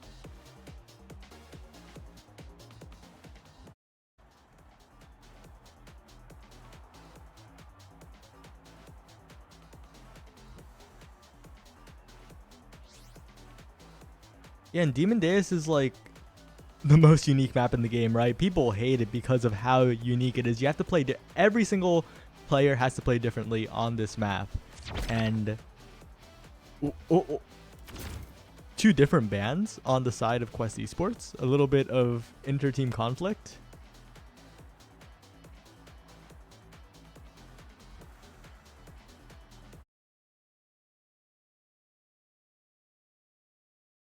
Which means Ariel gets his famous Dubu.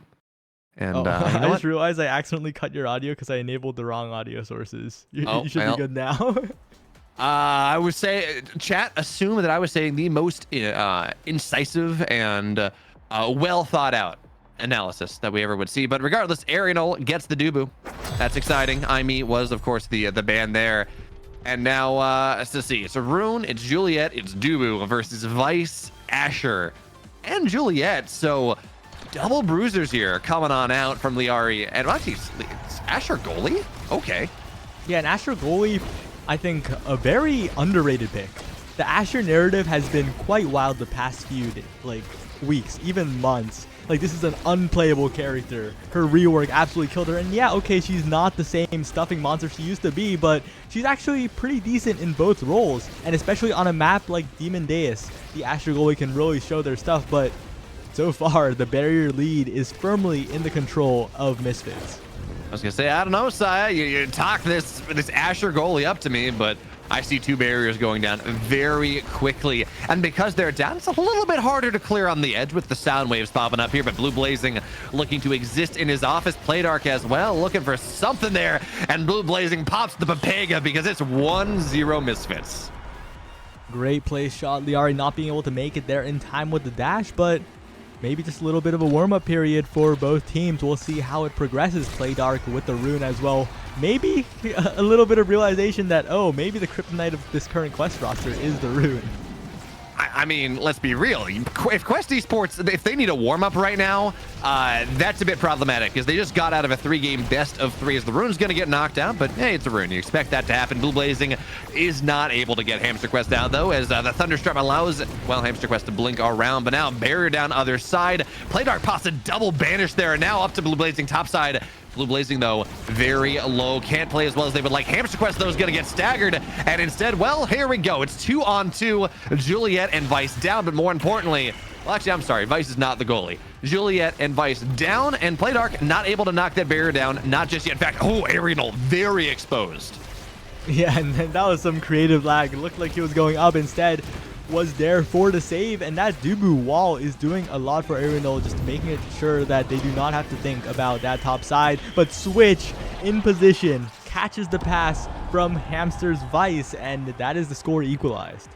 And this is certainly one of those things, the way you can punish Blue Blazing. I'm going to talk about him because, again, somewhat familiar, but he loves to play so aggressive. He's a true he's a true striker, a true brawler in the forefront. And what that means is if you can get the core past him, suddenly it's going to be a 3-on-2. Suddenly you're going to have a striker advantage, and the Rune just dead again. So Switch there, and seems destined to at least get one barrier, but nice 90-degree clears coming out of Ariel, buying a lot of time, 4 seconds and 3, but still the barrier, both walls will pop, and Playdark will have to be safe, and the Tofu Fortress deployed, but that is a long cooldown, no for Misfits. Yeah, and Ariel constantly getting the passing plays. Playdark banishing Switch out of the equation, doing so much damage, and Blue Blazing just needs one opening to score. Goes the wrong way this time, tries to score with a dash, but Liari gets the clear yet again. Oh, you gotta be so careful there. And there we go. Octavia, or Vice, excuse me, will pop the special, and we'll make it clear for a second. And Blue Blazing passes back down to Playdark, trying to buy some space, looking for failures and lacking in positioning. But they're not gonna fight it, not just yet. Switch pops the elusive, and Ariel goes top, but it's Switch that goes bottom. And first point goes the way of Misfits, but from that point, it does really seem like we are seeing Quest run this set. And that decisiveness. Ariel just a little hesitant on the flip. Could have done it in an earlier interaction, but waited. And by the time that wait was over, Switch was in the perfect position to win that flip war. And now with that KO, though, Playdark getting the banish into the KO. The Ari just trying to get it out of this situation. Blue Blazing lurking, but that core is not going to find its way all the way behind the barrier that easily. No, but it does knock one barrier down, and now Blue Blazing not able to find a second one. And that even if Playdark does know the secrets of Rune, they're not going to find what they want, not just yet. That's a scary Vice special though, and it's not going to force the core to buy out quite where Hamster Quest wanted. And now barrier is down. Blue Blazing though has again struggled to find the shot in, sitting topside here. Playdark can't get the core to him, not just yet. Now is staggered, so Ariel playing so aggressive. Tofu Fortress committed, but there's a path splitter as well, so big ults, big specials committed by both goalies, and really it just stabilizes the position.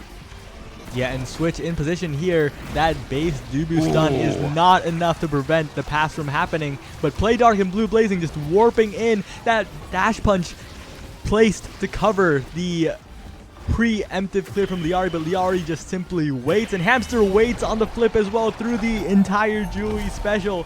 What a shot for Quest Esports. Man, Liari is just a wall there in the goal. Yeah, you know, sure, the barriers fall, but realistically, circular barriers like that, not the easiest thing for Asher to defend, but once you just got a line to defend there, Asher is doing such a good job, and again, rewarded. First pick. Saya, what you get? Oh, I don't know. There's a lot of candidates. I think it's going to be the Catalyst for Liari, but I think they're waiting in order to give Dubu what they want. Yeah, and Dubu takes the Catalyst. Okay. Wait, what? Liari's just not picking, just going for the rapid fire? A little bit confusing. Blue Blazing has to settle for the rapid fire. Could have gone Super Surge, but probably not a fan of that long dash and how different it makes the character play. Yeah, a little bit of inside baseball. Of course, it doesn't matter anymore because, you know, the team is, people have graduated. But the UTD team, they were explicitly banning Blue Blazing from taking Super Surge on his Juliet. Just not allowed to happen. It messes with things a little bit too much. But for now, that Juliet that we were talking about, well, not relevant for another 5 seconds because it has been knocked out here. One barrier down on either side. Tufa Fortress is going to get committed here, and that buys time. Blue Blazing back. But still, the barrier will not fall. Not just yet, and Blue Blazing is just not able to find the impact on the map that he's been looking for. I mean, yeah, 0.1, fine. But after then, knocked out, not able to get the shots in, but finally barriers drop on both sides. Yeah, and Blue Blazing and Playdark in there trying to win the strike wars, and they manage to do so. Liari goes for the pass splitter, but that cast time is too long, and Blue Blazing somehow finds the goal through all of that mess on the bottom side. All right, no one tell Blue Blazing that I was saying he wasn't effective, because that was a nice goal coming out of the Misfits player. And immediately, though, one barrier will fall on the bottom side. But that's a fast core. Blue Blazing, there we go. He's going to be able to get one barrier on the other side now. So with one barrier piece, that, wow, that's just trapped. Yeah, the core cannot move a single pixel. But I think we need to see a little bit of how Quest Esports was running offense in the past, because when Liari has to use the primary, the cast time is a little too long to save the barrier like that. Hamster and Switch posting up at the top and bottom sides of the barrier would have been ideal, but now it is just them trying to intercept the passes from Playdark and Blue Blazing. Oh, I love the Thunderstruck there as well. Does such good damage. Now Playdark is staggered, Ariano low, but despite that, the barrier will stay alive, and now Liari is the one that just has to deal with this open goal situation. Playdark shot bottom side, doesn't find it. But even still, the core's not going to go where Liari wants, and it's not going to get that barrier down. Tufa Fortress committed once again. It's just going to zone top side off, and the Summer Assault means the barrier stays alive even longer. Shot goes in, but Blue Blazing's not where he needs to be. And despite really a pleasant opportunity, now here we are, Saya. Both barriers are open. Yeah, and Switch is dribbling it back and forth and back and forth, and finally, Ariano not big enough, not fast enough, and the bottom side is where the shot is placed. Yeah, well, you know, Ariano not big enough, but Liari is just massive on this dasher, both in model size and how she's playing this game, because really just doing such an incredible defensive job here. But now with the core on the top side, well, Switch is just sitting, as is Hamster Quest. That's not where you want the clear to happen, and just no clear at all. The barrier will fall. And the Blue Blazing using the flip, but Liari, that's a big Asher right in front of the trajectory, and Hamster leaps in with the Thunderstruck, trying to get the KO on Playdark as well. Switch will secure it, and with the power play with 2 barrier charges remaining for Quest Esports, they're looking very, very favored in this offense that they're trying to run. Very true, and key thing as well, Tufa Fortress not available, and there we go. Special gets popped by Vice, but really does not find much. Now Hamster Quest is so low here, but so too is Blue Blazing. Not staggered though. Not yet. Now he is, and well, pass to the top side here. Pass splitter forces him away. He's gonna get it through. No, everyone's gone, but it's gonna be one apiece. Vice is dead, so is the Juliet, and Arianol makes the save happen here, and it's just going to be a free barrier. Liari, yeah, maybe some of her forward chop showing a little bit too hard. Yeah, definitely went for the offensive play. Wanted to secure the goal as early as possible, but it didn't happen. But has flipped now. Can get out of jail free card against Blue Blazing. Switch has possession, but it just goes back to play dark. And the offense from Misfits is just so consistent. Down to the bottom corner. Oh, that was pretty there. Play dark dribbles to himself, passes to Blue Blazing, goes back down to play dark, and then we'll back up to Blue Blazing once again. Point on the board, and we're looking at 2-1, but I would like to point out that we've seen Quest make some pretty incredible runs before. Just because you're on set point doesn't mean really a whole lot against this team. Yeah, and with that KO, the health bars are looking low, so they'll have to be careful against Blue Blazing, who is definitely going to be hunting. Oh, Ariano, what timing! Flipped log against the Vice special, and that reversal means that they have a power play for the next 4 seconds. Yeah, nice settle there from Liari, just buying time, but one barrier will fall. Second one, unfortunately, well, it lasts just a little bit too long, so they're not going to be able to get 2 for the price of 0. But still, Arianol passes to Play Dark on the top side. Liari moves forward just a little bit. And sometimes it's nice. It'd be nice to talk about how we want to just see passes all the time. That's a great Rune Pillar off the Banish. But it's nice to talk about how we pass to players. But sometimes all that matters is you just pass away from the enemy. And that's what we saw Arianol do. But still, it's 3-on-2 here. 9 seconds until the rune's back. And Blue Blazing spending so many cooldowns, not able to get the goal. Great saves by Liari with the assistance of teammates, but has to defend against the own Vice special here. Managed to do so, flips it away, but the barriers for Misfits are still standing despite the Arianol lag. Ooh, that was pretty there. Thunderstruck stuns the core once, and then we have the somersault, well, stunning it again, and then core flip there, energy burst. Arianol absolutely deserving of getting to dance there before we get into the Awakenings draft. Yep, and he has his pick of the litter, stacks on stacks. I think super appealing to the Dubu, where if you can get moving, it's pretty great, but could also offer the Timeless Creator. If you're lagging, might as well have that reliable Dubu wall. And I like walls, good walls. In fact, Wise Man once said, make good neighbors. But okay, there we go. Fired Up is going to get taken now by Blue Blazing here. As it's not only Juliet's names that trip you up; it's the players of Juliet that do the same. All that. Well, at least it's not double F here, Saya. At least it's double B's are maybe a little easier. Yeah, but I think a big thing is the side of Quest Esports got a lot of speed in that last draft. Got the glass cannon on Liari, the stacks on Switch, and if they could stay alive, this speed could mean a huge difference in core control. Despite the creations, the cast to last, if you're fast enough, and if you just keep control of the core. Yeah, that certainly is true. And Play Dark is going to find its way back. Thunderstruck doesn't get a stun out and really just allows Hamster Quest to reposition a little bit. Blue Blazing is going to be low here, but the barrier still will not go down. That Rune Pillar is beautiful.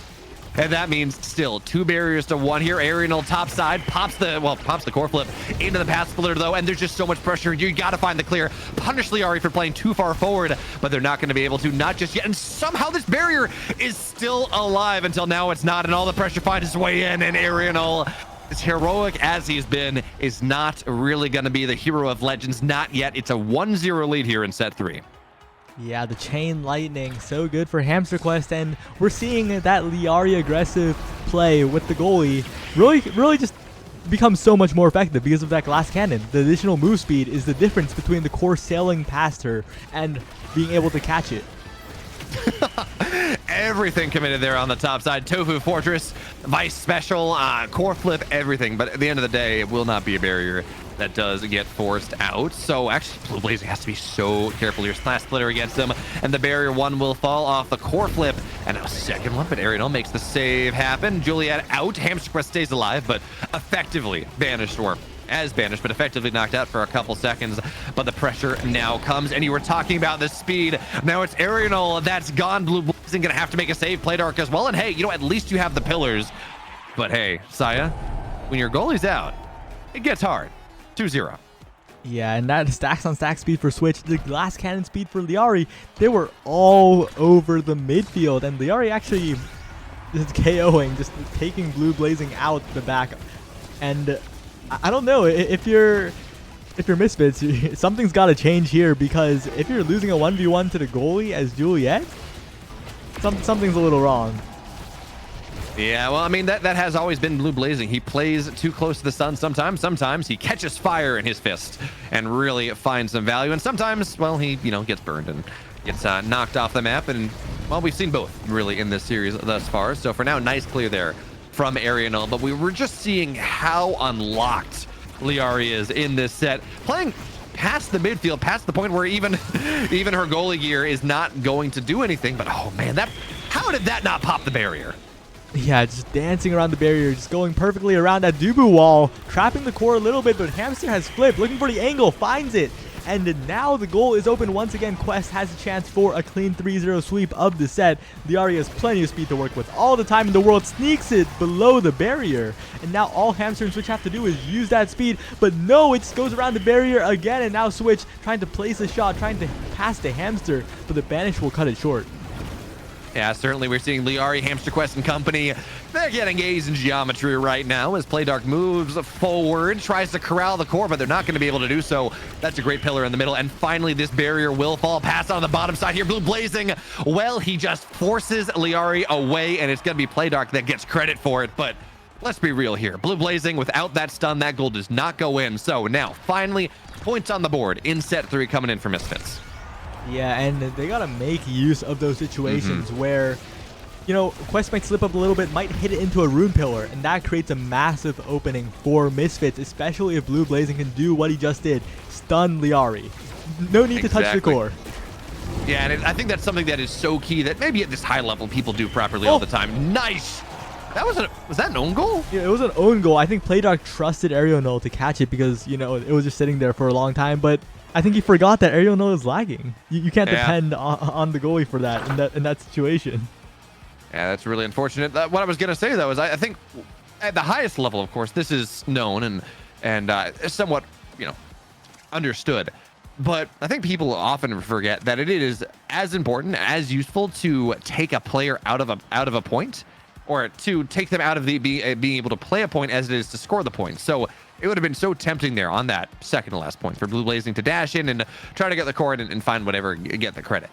But as we saw, it was far more important that he stunned the goalie out of the play so the core could go right on through. And again, difference between good players and very good players. And then, of course, when you talk about great players, well, they just do everything right. So for now, well, actually, we didn't talk about these awakenings. So anything really interesting as the set gets started? Well, both sides were up for grabs, and Switch just got Build Different, while Blue Blazing is left with neither Build Different nor Big Fish. I'm not sure if I'm using nor and or correctly, but you know what I mean. And that advantage, the size advantage combined with the speed for Switch, is just going to mean he runs the game. Yeah, he's up 3 levels on Playdark, 3 levels on Blue Blazing, and I wasn't really paying attention to the levels right now, but the Switch just has so much speed, so much stagger, so much power that it is going to be hard to stay on the map. And we're seeing that right now. Hey, the threat by itself means that Hamster Quest and Switch, they are starting to absolutely roll here on map number 1, or, technically map 2. This is, of course, Misfits with that 1-0 map lead. But, I mean, in the map, in the game, Quest is looking real good. Yeah, and Quest just setting up so well. Looking at that, oh man, the rune pillar barely saves it. And that KO on Hamster, really huge, but Switch is just stalling so much time, hitting it back and forth in that top pocket, and they can't stop him because he's built different. He has the full stack of pancakes, and Switch is just running the entire game right now. Certainly. I guess it was prophetic. I had pancakes for breakfast this morning, Saya, and now, well, it's Switch that is feasting on them this evening. So one barrier is down. Liari makes the clear happen. It's a great pillar, but unfortunately it doesn't get to full size. Hamster Quest just eats it, and now that's going to be a tool gone for PlayQuest or Playdark right now. Great Thunderstruck spout. Really stuns too, but Liari can't keep it alive. Pops the emote, says, sorry, folks, but I'm still confident. I trust my team. Yep, and that Pat Splitter, so good. The redirect on Liari, not panicking against the team's own Supernova. And now Switch, once again, running past, trying to get control of the core, but even Stacks is not fast enough to catch it clear on the opposite side. Flip used for Arianel, blocked, but Blue Blazing simply just wins the strike, or Liari not able to connect the dash. And I thought that point was fully in the control of Quest until it wasn't. And unfortunately, Liari's dash was a little bit offline. And you know, sometimes that happens. You're sitting up here 2-1. You very much have, you're still this map is very much in control, but that's another barrier that will fall down. Blue Blazing trying to trade, but it's the rune that will fall. Even so, though, hey, the rune's dead for another 8 seconds, but the gold barrier is now open. Arianol buying space, buying time for the full complement of the offense. And even as one barrier will fall, that's a great fortress. So now we're 3-on-3, one barrier to nil, and Liari can't play as aggressive as she would otherwise like. So, hey, you know, a bit of an opportunity here coming in for Misfits. Yeah, and Blue Blazing just dribbling, but the dash from Liari hits the mark this time, and Arianol just stalling yet again, because when that banish comes up, it's just another opportunity, but Blue Blazing dribbling around the primary, but Liari once again has the strike, and the situation is just back and forth until one team has enough cooldowns at the right place at the right time. Yeah, Blue Blazing was hoping to lock Liari into a stun, go back at the core and make that happen, but Liari just pops the bar on the energy bar, goes elusive, says, hey, that's fine. You know, you can spend your skills, and I'm going to be totally fine there. And Blue Blazing eats a big chunk of damage. And Arianol, top side, bottom side, playing a little ping pong, but switch there. Well, he's going to get banished for just a little bit. So that heavy pressure coming out of the Juliet, not going to be there now. 2-on-1 effectively. The Playdark can't force it in, and Liari forces it out. So now, well, we had some tempo advantages, and Switch just knocks Playdark out. What? Can't stay on the map.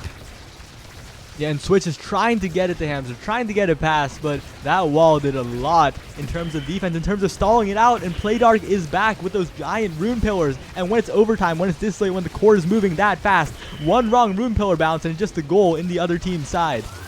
Exactly. Shot on the other side on the core flip. It's not going to find what it wants from Arianol. He's not going to get that shot 2 times in the same game. And Playdark has an opportunity here. But Liari dashes down, is able to find it. There we go. Nice somersault, Arianol. It forces it in the middle, but we're starting to see, well, some of the lag issues happen. But Blue Blazing is the one that punches it in. And now 1 point away from going to set 5 here on map 1. What a clutch play by Blue Blazing. Arianol, definitely the MVP of that round, blocked the flip with the roll, red switch with the log as well, and made it happen, but Blue Blazing just capitalizing on the opportunity. Oh, Blue Blazing pops elusive a little early, eats full damage there from the supernova from Hamster Quest, but instead says, oh, okay, you know, I'm going to take some damage from you. I'm going to knock you off the map. That's a bit of a misplaced rune pillar, but Playdark on the bottom side will now find, actually maybe that was just a jump, not sure, but anyway, second barrier will fall off the clutch banish on Liari, and now Arianol, the one playing so aggressively here. Core flip bottom side, Playdark, oh, Blue Blazing doesn't get the stun. Now he's gonna look to find it, but Hamster Quest though stays alive, and Blue Blazing, no cooldowns available to his name, but timing, positioning, that can make up for a lot. Now we're going to set 5 here on map 1. And you got to be feeling real good if you're Misfits. Oh, it was looking so bad, but Arianol just bringing them back from the brink of defeat. And honestly, I would love to see missile propulsion here for Arianol. I got to say. I'll certainly buy that one, but prime time, I mean, you just can't let that pass by, can you? Yeah, the Juliet's not having prime time as a super high priority pick, but still very, very good on Dubu, having more logs, the anti-stuff against the dash punch as well.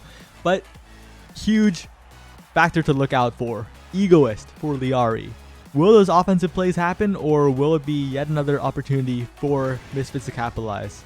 Man, you know, Egoist gets me so often. I get the RPG effect where it's like, man, I want to keep myself on a max energy. I want to go fast. And, well, you know, obviously Liari's far better than that, has the timings properly. And again, hey, you know what?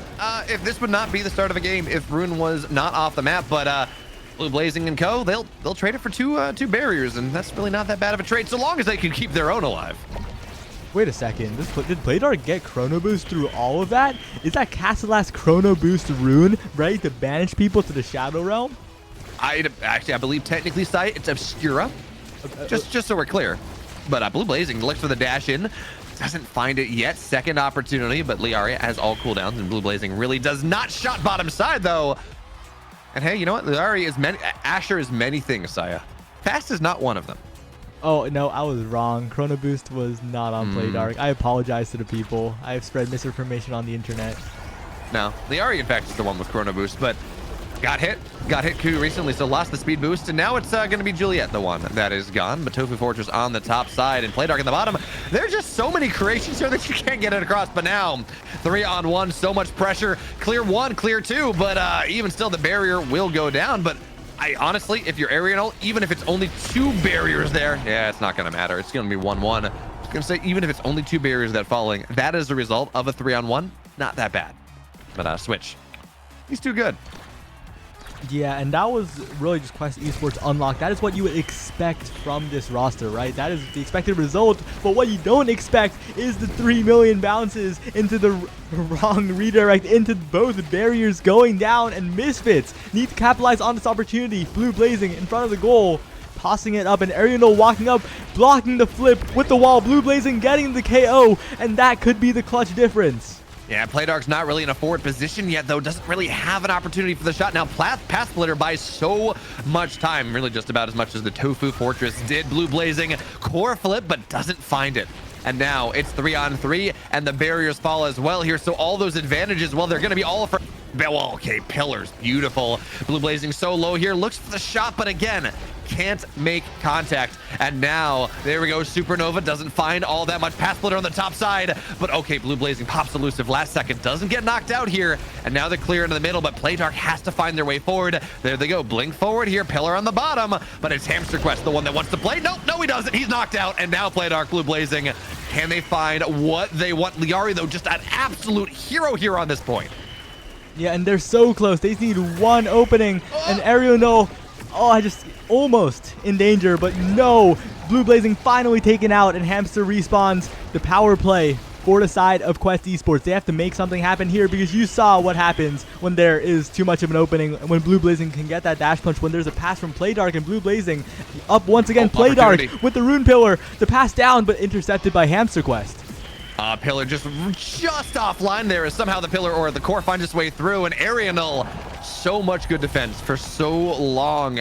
But man, Playdark had an incredible opportunity. That the pillar was still a little too low. It's a little higher. That's a straight shot in, and that's going to be a point. It's actually 2-1 Misfits, but instead Quest. Now they're sitting here on map point, looking to equalize the score here in our grand finals. But still, let's see what Blue blazing, Playdark, and Arianol can do. Elusive popped Hamster Quest. Fool me once, fine. Fool me twice, yeah, you get that too, but fool me thrice, and that's not going to be the thing. I'm not going to get knocked out again. And Arianol, well, he's going to have to find some more opportunities here to let Blue blazing and Playdark play as they would like, but hey, 12 seconds down. Yep. Oh, but that flip, it trades 1 for 1, but when you only have 1 barrier, that's not what you want. But instead, well, you'll take it if there is 1 barrier going down directly afterwards. And Playdark looking for a pillar on a bad clear by Liari, but Liari not clearing badly. Such an automatic action there, but Liari, once again, in a bad situation, does not matter. Hamster there to fish it out as well, and Arianol just trying to get it to Playdark, trying to get it to Blue blazing in a good position, but that primary from Asher, so reliable, but no, the dash up, thought Blue blazing would go for the selfish play in the corner, read it wrong, and the passing play is what brings us to the last goal. Okay, I want to talk about something when in the 3 seconds. That team play we saw coming on in for Misfits. We had a banish into a summer, or actually there was a bamboozle into the knockout. 3 players working together to get Hamster Quest out of that game. And that is just absolutely... Blue blazing can't corral it, but still, 1 barrier will fall down for the time being. Second one, well, Liari is going to get back for that, and it's... Oh, okay, barrier will fall 1 for 1 here. And now we're starting to see how little space Hamster Quest and Switch are giving Playdark and Co. on the map right now, but they're going to be able to clear it out. And okay, big combo committed by Blue blazing. Doesn't have cooldowns for a time, but the barrier still staying alive for a little bit. Somersault, Blue blazing moves forward, but again, hey, you know what? It's rune out. That's not... It happened again. Yeah, and oh, this last goal could be really tragic, but Arianol managed to get the flip barely, but super vulnerable to that angle play. No, Liari, okay, just clearing it out, knows that Blue blazing has flip, knows the danger, manages to block it, but Blue blazing uses the special, gets the barrier, no barriers left on the table, and Playdark finds the angle around everyone. What an angle there. We said Quest was getting an A in geometry, but what's better than... What's like an A+? Does that even exist where they go to? I don't know. But regardless, Misfits are just... What a comeback. They were getting run over in like the first couple sets. But hey, you know what? the game tells us who is the MVP, and I don't disagree. Ariel playing out of his mind here on map 2, map 1, point 2, or whatever. Now it's Misfits up 2-0, but on this map, Ariel playing absolutely out of his mind. Yep, and I don't know. There were so many places where Ariel just, if he doesn't make this insane play, the game is over. But instead, I don't know how to.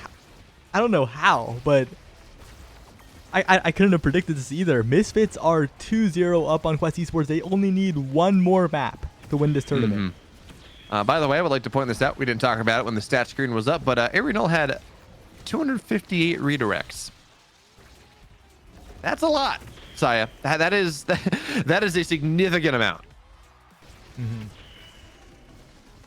And that just speaks to how, like, 118 saves. How much pressure Ariel was under, because Liari proactively moved up a lot, got a lot of those redirects, right? But Ariel still had more, and it was just so much pressure. And despite all the lag, they made it happen. Yeah, no, really, really impressive showing. And of course, we don't have either of us. There we are. Hi, I'm back. I'm good. We're safe. Really impressive showing, of course, from Playdark and Blue Blazing as well. But as we talk about map 2, of course, we're queuing for that. We're gonna get into it as soon as we can. But we've seen, what is that, 4 maps in a row now, where we've kind of seen this issue with this rune for Quest. They seemed a little bit weak to it. Do you finally ban it? I don't know. I feel like they effectively didn't have a ban this game, right? Because they banned the Aimi. It was a 50-50 Aimi Dubu, and taking Ariel's Dubu off the table makes sense, right? But the weird ban mishap meant they effectively didn't have a ban at all. Yeah, and I don't know. Ariel may have a fantastic Aimi. I'm not sure. Because I feel like every single time I've seen him play, it's been on that Dubu, and he's looked brilliant on it. But, I mean, you talked about it going into that last series. Target the goalie. If that is something, or actually, I think you were saying target the brawler, but I'm going to put words in your mouth, Saya, because that makes me correct, and that's all that matters here. But target the goalie, right? If you have a player that is so famous for something, Ariel on that Dubu, force him to play better. Although, actually, wait, that's a problem, because that will make him win more. Force them to play worse, because they're not on their favorite striker. There we go.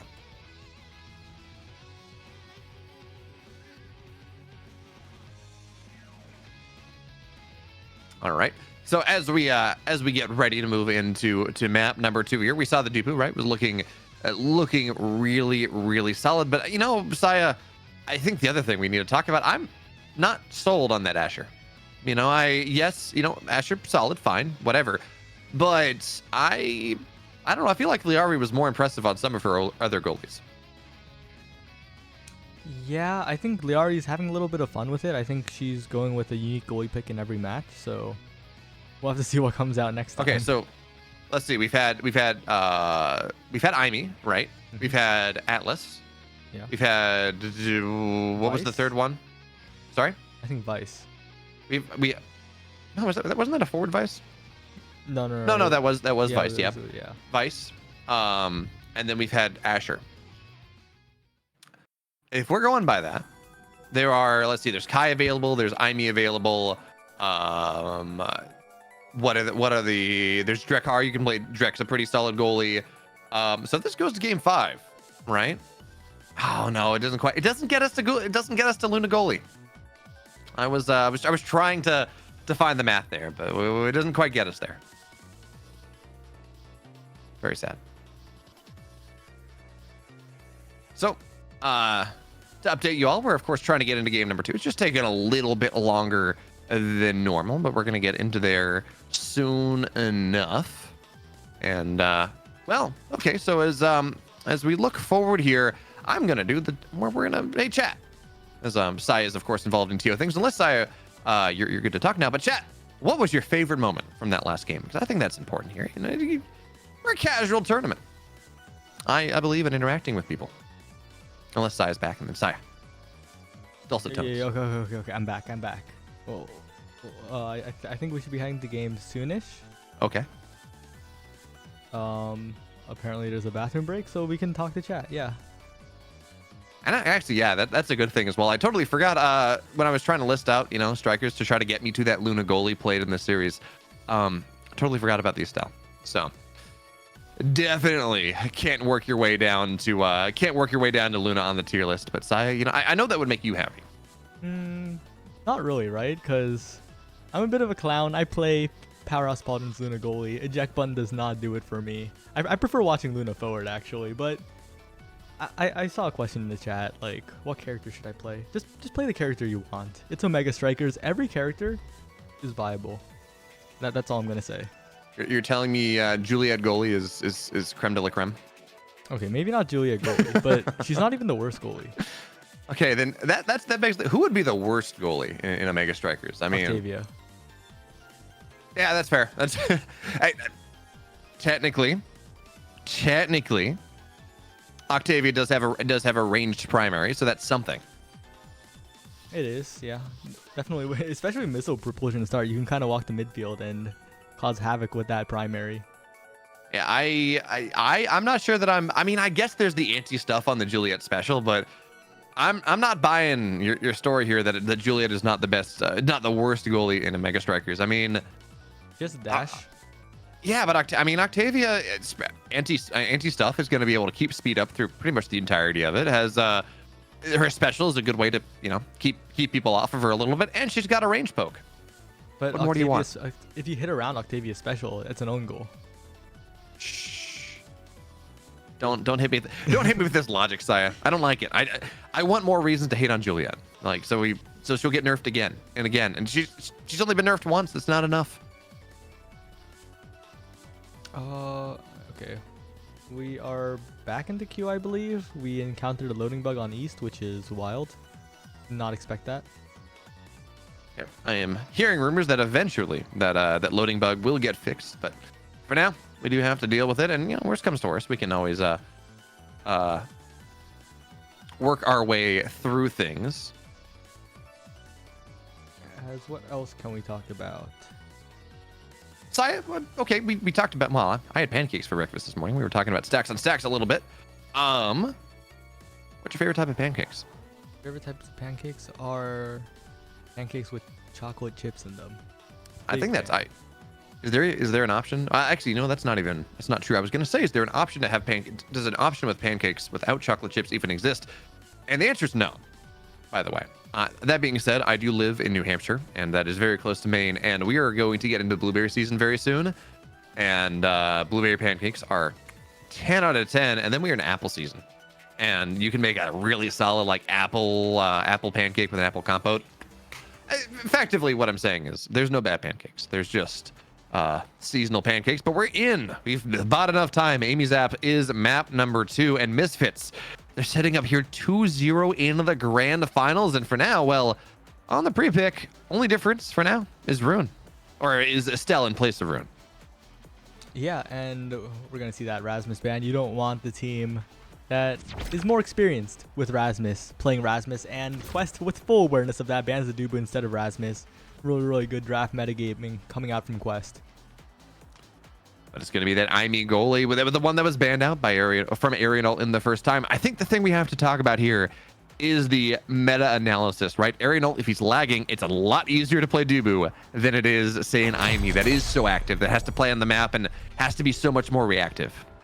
Yep, and just as you said, we're seeing the Estelle goalie out from Liari, another one to the collection, a unique goalie so far in this tournament. And the starting awakening was missile propulsion.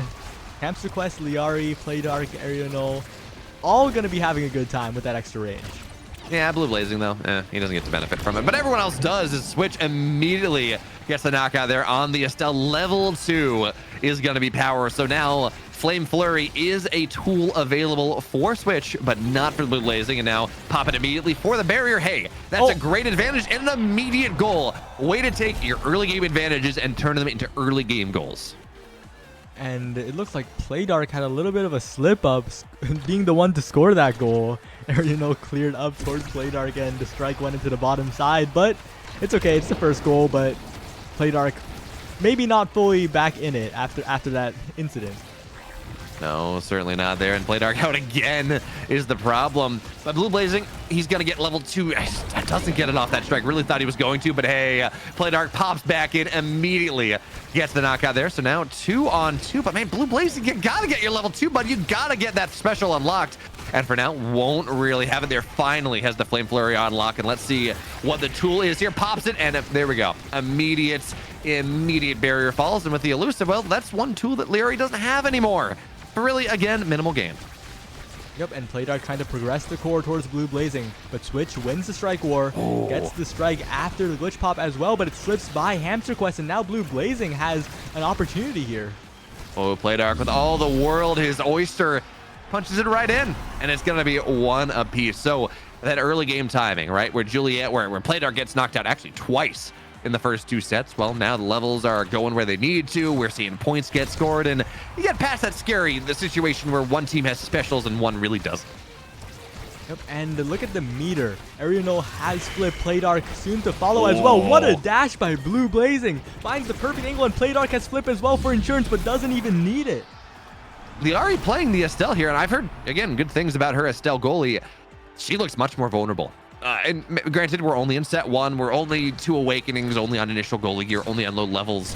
Estelle is certainly a striker that can start to scale very well depending on the awakenings that you get. But for right now, I mean, just look at this. It's another barrier down, and yeah, careful there. Barriers for both sides. And core flip goes in. Ariel, nice save there. Even through the lag, gets a second one as well. Pass it down, will die. But at least the core is on out of there. And Blue Blazing Playdark, they have an opportunity. And, there's a reason Estelle is played as goalie, but I don't know where the cooldowns are at, and it's not going to be enough. The strike war goes the wrong way, and, hey, I wouldn't want it any other way. We're on set point 2 apiece here on set 1. Yeah, but if you're Misfits, I think you take that, because you were at such a disadvantage, and Quest had to burn so many flips to get that goal. So, all in all, I think you're in a much better state in this next point. Yeah, certainly. So Ariano, is gonna get punished hard there on a little bit of over positioning, so barrier will fall, but still 1 apiece. Blue Blazing looking for the angle. Liari pops the Rose Warp, but that again, cooldown not available, and Drek just shadowing Blue Blazing on the Xeno Cloak, but with the Molten Bolt here for the shot. Nice save there by Liari on the Piercing Bolt, or Piercing Shot, but again, tools not available. But because the core finds its way onto the other side, that's something that's going to be really nice. And despite a really nice middle of the set, it's going to be Quest that finds their way up 1 set here in game number 2. Yeah, and Ariano unfortunately burned a lot of cooldowns early, didn't have it for when the core snuck by, and Switch going to be rewarded for that set win with the build different. And on a map like Aimi Zap, where the center hole and the side walls are so close, that Juliet's about to be a terror. Still though, Deadeye, Timeless Creator coming on in for Estelle. And the Aimi, those are solid. Those are, they're going to make him really happy. And oh no, Blue Blazing, you could have been the mayor. You could have gone for Spark of Strength, because you started with Spark of Resilience though. Like, your teammates get basically what they want. I don't know about this one. Was Reverberation the play? Maybe it's going to balance a little, going to bounce around a little bit, and certainly we've seen the core bounce around a little bit. Switch takes so much damage, knocked out, barrier down as well. Ariel forward, but hey, the glitch pop is going to miss, and B not able to settle it. Not yet. Blue Blazing is low here, but hey, you know what? All sins forgiven. Maybe Reverberation was not quite the proper awakening, but doesn't matter because it's 1-0. And being able to deal with that build different Juliet is going to be the key. Not dying in that midfield situation. Blue Blazing has to watch out. No evade on the table, and responds to the overextension by Switch with a KO. Blue Blazing, the difference maker so far. Yeah, certainly waking on up here, and now the barrier will fall once again. Playdark half damage, but that firewall turret is so powerful. Blue Blazing, though, no dash, can't find the position that he wants, and now Ariel back, core flip goes down, but Hamster Quest intercepts. Nice timing there. And Playdark, though, will be able to settle, and it's going to be the Drekar down, but even still with the barriers down, you got to be careful here. Blue Blazing winning the strike war until now. Piercing shot misses. Playdark with the dribble, Blue Blazing into the top corner. Oh, man. Just dodge everything. Liari pops the emotes because she knows Playdark handled that incredibly well. Okay, now they're 1 goal away here, but we have seen Quest make reverse sweeps in sets before. We say this so much because they do it so often, especially since that if they don't make as many missteps, if Switch can find the openings, it could be the difference maker, especially when you KO Playdark, who had full core flip meter. That certainly did, but at least the barrier did go down, but now it's 3-on-2. Barriers fall for both sides. Ariano closing out the position, pops elusive on the last tick there with the Flame Flurry, so will not go down. Playdark is back. Ariano edge of the hitbox there, but oh, Switch. Oh, Switch. He pops it. It's 1-2. What a play by Switch, and Ariano made some fantastic saves, the mini glitch pop at the bottom, but in the end, Quest just repeated the pressure, did it over again, and now Switch has meter. Switch certainly does. Blue Blazing, well, actually, Switch is the only one that has meter here, and the barrier will fall down. Just Ariano not able to get the click in. Had it in the first set, had the nice intercept, but not now. And you know, count it. Second point in a row, second set in a row. We're at 2-2. We are on set point here. And now it's really about which team can get that barrier first, because so far it has been about how you can connect it with a Juliet. Misfits adopting a playstyle of just trying to procure Blue Blazing, the core. Meanwhile, on Quest Esports side, they're more unified in the midfield, and right there, they're trying to get it past. And once Playdark can somehow maintain possession, like there, Blue Blazing, an opening, but no, Switch gets it past. Certainly a Switch, though. You just got to get it right past him. Great long distance piercing shot there on the Deadeye, but even still, 2 times in a row now, we see Misfits start well. We see them get points on the board. We see them go up a point, in fact. And then it's Quest that closes it out anyways. Now they're 2-0. And they're really starting to warm up in this series. Prime time on the deck, available. Big Fish available. Peak performance, tempo swing. You got the pick of the litter here if you're Juliet.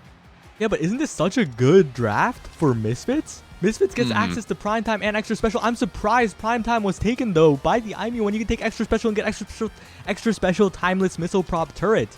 And now Extra Special goes to Blue Blazing instead? Surely this is a mispick, right? I mean, Blue Blazing has been finding success on the knockouts, and having that Flame Flurry available every single point can give you a lot of space control, a lot of tempo control, and I don't... we got built different, I guess, but not a lot of survivability awakenings really on the side for Quest right now. So if you can just get that knockout every single time, that can be nice. But for now, the barrier, it falls, and now Firewall Turret not in the best position, so immediately Drakkar punishes. And doesn't matter if you're going to try to knock things out or not, because I will gladly trade knockouts for points every single day of the week, and twice on Sundays, which, guess what, Saya? It's Sunday. Yep, and you know what else is twice? The size awakenings for Switch. Switch is both Big Fish and Build Different. They take up so much of the map. They're so big there, but even still pass on the bottom side. The Drakkar, well, gonna be out in just a second, but that will be a dead barrier. Nice spawn timing, though. He gets the other barrier down, and it's just a knockout. Hamster Quest going so big here. Blue Blazing dashes forward, doesn't find an angle that he likes. Lich Pop, bottom side, and the Firewall Turret's gonna try to force it in, but Hamster Quest just playing ping pong with the turret, and that is gonna have to be enough. But Playdark's back in. Blue Blazing looks for the angle, doesn't find it. Oh, but that pass from Hamster Quest was a little misplaced, went directly to Playdark. Blue Blazing and Playdark trying to score desperately, but no, unable to do so. And Hamster is just working his way up the field, past the switch, down into the shotgun. Flip has to be burned, but they're just constantly repeating the pressure. Okay, now Blue Blazing, though, has an opportunity here. Pops the Flame Flurry, but again, into nothing at all. He thought he had an opportunity, but the core went the wrong way. Good interception there from Liari. And now we're into overtime. Good glitch pop onto Blue Blazing. Pops the elusive, but Liari makes the save. And now onto the other side. Playdark intercepts that one. So the core going a little slower, but Liari doing it on both sides. Give her the bookends, because to save the goal, we're up 2. And the earlier sets were looking so close for Misfits. They had a shot, but this lead is just so secure for Quest Esports. That being said, the barrier falls early here. Blue Blazing misses his timing just slightly. It felt like really a good opportunity to put the core in very quickly on this point number 3, but instead, core goes other side. Flame Flurry was spent. Playdark on the bottom side. Patch to Blue Blazing. Juliet's out here as well. 3-on-2. Here's an opportunity. Firewall Turret committed aggressively. Playdark drops it in. Almost saved, but still, the Crystal Thorns, everything committed here. Actually, I guess it goes to Blue Blazing. good teamwork and a point on the board. Yeah, and Switch just needs to be more proactive in the midfield. Even as Juliet, if you have double size, you need to be getting those strikes. You need to be stalling out the game for your team. Unfortunately, could not do so last time, but Hamster says, I'll just do it all. The Molten Bolt into the lock and load, and that is a very fast set for Quest Esports. Very fast game for Quest Esports now as they finally get not just a set, not just a point, but a game on the board here. And game 1, Misfits won, but it was very close. Game 2, Quest just really started to hit full steam. And look at that. I mean, Playdark, I feel like you're Juliet, Saya, especially if you play a brawling Juliet like Blue Blazing does, 7,000 damage is just not doing it for you. Well, to be fair, it is Imi's app. KOs are more frequent than just racking up damage and waiting for them to die and constantly staggering them. I mean, even still there, we didn't get a ton of KOs from Blue Blazing. Well, I guess we got a couple, but not a massive amount of Blue Blazing coming from Blue Blazing, or not massive amount of takedowns from Blue Blazing anyways. And certainly, I mean, Switch just absolutely getting that quick level 2, getting early points in set 1, just kind of running over this set. Yeah, and I think that game, though, it was really on the draft, especially with those wins. I think, especially at the very end, letting the extra special go to Blue Blazing instead of Aerial. I think the additional pressure of an Imi turret each round, more Imi turrets each round, could have been the difference maker. Yeah, that is certainly true. Some draft issues, certainly. And also, I mean, I think being forced to play Imi when you are on a ping disadvantage, right? When you are sitting at this situation where, I mean, you do have to, we saw some great saves from Ariel. Don't get me wrong, played very, very well, but when you do have that ping disadvantage and you're just not going to be able to win the strike wars as easily, well, having to play an Imi doesn't seem all that, I mean, granted it was banned, so I couldn't play that, but it doesn't seem all that easy. Yeah, and I think also there's going to be a significant, I guess, decision to be made, because Quest Esports were favored in the draft, because when Imi's app is pulled, I think they're the team that can afford to not ban Rasmus every time. Yeah. Certainly. But I don't know. I mean, obviously it's randomized, but I feel like there are certain maps that we get more often than others. Like, although actually, in fairness, as I say that, I feel like Amy's app is one of those maps that you do get pretty significant. We do get quite often. You know, you put it up there with maybe actually we don't get on City all that much. Put it up there with like Oni Village as like the two that feels like we get more often than say like an Atlas's Lab or something like that. Maybe I'm just looking for patterns where none exist. I don't know. Yeah, actually, I think there were stats compiled by Ether, and when I looked at them, I think Aten City just had a very suspiciously low rate, and Demon Days had a suspiciously high rate. Interesting. We've only had one Demon Deus, at least of the two series that I've granted small sample size, but of the games that I've watched, we've had one, which is something. But yeah, Demon Deus is pretty popular. I'm just very happy that Aten City is that suspiciously low mark.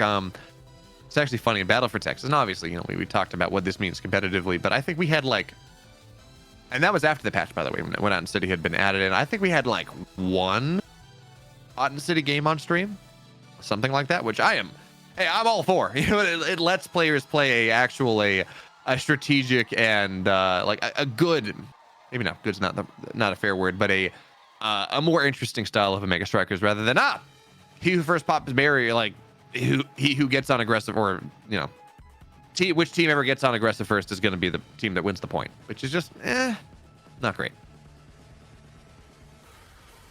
Yeah, and Aten City and Demon Deus, very polarizing maps, as you said.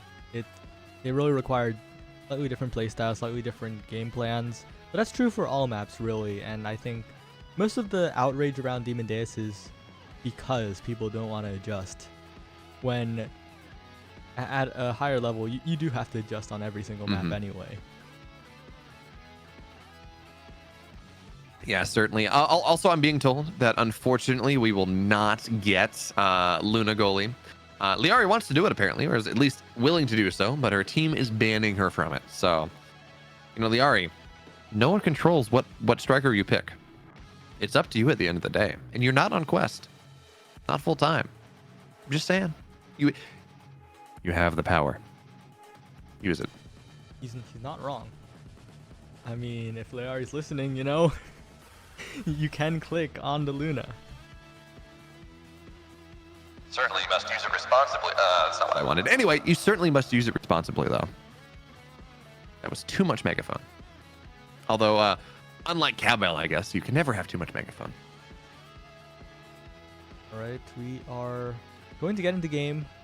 Hopefully, less lag issues, but it seems like it's just a universal server thing. We tried Central, we tried East, so we'll just see what happens.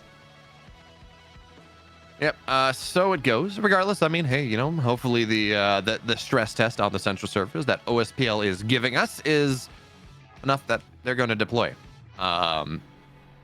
It's enough that they will be able to deploy the central servers for actual play, which is going to be very, very exciting eventually. But for now, the players did go on a bit of a restroom break, but it sounds like we're ready to queue right now once again. In fact, we're starting. So it's Misfits. They're 2-1. We're going to find out what the map is in just a second as I am stalling. There's a loading screens in right now, and it is going to be Demon Deus. Is that the second time? That is the second time this series. How does that change things? Well, first of all, I think the Dubu ban still going to come out from the side of Quest Esports. Dubu, pretty solid on this map. Area Null, very solid on the Dubu. You probably want to just take it off the table. Yeah, I think that makes sense. We just saw Arianol was good on Amy, but was excellent on the Dubu. So just knock that out. Gambit. Oh, I mean, we all know Blue Blazing is gonna be very happy on his Asher, but what does this mean now for the Juliet player on the other side? Where do they go? Well, maybe just a Zentaro pick, because Zentaro is what they were banning. Now it is left up, Play Dark on it. Rasmus, the pick for Switch, it appears. Unless that's a goalie pickup. Well, has they already played Rasmus goalie this tournament? I do not believe so, so that is very possible. I'm willing to buy. Yeah, no, it's Rasmus goalie. Vice she's played before, so we got this Zentaro mirror, double brawler, double heavy damage, heavy melee on the front lines coming in from Zentaro and Asher. It's gonna be Vice and Switch on that Zentaro, on that Vice. And Rasmus goalie. Hey, Saya, as we get into game, tell me about this Rasmus goalie. All right, this Rasmus goalie, very, very solid on this map in particular because, well, you have the speed, you have the ability to defend that barrier, you have the great anti-stuff with the primary as well. So right now, Area Null trying to get the save with the glitch pop, but Switch is there, ready with the strike. Yeah, you know, Saya, I gotta apologize. I asked for this analysis on Rasmus's, you know, this goalie, maybe that we see a little less, and then, well, immediately score happens. You don't get much time to talk about it. I'm sorry, but now Switch rocking that level 2 advantage, has access to the Oni Blade, but Blue Blazing immunes it for now, and well, is not gonna find all that much. But now with the core on the bottom side here, Blue Blazing is so low and still no level 2. Now Stagger gets knocked out immediately off the Supernova. So this is 2 games in a row now where we've seen Blue Blazing get effectively, because I would argue that Switch is the counterpoint in just how they play. Well, Switch gets to level 2 much quicker, gets that advantage, turns it into an early goal, and then Blue Blazing is just kind of stuck on getting knocked out a couple times before he can truly enter the game. Yeah, and that is one thing that the Rasmus goalie can do. You can just pull it out from the bottom, set it up, and clear it the other way. But Blue Blazing trying to use the path splitter, unfortunately bounces down instead of through. And now, trying to get a core flip pass in. Blue Blazing with the dash. No, Blue Blazing trying so hard for this goal, but the defense on the side of Quest Esports is so strong. That was a bit of a mistake for the glitch pop as well. I mean, Play Dark was right there, so that's just a cooldown spent that you didn't have access to keep the bottom side safe. And now, okay, Hamster Quest is going to get very low save from Arianol, making sure the barrier doesn't go down. And with this bit of an advantage, Play Dark tries to corral, doesn't get it. Now with the dash, doesn't really find much of anything. Barriers down both sides. Hamster Quest looking to sit, but is not going to get it, not just yet. Blue Blazing top side, though, just cannot touch this core. Yeah, and Play Dark hit stunning Switch, trying to get the core pass. Blue Blazing, though, unable to, and Aimi is just a little too small to catch the core there. Yeah, tiny little cat girl doesn't quite find what they want. Even if the strike shot back to Blue Blazing immediately was really nice. And now it does seem like we're starting to see Quest really roll here, where they went 3-0. I don't know what the point score was, but they went 3-0 in sets on map number 2. And I mean, they're looking solid here, even as the barrier will go down both sides. But Arianol's going to have to juggle a little bit. Blue Blazing has to play dark, but it's intercepted. And now one barrier goes down. Nice hook there, Liari. Oh, and Blue Blazing tries to use the play, tries to primary off the flip, but no, Liari just manages to defend it all. And now Hamster, these last 2 points, the Misfits have gotten the barrier first, but it is just Quest Esports holding on, making sure that they're the ones who score first. Man, look at the level of disadvantage here. Play Dark still level 2. Hamster Quest switch level 3. So both forwards sitting on level 3 versus level 2. Just a little bit more power, a little bit more speed, a little bit more knockout potential, as the elusive will dodge the KO. But still, it's a bit of a problem because Zentaro is dead anyways. And now coming in from Liar pops the, well, not the special, the other one, and switch for now. Oh, bottom side, good hook, good death touch, and Liari will make that save, but the path splitter splits everything, and finally Blue Blazing finally finds his way, enters this set.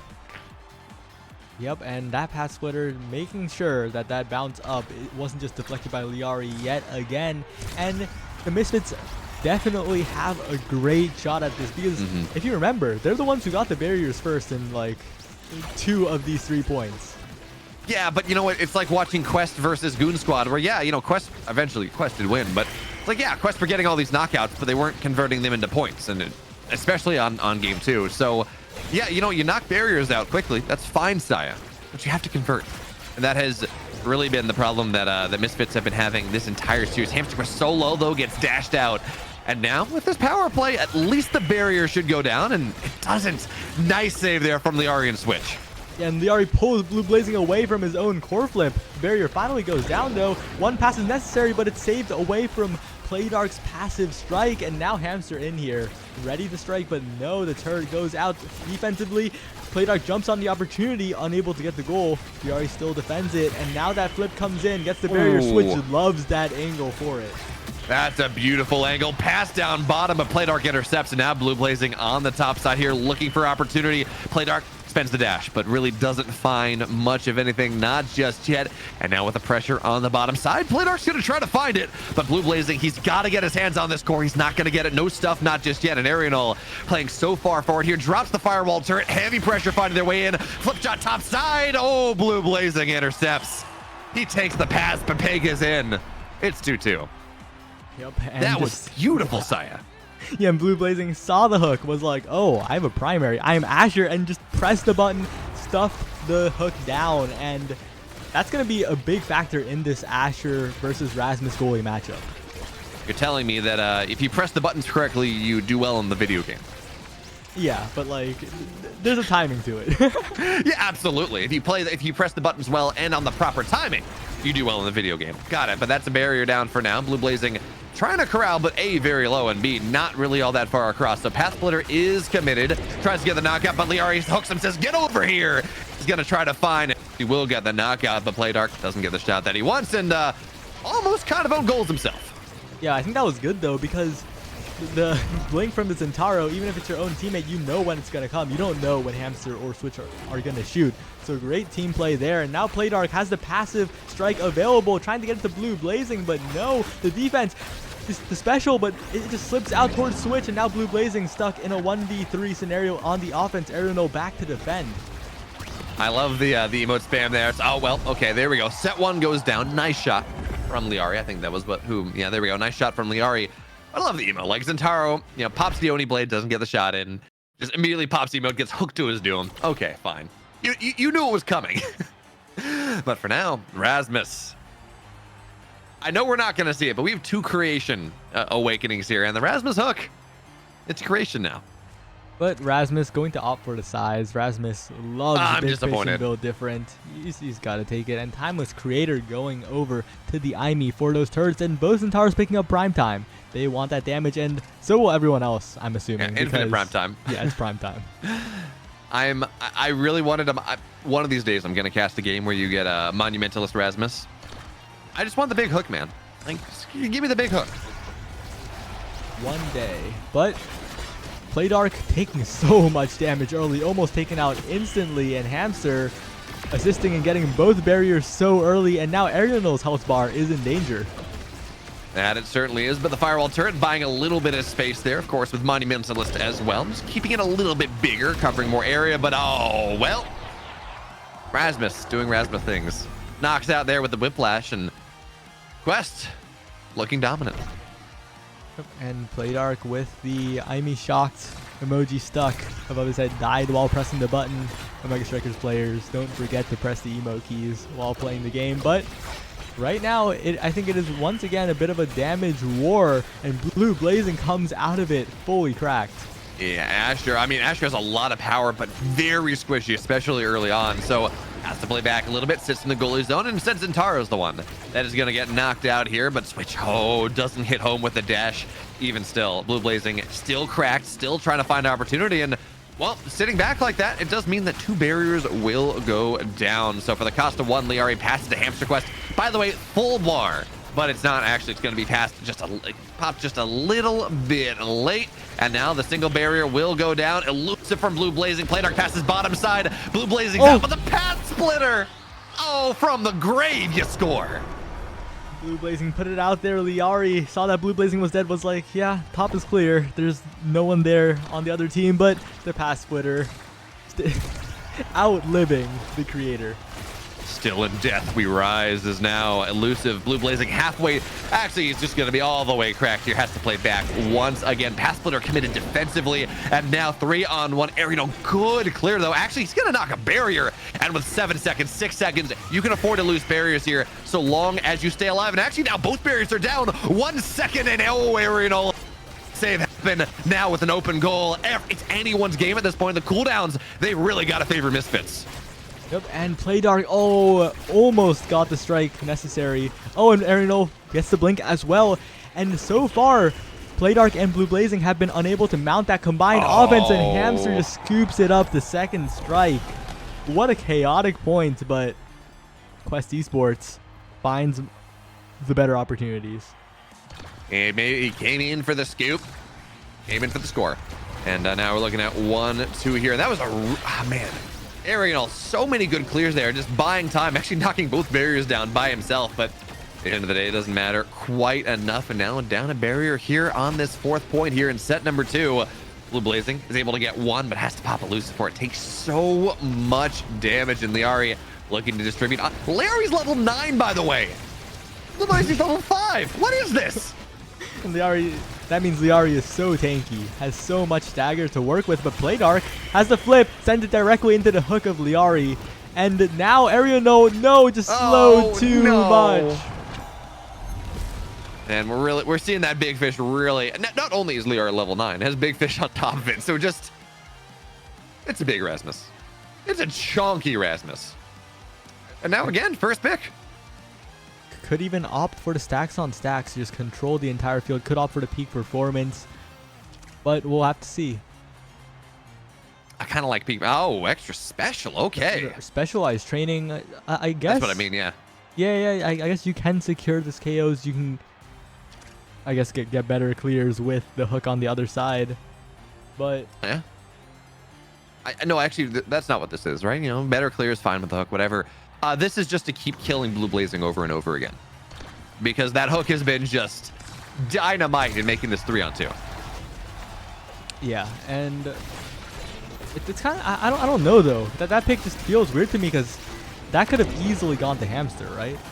Hamster was 3rd pick, and arguably makes use of it better in this particular game.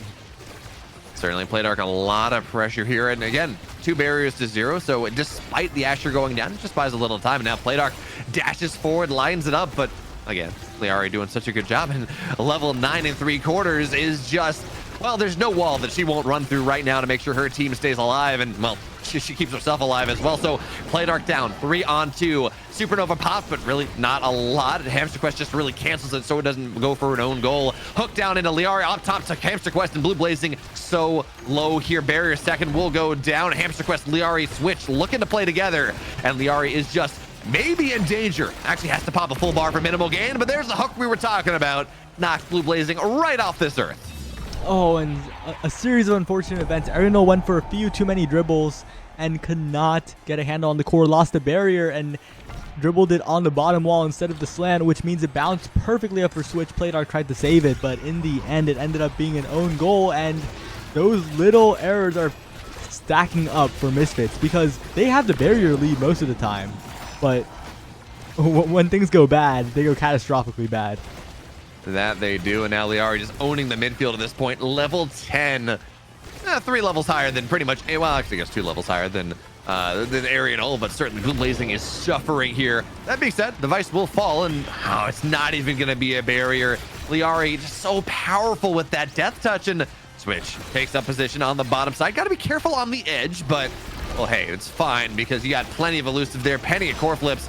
The Thunderstruck doesn't find what it's looking for. Not just yet. Now Switch very low, but hey, we talked about it. Blue Blazing just can't exist when there's the hook on the field. But once again, the barrier lead for Misfits. Can they convert? Yeah, certainly here 2-on-2, and actually it's going to be 3-on-2 for 3 seconds. Playdark, Blue Blazing trying to commit forward. Path Splitter does something, but Hamster Quest does a great job. And now on the bottom side, Oni Blade, but Firewall Turret means that barrier will not go down.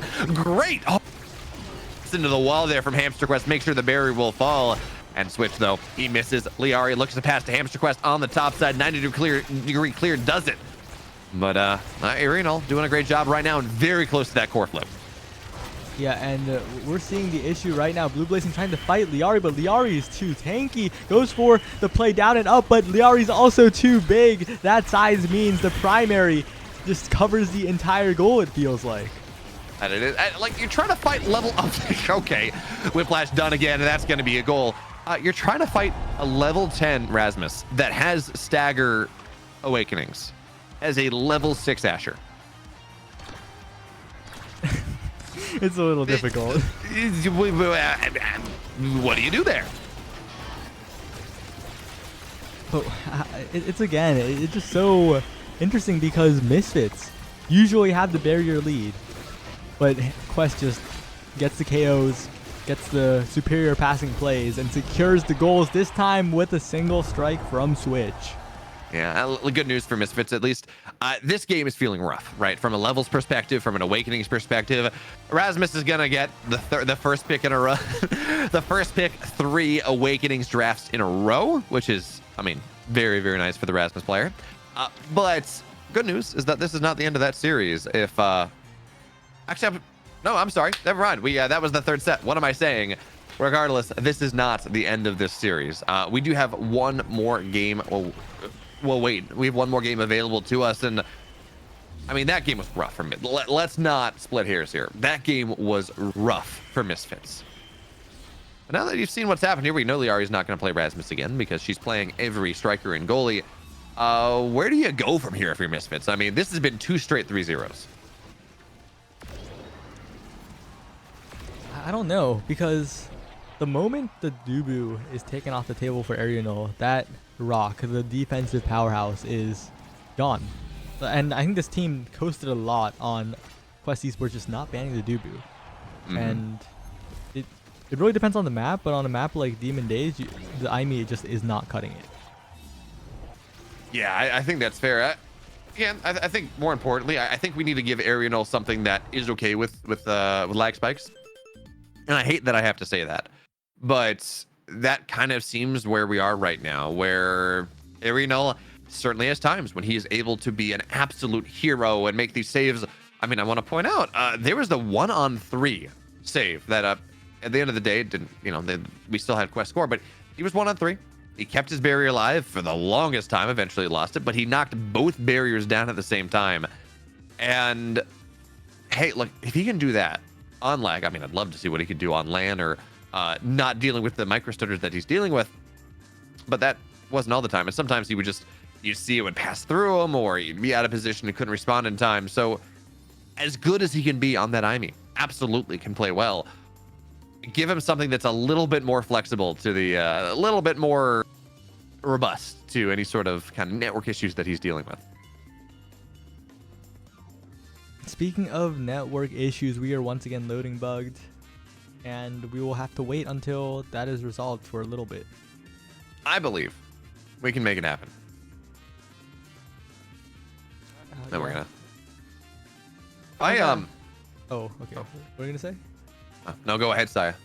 I was actually asked in chat, how many monitors do I have? I have 4. I'm looking at one. I'm looking at another, and another. There we go.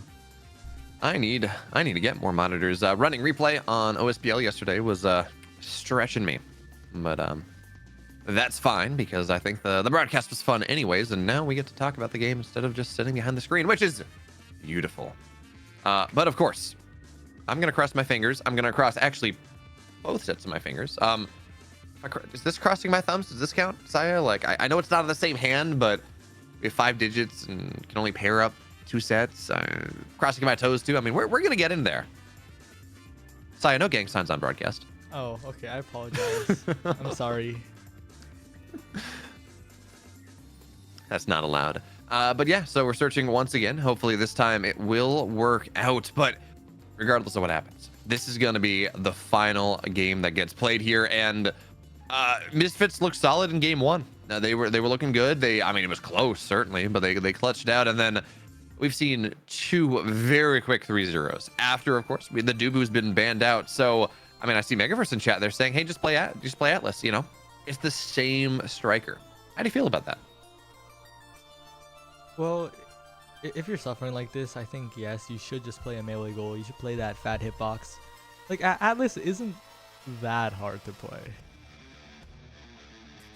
So any gold player could go up and rock up Atlas and do just as well in the grand finals. Thank you, Saya.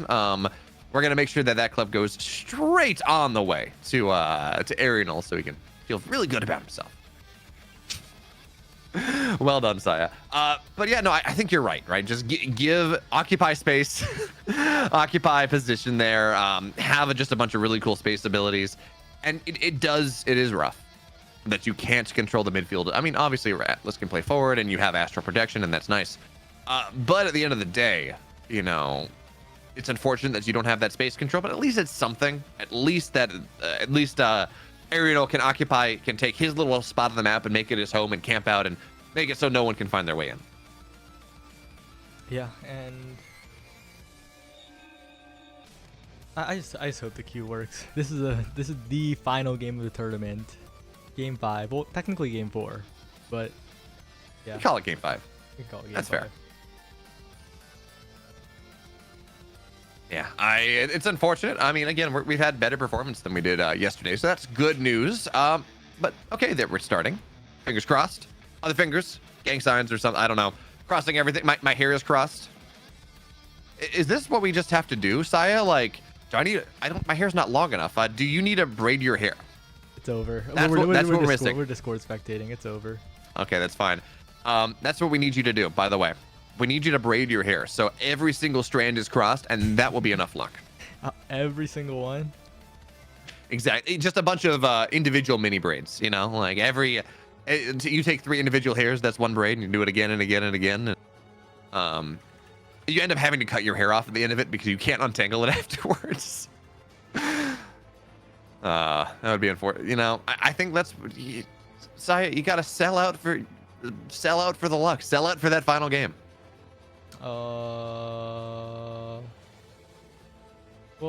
we have the Discord spectating on our side, so I can opt out. You're safe? Yes, for the moment. Yeah, but consider, Saya, the content.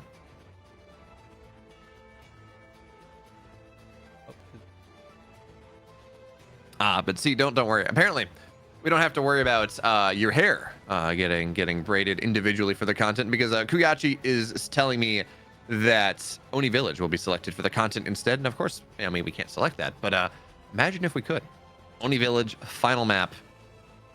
No, actually, if we're doing for the content, clearly it needs to be Aten City for the final map, just because we want Arianola, we want Liari to be absolutely miserable for this final map. Yeah, well, I think that would be a big benefit to Arianol, right? On Aten City. That's fair, actually. You only have maybe, because you still have a pretty big barrier to defend. Kuyachi's telling me that as a well, see, Kuyachi, here's the thing. My birthday was 20 days ago, and I didn't get any birthday presents. So I will accept this very delayed birthday present of Otten City as the final map, and just making them miserable. And I accept this offering. Thank you. Thank you so much, Kuyachi. I really appreciate it. All right, but we are starting for real this time, Ooh. not fake, I think. Not fake. Bait. Otten City. How'd you know? I'm magic. Beautiful. But I would like to be able to see what's happening on Otten City eventually. It'd be nice. I mean, I could cast from Twitch, but that would be multiple seconds delayed. I forgot. I keep forgetting to switch to screen share. My bad. That's but all here good. It is. Ooh, reverberation and super surge. I feel like we don't get reverberation on Drek Ban. Interesting. So 2 things to talk about. The fact that we get reverberation on the prime or on the initial awakenings, which I don't feel like we get all that much. And it's the Drek Ban. How do you feel about these? I'm not sure because Quest will probably pick Zentaro here, right? Yeah, because Zentaro wasn't banned, so I'm not sure what the Drakar ban was for. I mean, I guess Hamster Quest was pretty dominant on that Zentaro. Oh, that's right. Kuyachi, I'm sorry. I was talking about, my birthday, whatever. This is your birthday tournament. What am I even doing? We haven't sung happy birthday to Kuyachi yet. And second of all, thank you, Kuyachi, for giving us all your wonderful birthday present of Otten City final map. Well done. And happy birthday. Happy birthday, Kuyachi. Happy birthday. And, Kuyachi actually was thinking about making the competitive Mega Strikers Discord called the Otten City Dojo, and maybe we should call it that. I'm down for it. If we get one, type 1 in chat if you want the competitive Discord to be the Otten City Dojo, and if one person does it, that's all that matters. But for now, Ariano loses his barrier in Blue Blazing. Is gonna get some power up, so back on in, and well, for now we're not seeing that. Never mind, we are. Switch is so good at getting that level 2 advantage into an immediate goal. It's been 3 maps in a row now. Yep, and notably, Liari on the Kai goalie. I think we'll make this map much easier for Liari than trying to pick yet another unique goalie that hasn't been picked yet. It has elusive pop Blue Blazing there on the Fiery Flurry. Well, answers on the level 2. Has Liari picked Kai this tournament yet? Actually, I'm not sure. This could be the unique pick. Because I know Rasmus was a repeat. If it has unique goalie, then wow, you were saving it for the final game. Right? Like when I think of an Omega Strikers goalie, I immediately default to Kai. It just has been, at least for me, it's synonymous. But for now, nice saves there, pops the speed, and well, Playdark is just sitting there, can't get the core to him, and now pressure on the bottom side. But hey, there we go. Blue Blazing gets the knockout. Zentaro's down, and the barrier will follow here as well. Firewall turn opportunity. Playdark out. Actually, knocked out. There we go, and it's going to be a 2-1 lead on Otten City. Quite an interesting point at the very end, right? Blue Blazing kind of missed the core after the flip, but it ended up being a timing mix-up against Liari, who struck instead, and it all ended up working out in the end, so maybe it was just the correct play all along. Yeah, and it's great. Finally, we're seeing some sort of a level lead as Ariel misses the blink, but still gets the save. For the first time, we're seeing Blue Blazing. He's the one with the level advantage, the one that can start to dominate the map a little bit. Nice save there for Hamster Quest. Keeps the barrier alive, but even still, Fiery Flurry knocks that down. And Area Null on the knockout there. Playdark bottom side. And who plays with a moving map? Clearly, Blue Blazing clearly doesn't play goalie. Regardless, Blue Blazing here moves forward. Area Null, though, has to give up that barrier. And now, well, with the swarm, it's getting a little scary. Yeah, but Blue Blazing gets a KO with that dash. That managed to get it all, and now Playdark just needs one good pass. But Liari, never mind. I was about to say you gotta watch Liari's flip, but doesn't matter. Blue Blazing and Playdark combine for that top corner shot, and that is the first set for the Misfits. They've been suffering for the past 2 games. That he has, but you can suffer a couple games if you start 1-0 and. Man, Blue Blazing, he's up 2 levels on the Zentaro. What a flip of the script. Yep, opts for the glass cannon. That additional move speed on a wide open map like Otten City, so valuable. But take note, Liari has the orb replicator, and this is the orb map. Oh man, it's so nice. And actually, that's such a great counterplay against this high level, this head hunting Juliet that we have, right? Because you pick up an orb, everyone gets healed, right? It's not quite, you know, celestial intervention that an Atlas has, but it is a nice little kind of intermediate save that you do have access to. So for now, Hamster Quest tries to settle the core, doesn't really find much of what he wants. Blue Blazing Fiery Flurry, but hey, the barrier stays alive, Saya, and now that's a lot of cooldowns committed. But here's the thing, Juliet is not a chip striker. Juliet is a knockout immediately striker, so they juggle together. Liari, and nice save. And now here comes, well, they stealth back in, but Crystal Thorns. Nice teamwork coming on in from Play Dark and Blue Blazing. And I think the last time we saw Blue Blazing fully unleashed was actually on this very map, the map where he made that crazy dribble play as well. Maybe this is his comfort zone. Well, you know, it means you can knock out. It's smaller. It's a little bit easier to force someone to the edge and get those knockouts, which is where Blue Blazing wants to live. Wants to set up his office and just take names. So for now, bottom side, there's the core. Firewall turret is committed, but finally, Estelle, max range there from Hamster Quest, is able to knock Blue Blazing out. So that's going to do a lot to equalize this game. Great prediction there from Arianol. Keeps things safe and Play Dark. Rose Warp as well. And here comes back. Switch jumps forward, doesn't get the knockout, overcommits, but the second dash is more than enough. And finally, we're seeing points on the board coming on in for Quest. Yeah, but still got to shout out Arianol. That defense until the very end was so good. The strike shot down, the clears. And if they can keep that up for a few more points, Play Dark and Blue Blazing will probably be able to make the difference on the offense. Blue is so low here, and there are no power orbs available, but he's going to be able to dodge. Shot. Blue Blazing settles, but nice there. Energy burst, core flip from Liari. Make sure the barrier does not fall, and now passing to the bottom side. Switch is going to be ideally the recipient of that one, but it's not going to work out. And now Blue Blazing is shattered. No orbs to him. Hamster Quest eats it, and now, well, he's still going to be able to settle the core here. Gets knocked out from midfield, and now 3-on-2 with a core in a scary spot. Quest, they recover. Switch just strike wars the turret, and I think we're starting to see a little bit of the habits be the downside for Arianol, because they're strike shotting the core, but Hamster is just waiting. Hamster is waiting for the strike shot to connect the core and just striking it. Exactly. Too many instances, but that's an immediate barrier. And that Play Dark is going to be able to knock down here, and Blue Blazing got to find separation. They're all stuck together, but hey, Estelle is down and up. There we go. Easy. Pepega. Well, Blue Blazing, just a mind game, just runs with the core. Liari covers the more offensive option with the evade, but Blue Blazing was like, no, I expect you to do that, just strikes. I mean, it makes sense. I don't know if Blue Blazing had Flame Flurry, but you had to be afraid of it. Right? You had to cover that angle. So yeah, Blue Blazing does a great job there on the mind games. Good save from Arianol as well as Play Dark. Rose Warps forward, but a glitch pop means Blue Blazing, he's going to have control of it here. That's a barrier down, but hey, there we go. Now core flip doesn't find what it wants, passes down to Play Dark bottom side, but he's not there yet. Blue Blazing settles. Liari, there we go, pops the barrage, but that's a tool not available. And that's when Kai is afraid. When you do not have your special, when you don't have your barrage, there's not a lot of tools. And now 2 sets to 0. We are 1 set away.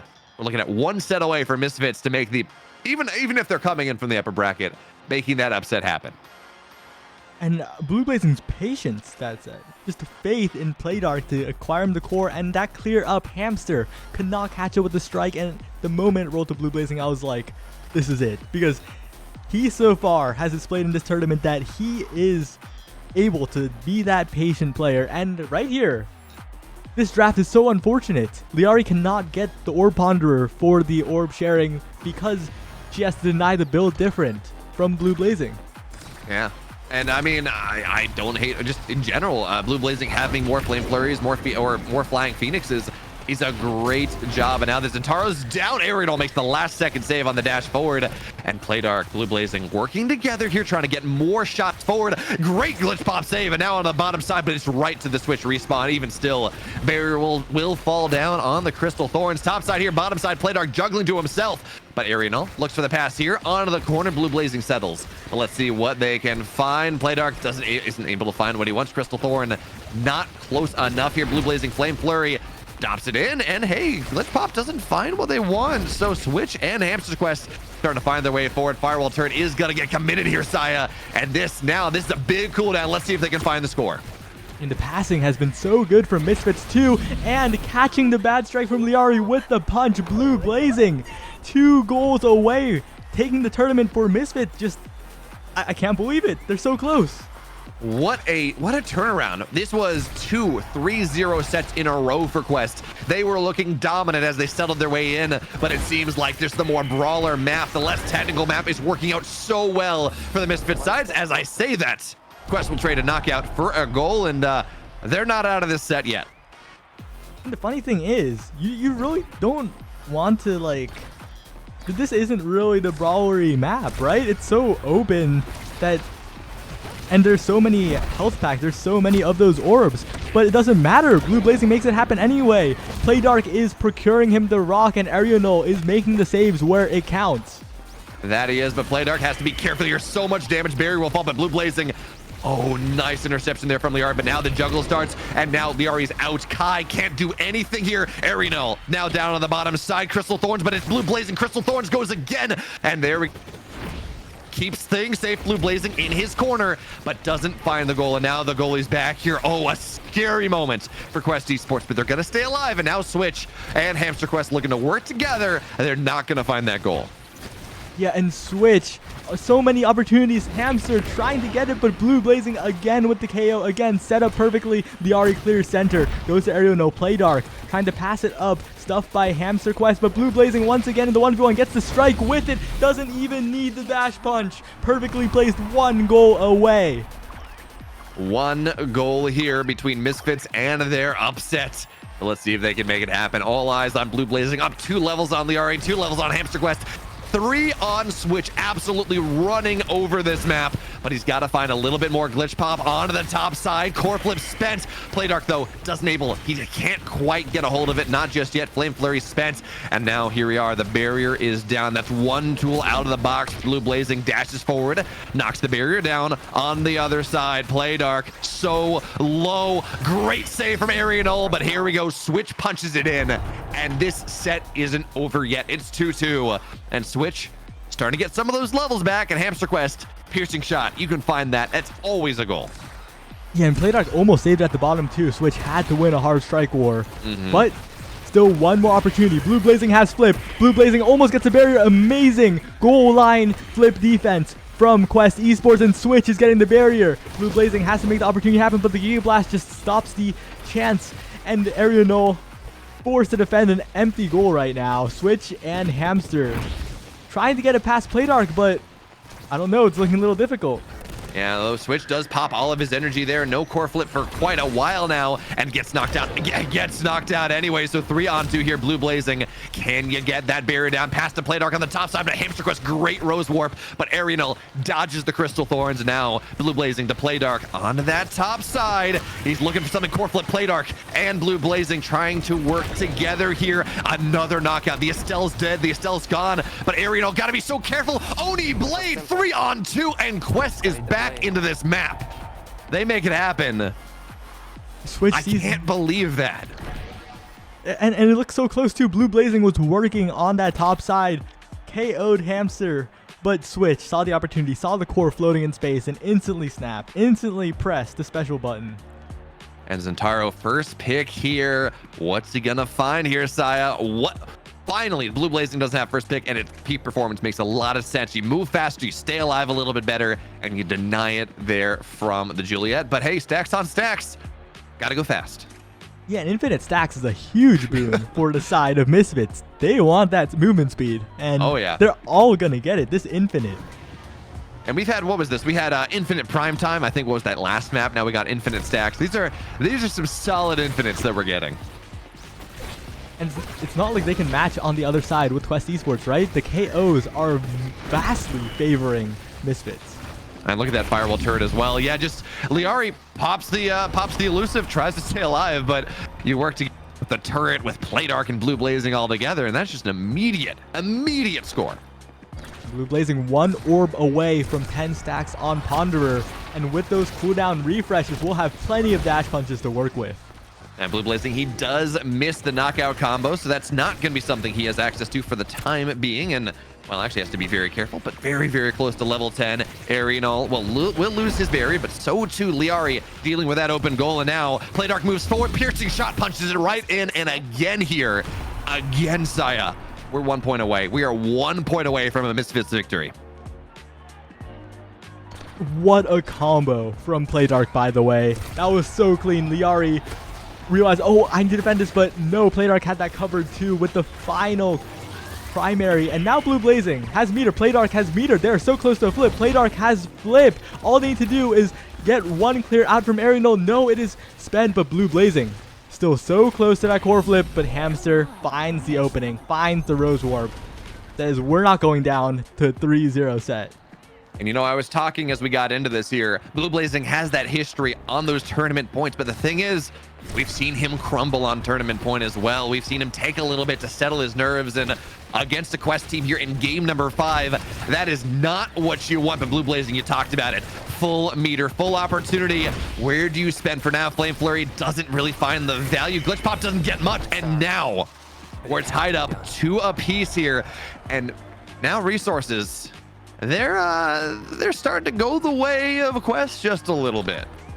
Yeah, and Blue Blazing is still 12 stacks away from the full stack of pancakes, right? Needs to get those as soon as possible. The previous rounds were so fast that he did not get the chance. No, he didn't, and now the barrier goes down once again. Wow, Energy Burst gets committed, and immediate. We're going to set 5. This was looking so good.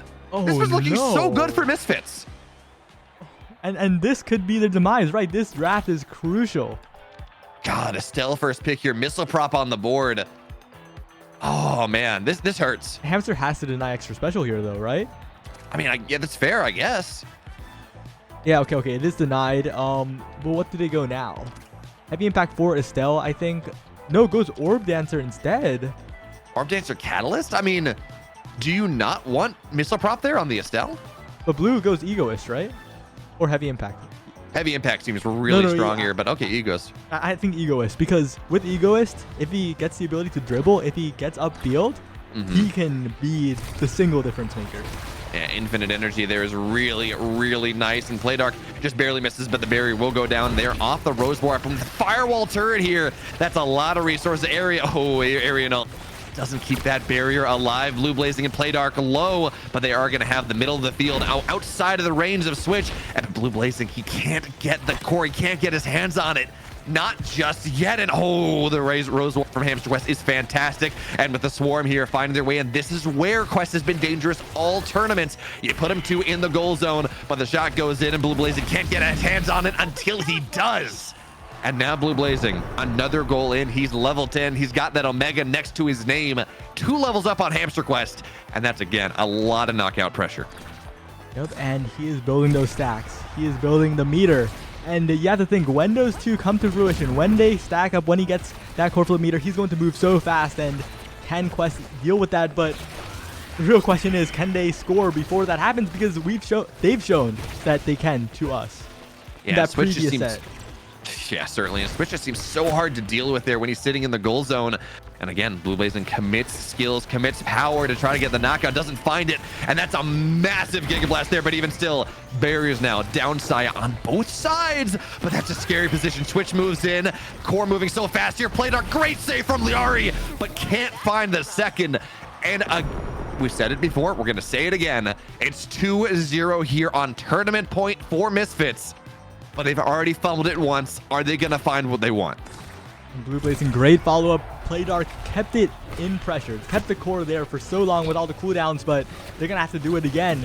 Blue Blazing almost full stacks. He's got to get there, but he is not getting touches on the core.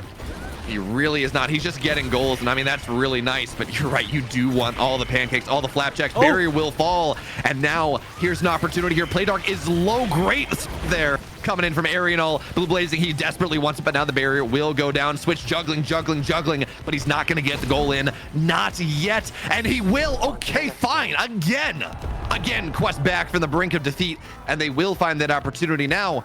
They need 2. Oh, and that situation, just Switch so good in covering that strike shot as well on the bottom side. Can Misfits make the magic happen again. Can they get a Play Dark play? They don't need a Blue Blazing and the Imi turret and Play Dark all combined for the barrier, but Quest respond immediately. And we've seen this so many times before. The flip spent early by Blue Blazing, and they're moving in. They're trying to get it down. They KO Liari. And that's a great glitch pop as well. Switch commits, but he's not going to find it. Now 2-on-1 here, but a great save from Hamster Quest. Blue Blazing commits, the dash doesn't find it. And now glitch pop here down to Blue Blazing. Play Dark, but Liari is back. 3-on-3, barriers out both sides. 26 seconds to overtime shot. It's not going to find it, but Liari's down one. And Blue Blazing. Blue Blazing looking to put his absolute stamp on it, but doesn't find it. And now Blue Blazing 3-on-1. This has got to be it. And he does. He runs the final point. He runs this set. He runs this map, and Misfits with the upset. They find it. And it's going to be a 3-2 victory. But oh man, Saya, what a series we had. What an ending. After being 1 goal away in the previous set, this time Blue Blazing says, I'm not leaving it up to chance. Gets the KOs, gets 4 in a row it felt like, and just makes it happen in the end. 13 KOs, 9 goals. The core ran through Blue Blazing on this last map. We've talked about it, right, Saya? About how he is maybe, he's struggled in high-level competition sometimes. And is this the best of the best? No, there are 8 teams sitting in the OSPL that couldn't play in this tournament. But I mean, we've questioned him at times, but I mean, this game from Blue Blazing was absolutely above reproach. Yeah, and it's hard to find fault with him because he just made the goals happen. He kept possession, he got the barriers, and his teammates too. Play Dark, so good at getting the barriers in the end. He secured those barriers. He got the opportunities for Blue Blazing and Arianol, despite lagging so much, despite being on the IME banned off the Dubu. Still was just held on. Yeah, certainly. I mean, we saw the Asher maybe a little bit less impressive. And I think that's the difference when we talk again. I'm going to go back to the tournament he won with Battle for Texas, where he had his Asher and he had his Juliet, and they were both equally strong. And I think what we saw here is that maybe the Asher at the higher level of competition is not quite to the same level as his Juliet is, but he got the Juliet, and that certainly made it happen. But I heard the pop-in. Hey, is this just what happens? I cast you in tournaments and you win them? Is that the lucky charm there? I might have to keep you in my casting, but yeah, I mean, you're great. Have I earned spots in your tournaments now? Like, you're gonna keep hiring me because for sure. All right. But Blue Blazing, Yes, you are sir. not just the DreamHack champion, but you are also redeemed. You are the Pro League Redemption champion now. 2 titles. Hey, awesome. Bro, I'm not even joking. I was, as soon as you scored that last goal, shout out to Quest Esports, Liari, Switch, and Hamster. Oh my goodness, that almost reverse sweep was tearing into me. But as soon as we got the last goal, we were screaming. So actually, I want to talk about that a little bit. What's going through y'all's mind when you go up 2-0, right? Because you have the winner's bracket advantage and you get that first map, and it was close, certainly, but well fought. And then you get 3-setted twice in a row. Like, what is going through your mind into that final match? Going into the final match, we were like, we hope to God it's not the wrong maps, because we were like, Demon Days, dang it. IMEZAP, we beat them before, but Liari's a really good goalie on IMEZAP, so we were like, dang it. As soon as we got odd 10 though, we figured out a game plan that we played against with Golden Squad. We did the same game plan against them on odd 10 City, and we're like, okay, if it works against this team pretty well, that is a very, very good midfield presence. We saw them against Quest Esports being really good on Strike Wars. So if they're beating them on this map, then I feel like we do the same things. We just basically copied our style that we wanted to do, and it worked out really well. Gotcha. Saya? Yeah, and again, congrats, but how did y'all manage to do it? What's like the perspective from you when Arianol's lagging, right? Banned off the Dubu. Like, what was like the team environment like? Well, we knew the Dubu was going to be banned from just the get-go, just because it's Arianol. Shout out to him. Craziest goal, 258 Radio X in that first game. But whenever we saw that, especially when he was lagging, the good thing was his lagging was like only for like a second or like 0.7 seconds. So, and it would always happen when he's next to the core. So he would get a hit out and he would start lagging. So we were like, okay, let's just play a little bit more passive, get the gold berry, play back a little bit so that way we can help him if he's lagging. It was a little bit stressful. I know he was yelling. He was like, dang, why am I lagging so much? But I'm happy he didn't lag at the most important parts of that game 5. And by the way, Blue Blazing, I just would like to throw this out there. Playdark is asking for a shout out about his own goals. So can you give him that? Yes. Oh yes, good job, Playdark, on the Rune own goal. I think it was an Estella own goal. Good job, buddy. Good job.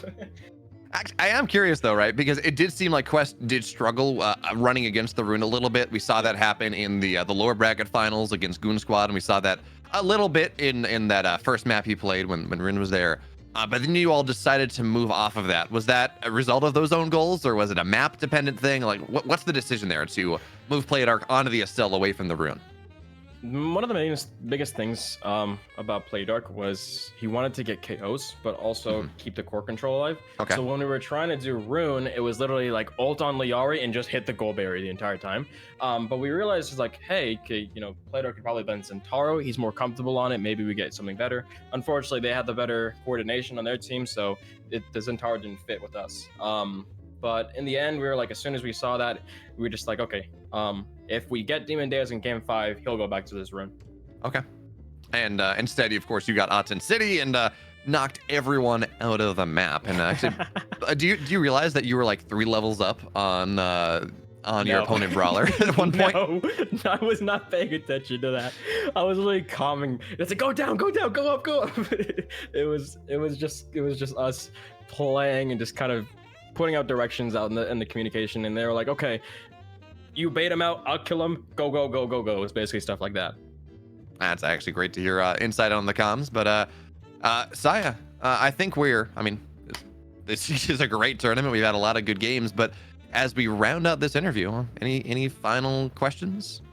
Kuyachi, by the way, is saying that he typed the script, but Blue broke it. So congratulations not only for having a standout game 5, but also for breaking. I mean, I know we're in a writer's strike right now, so we're having to hire second-rate writers, but congratulations for breaking the script anyways.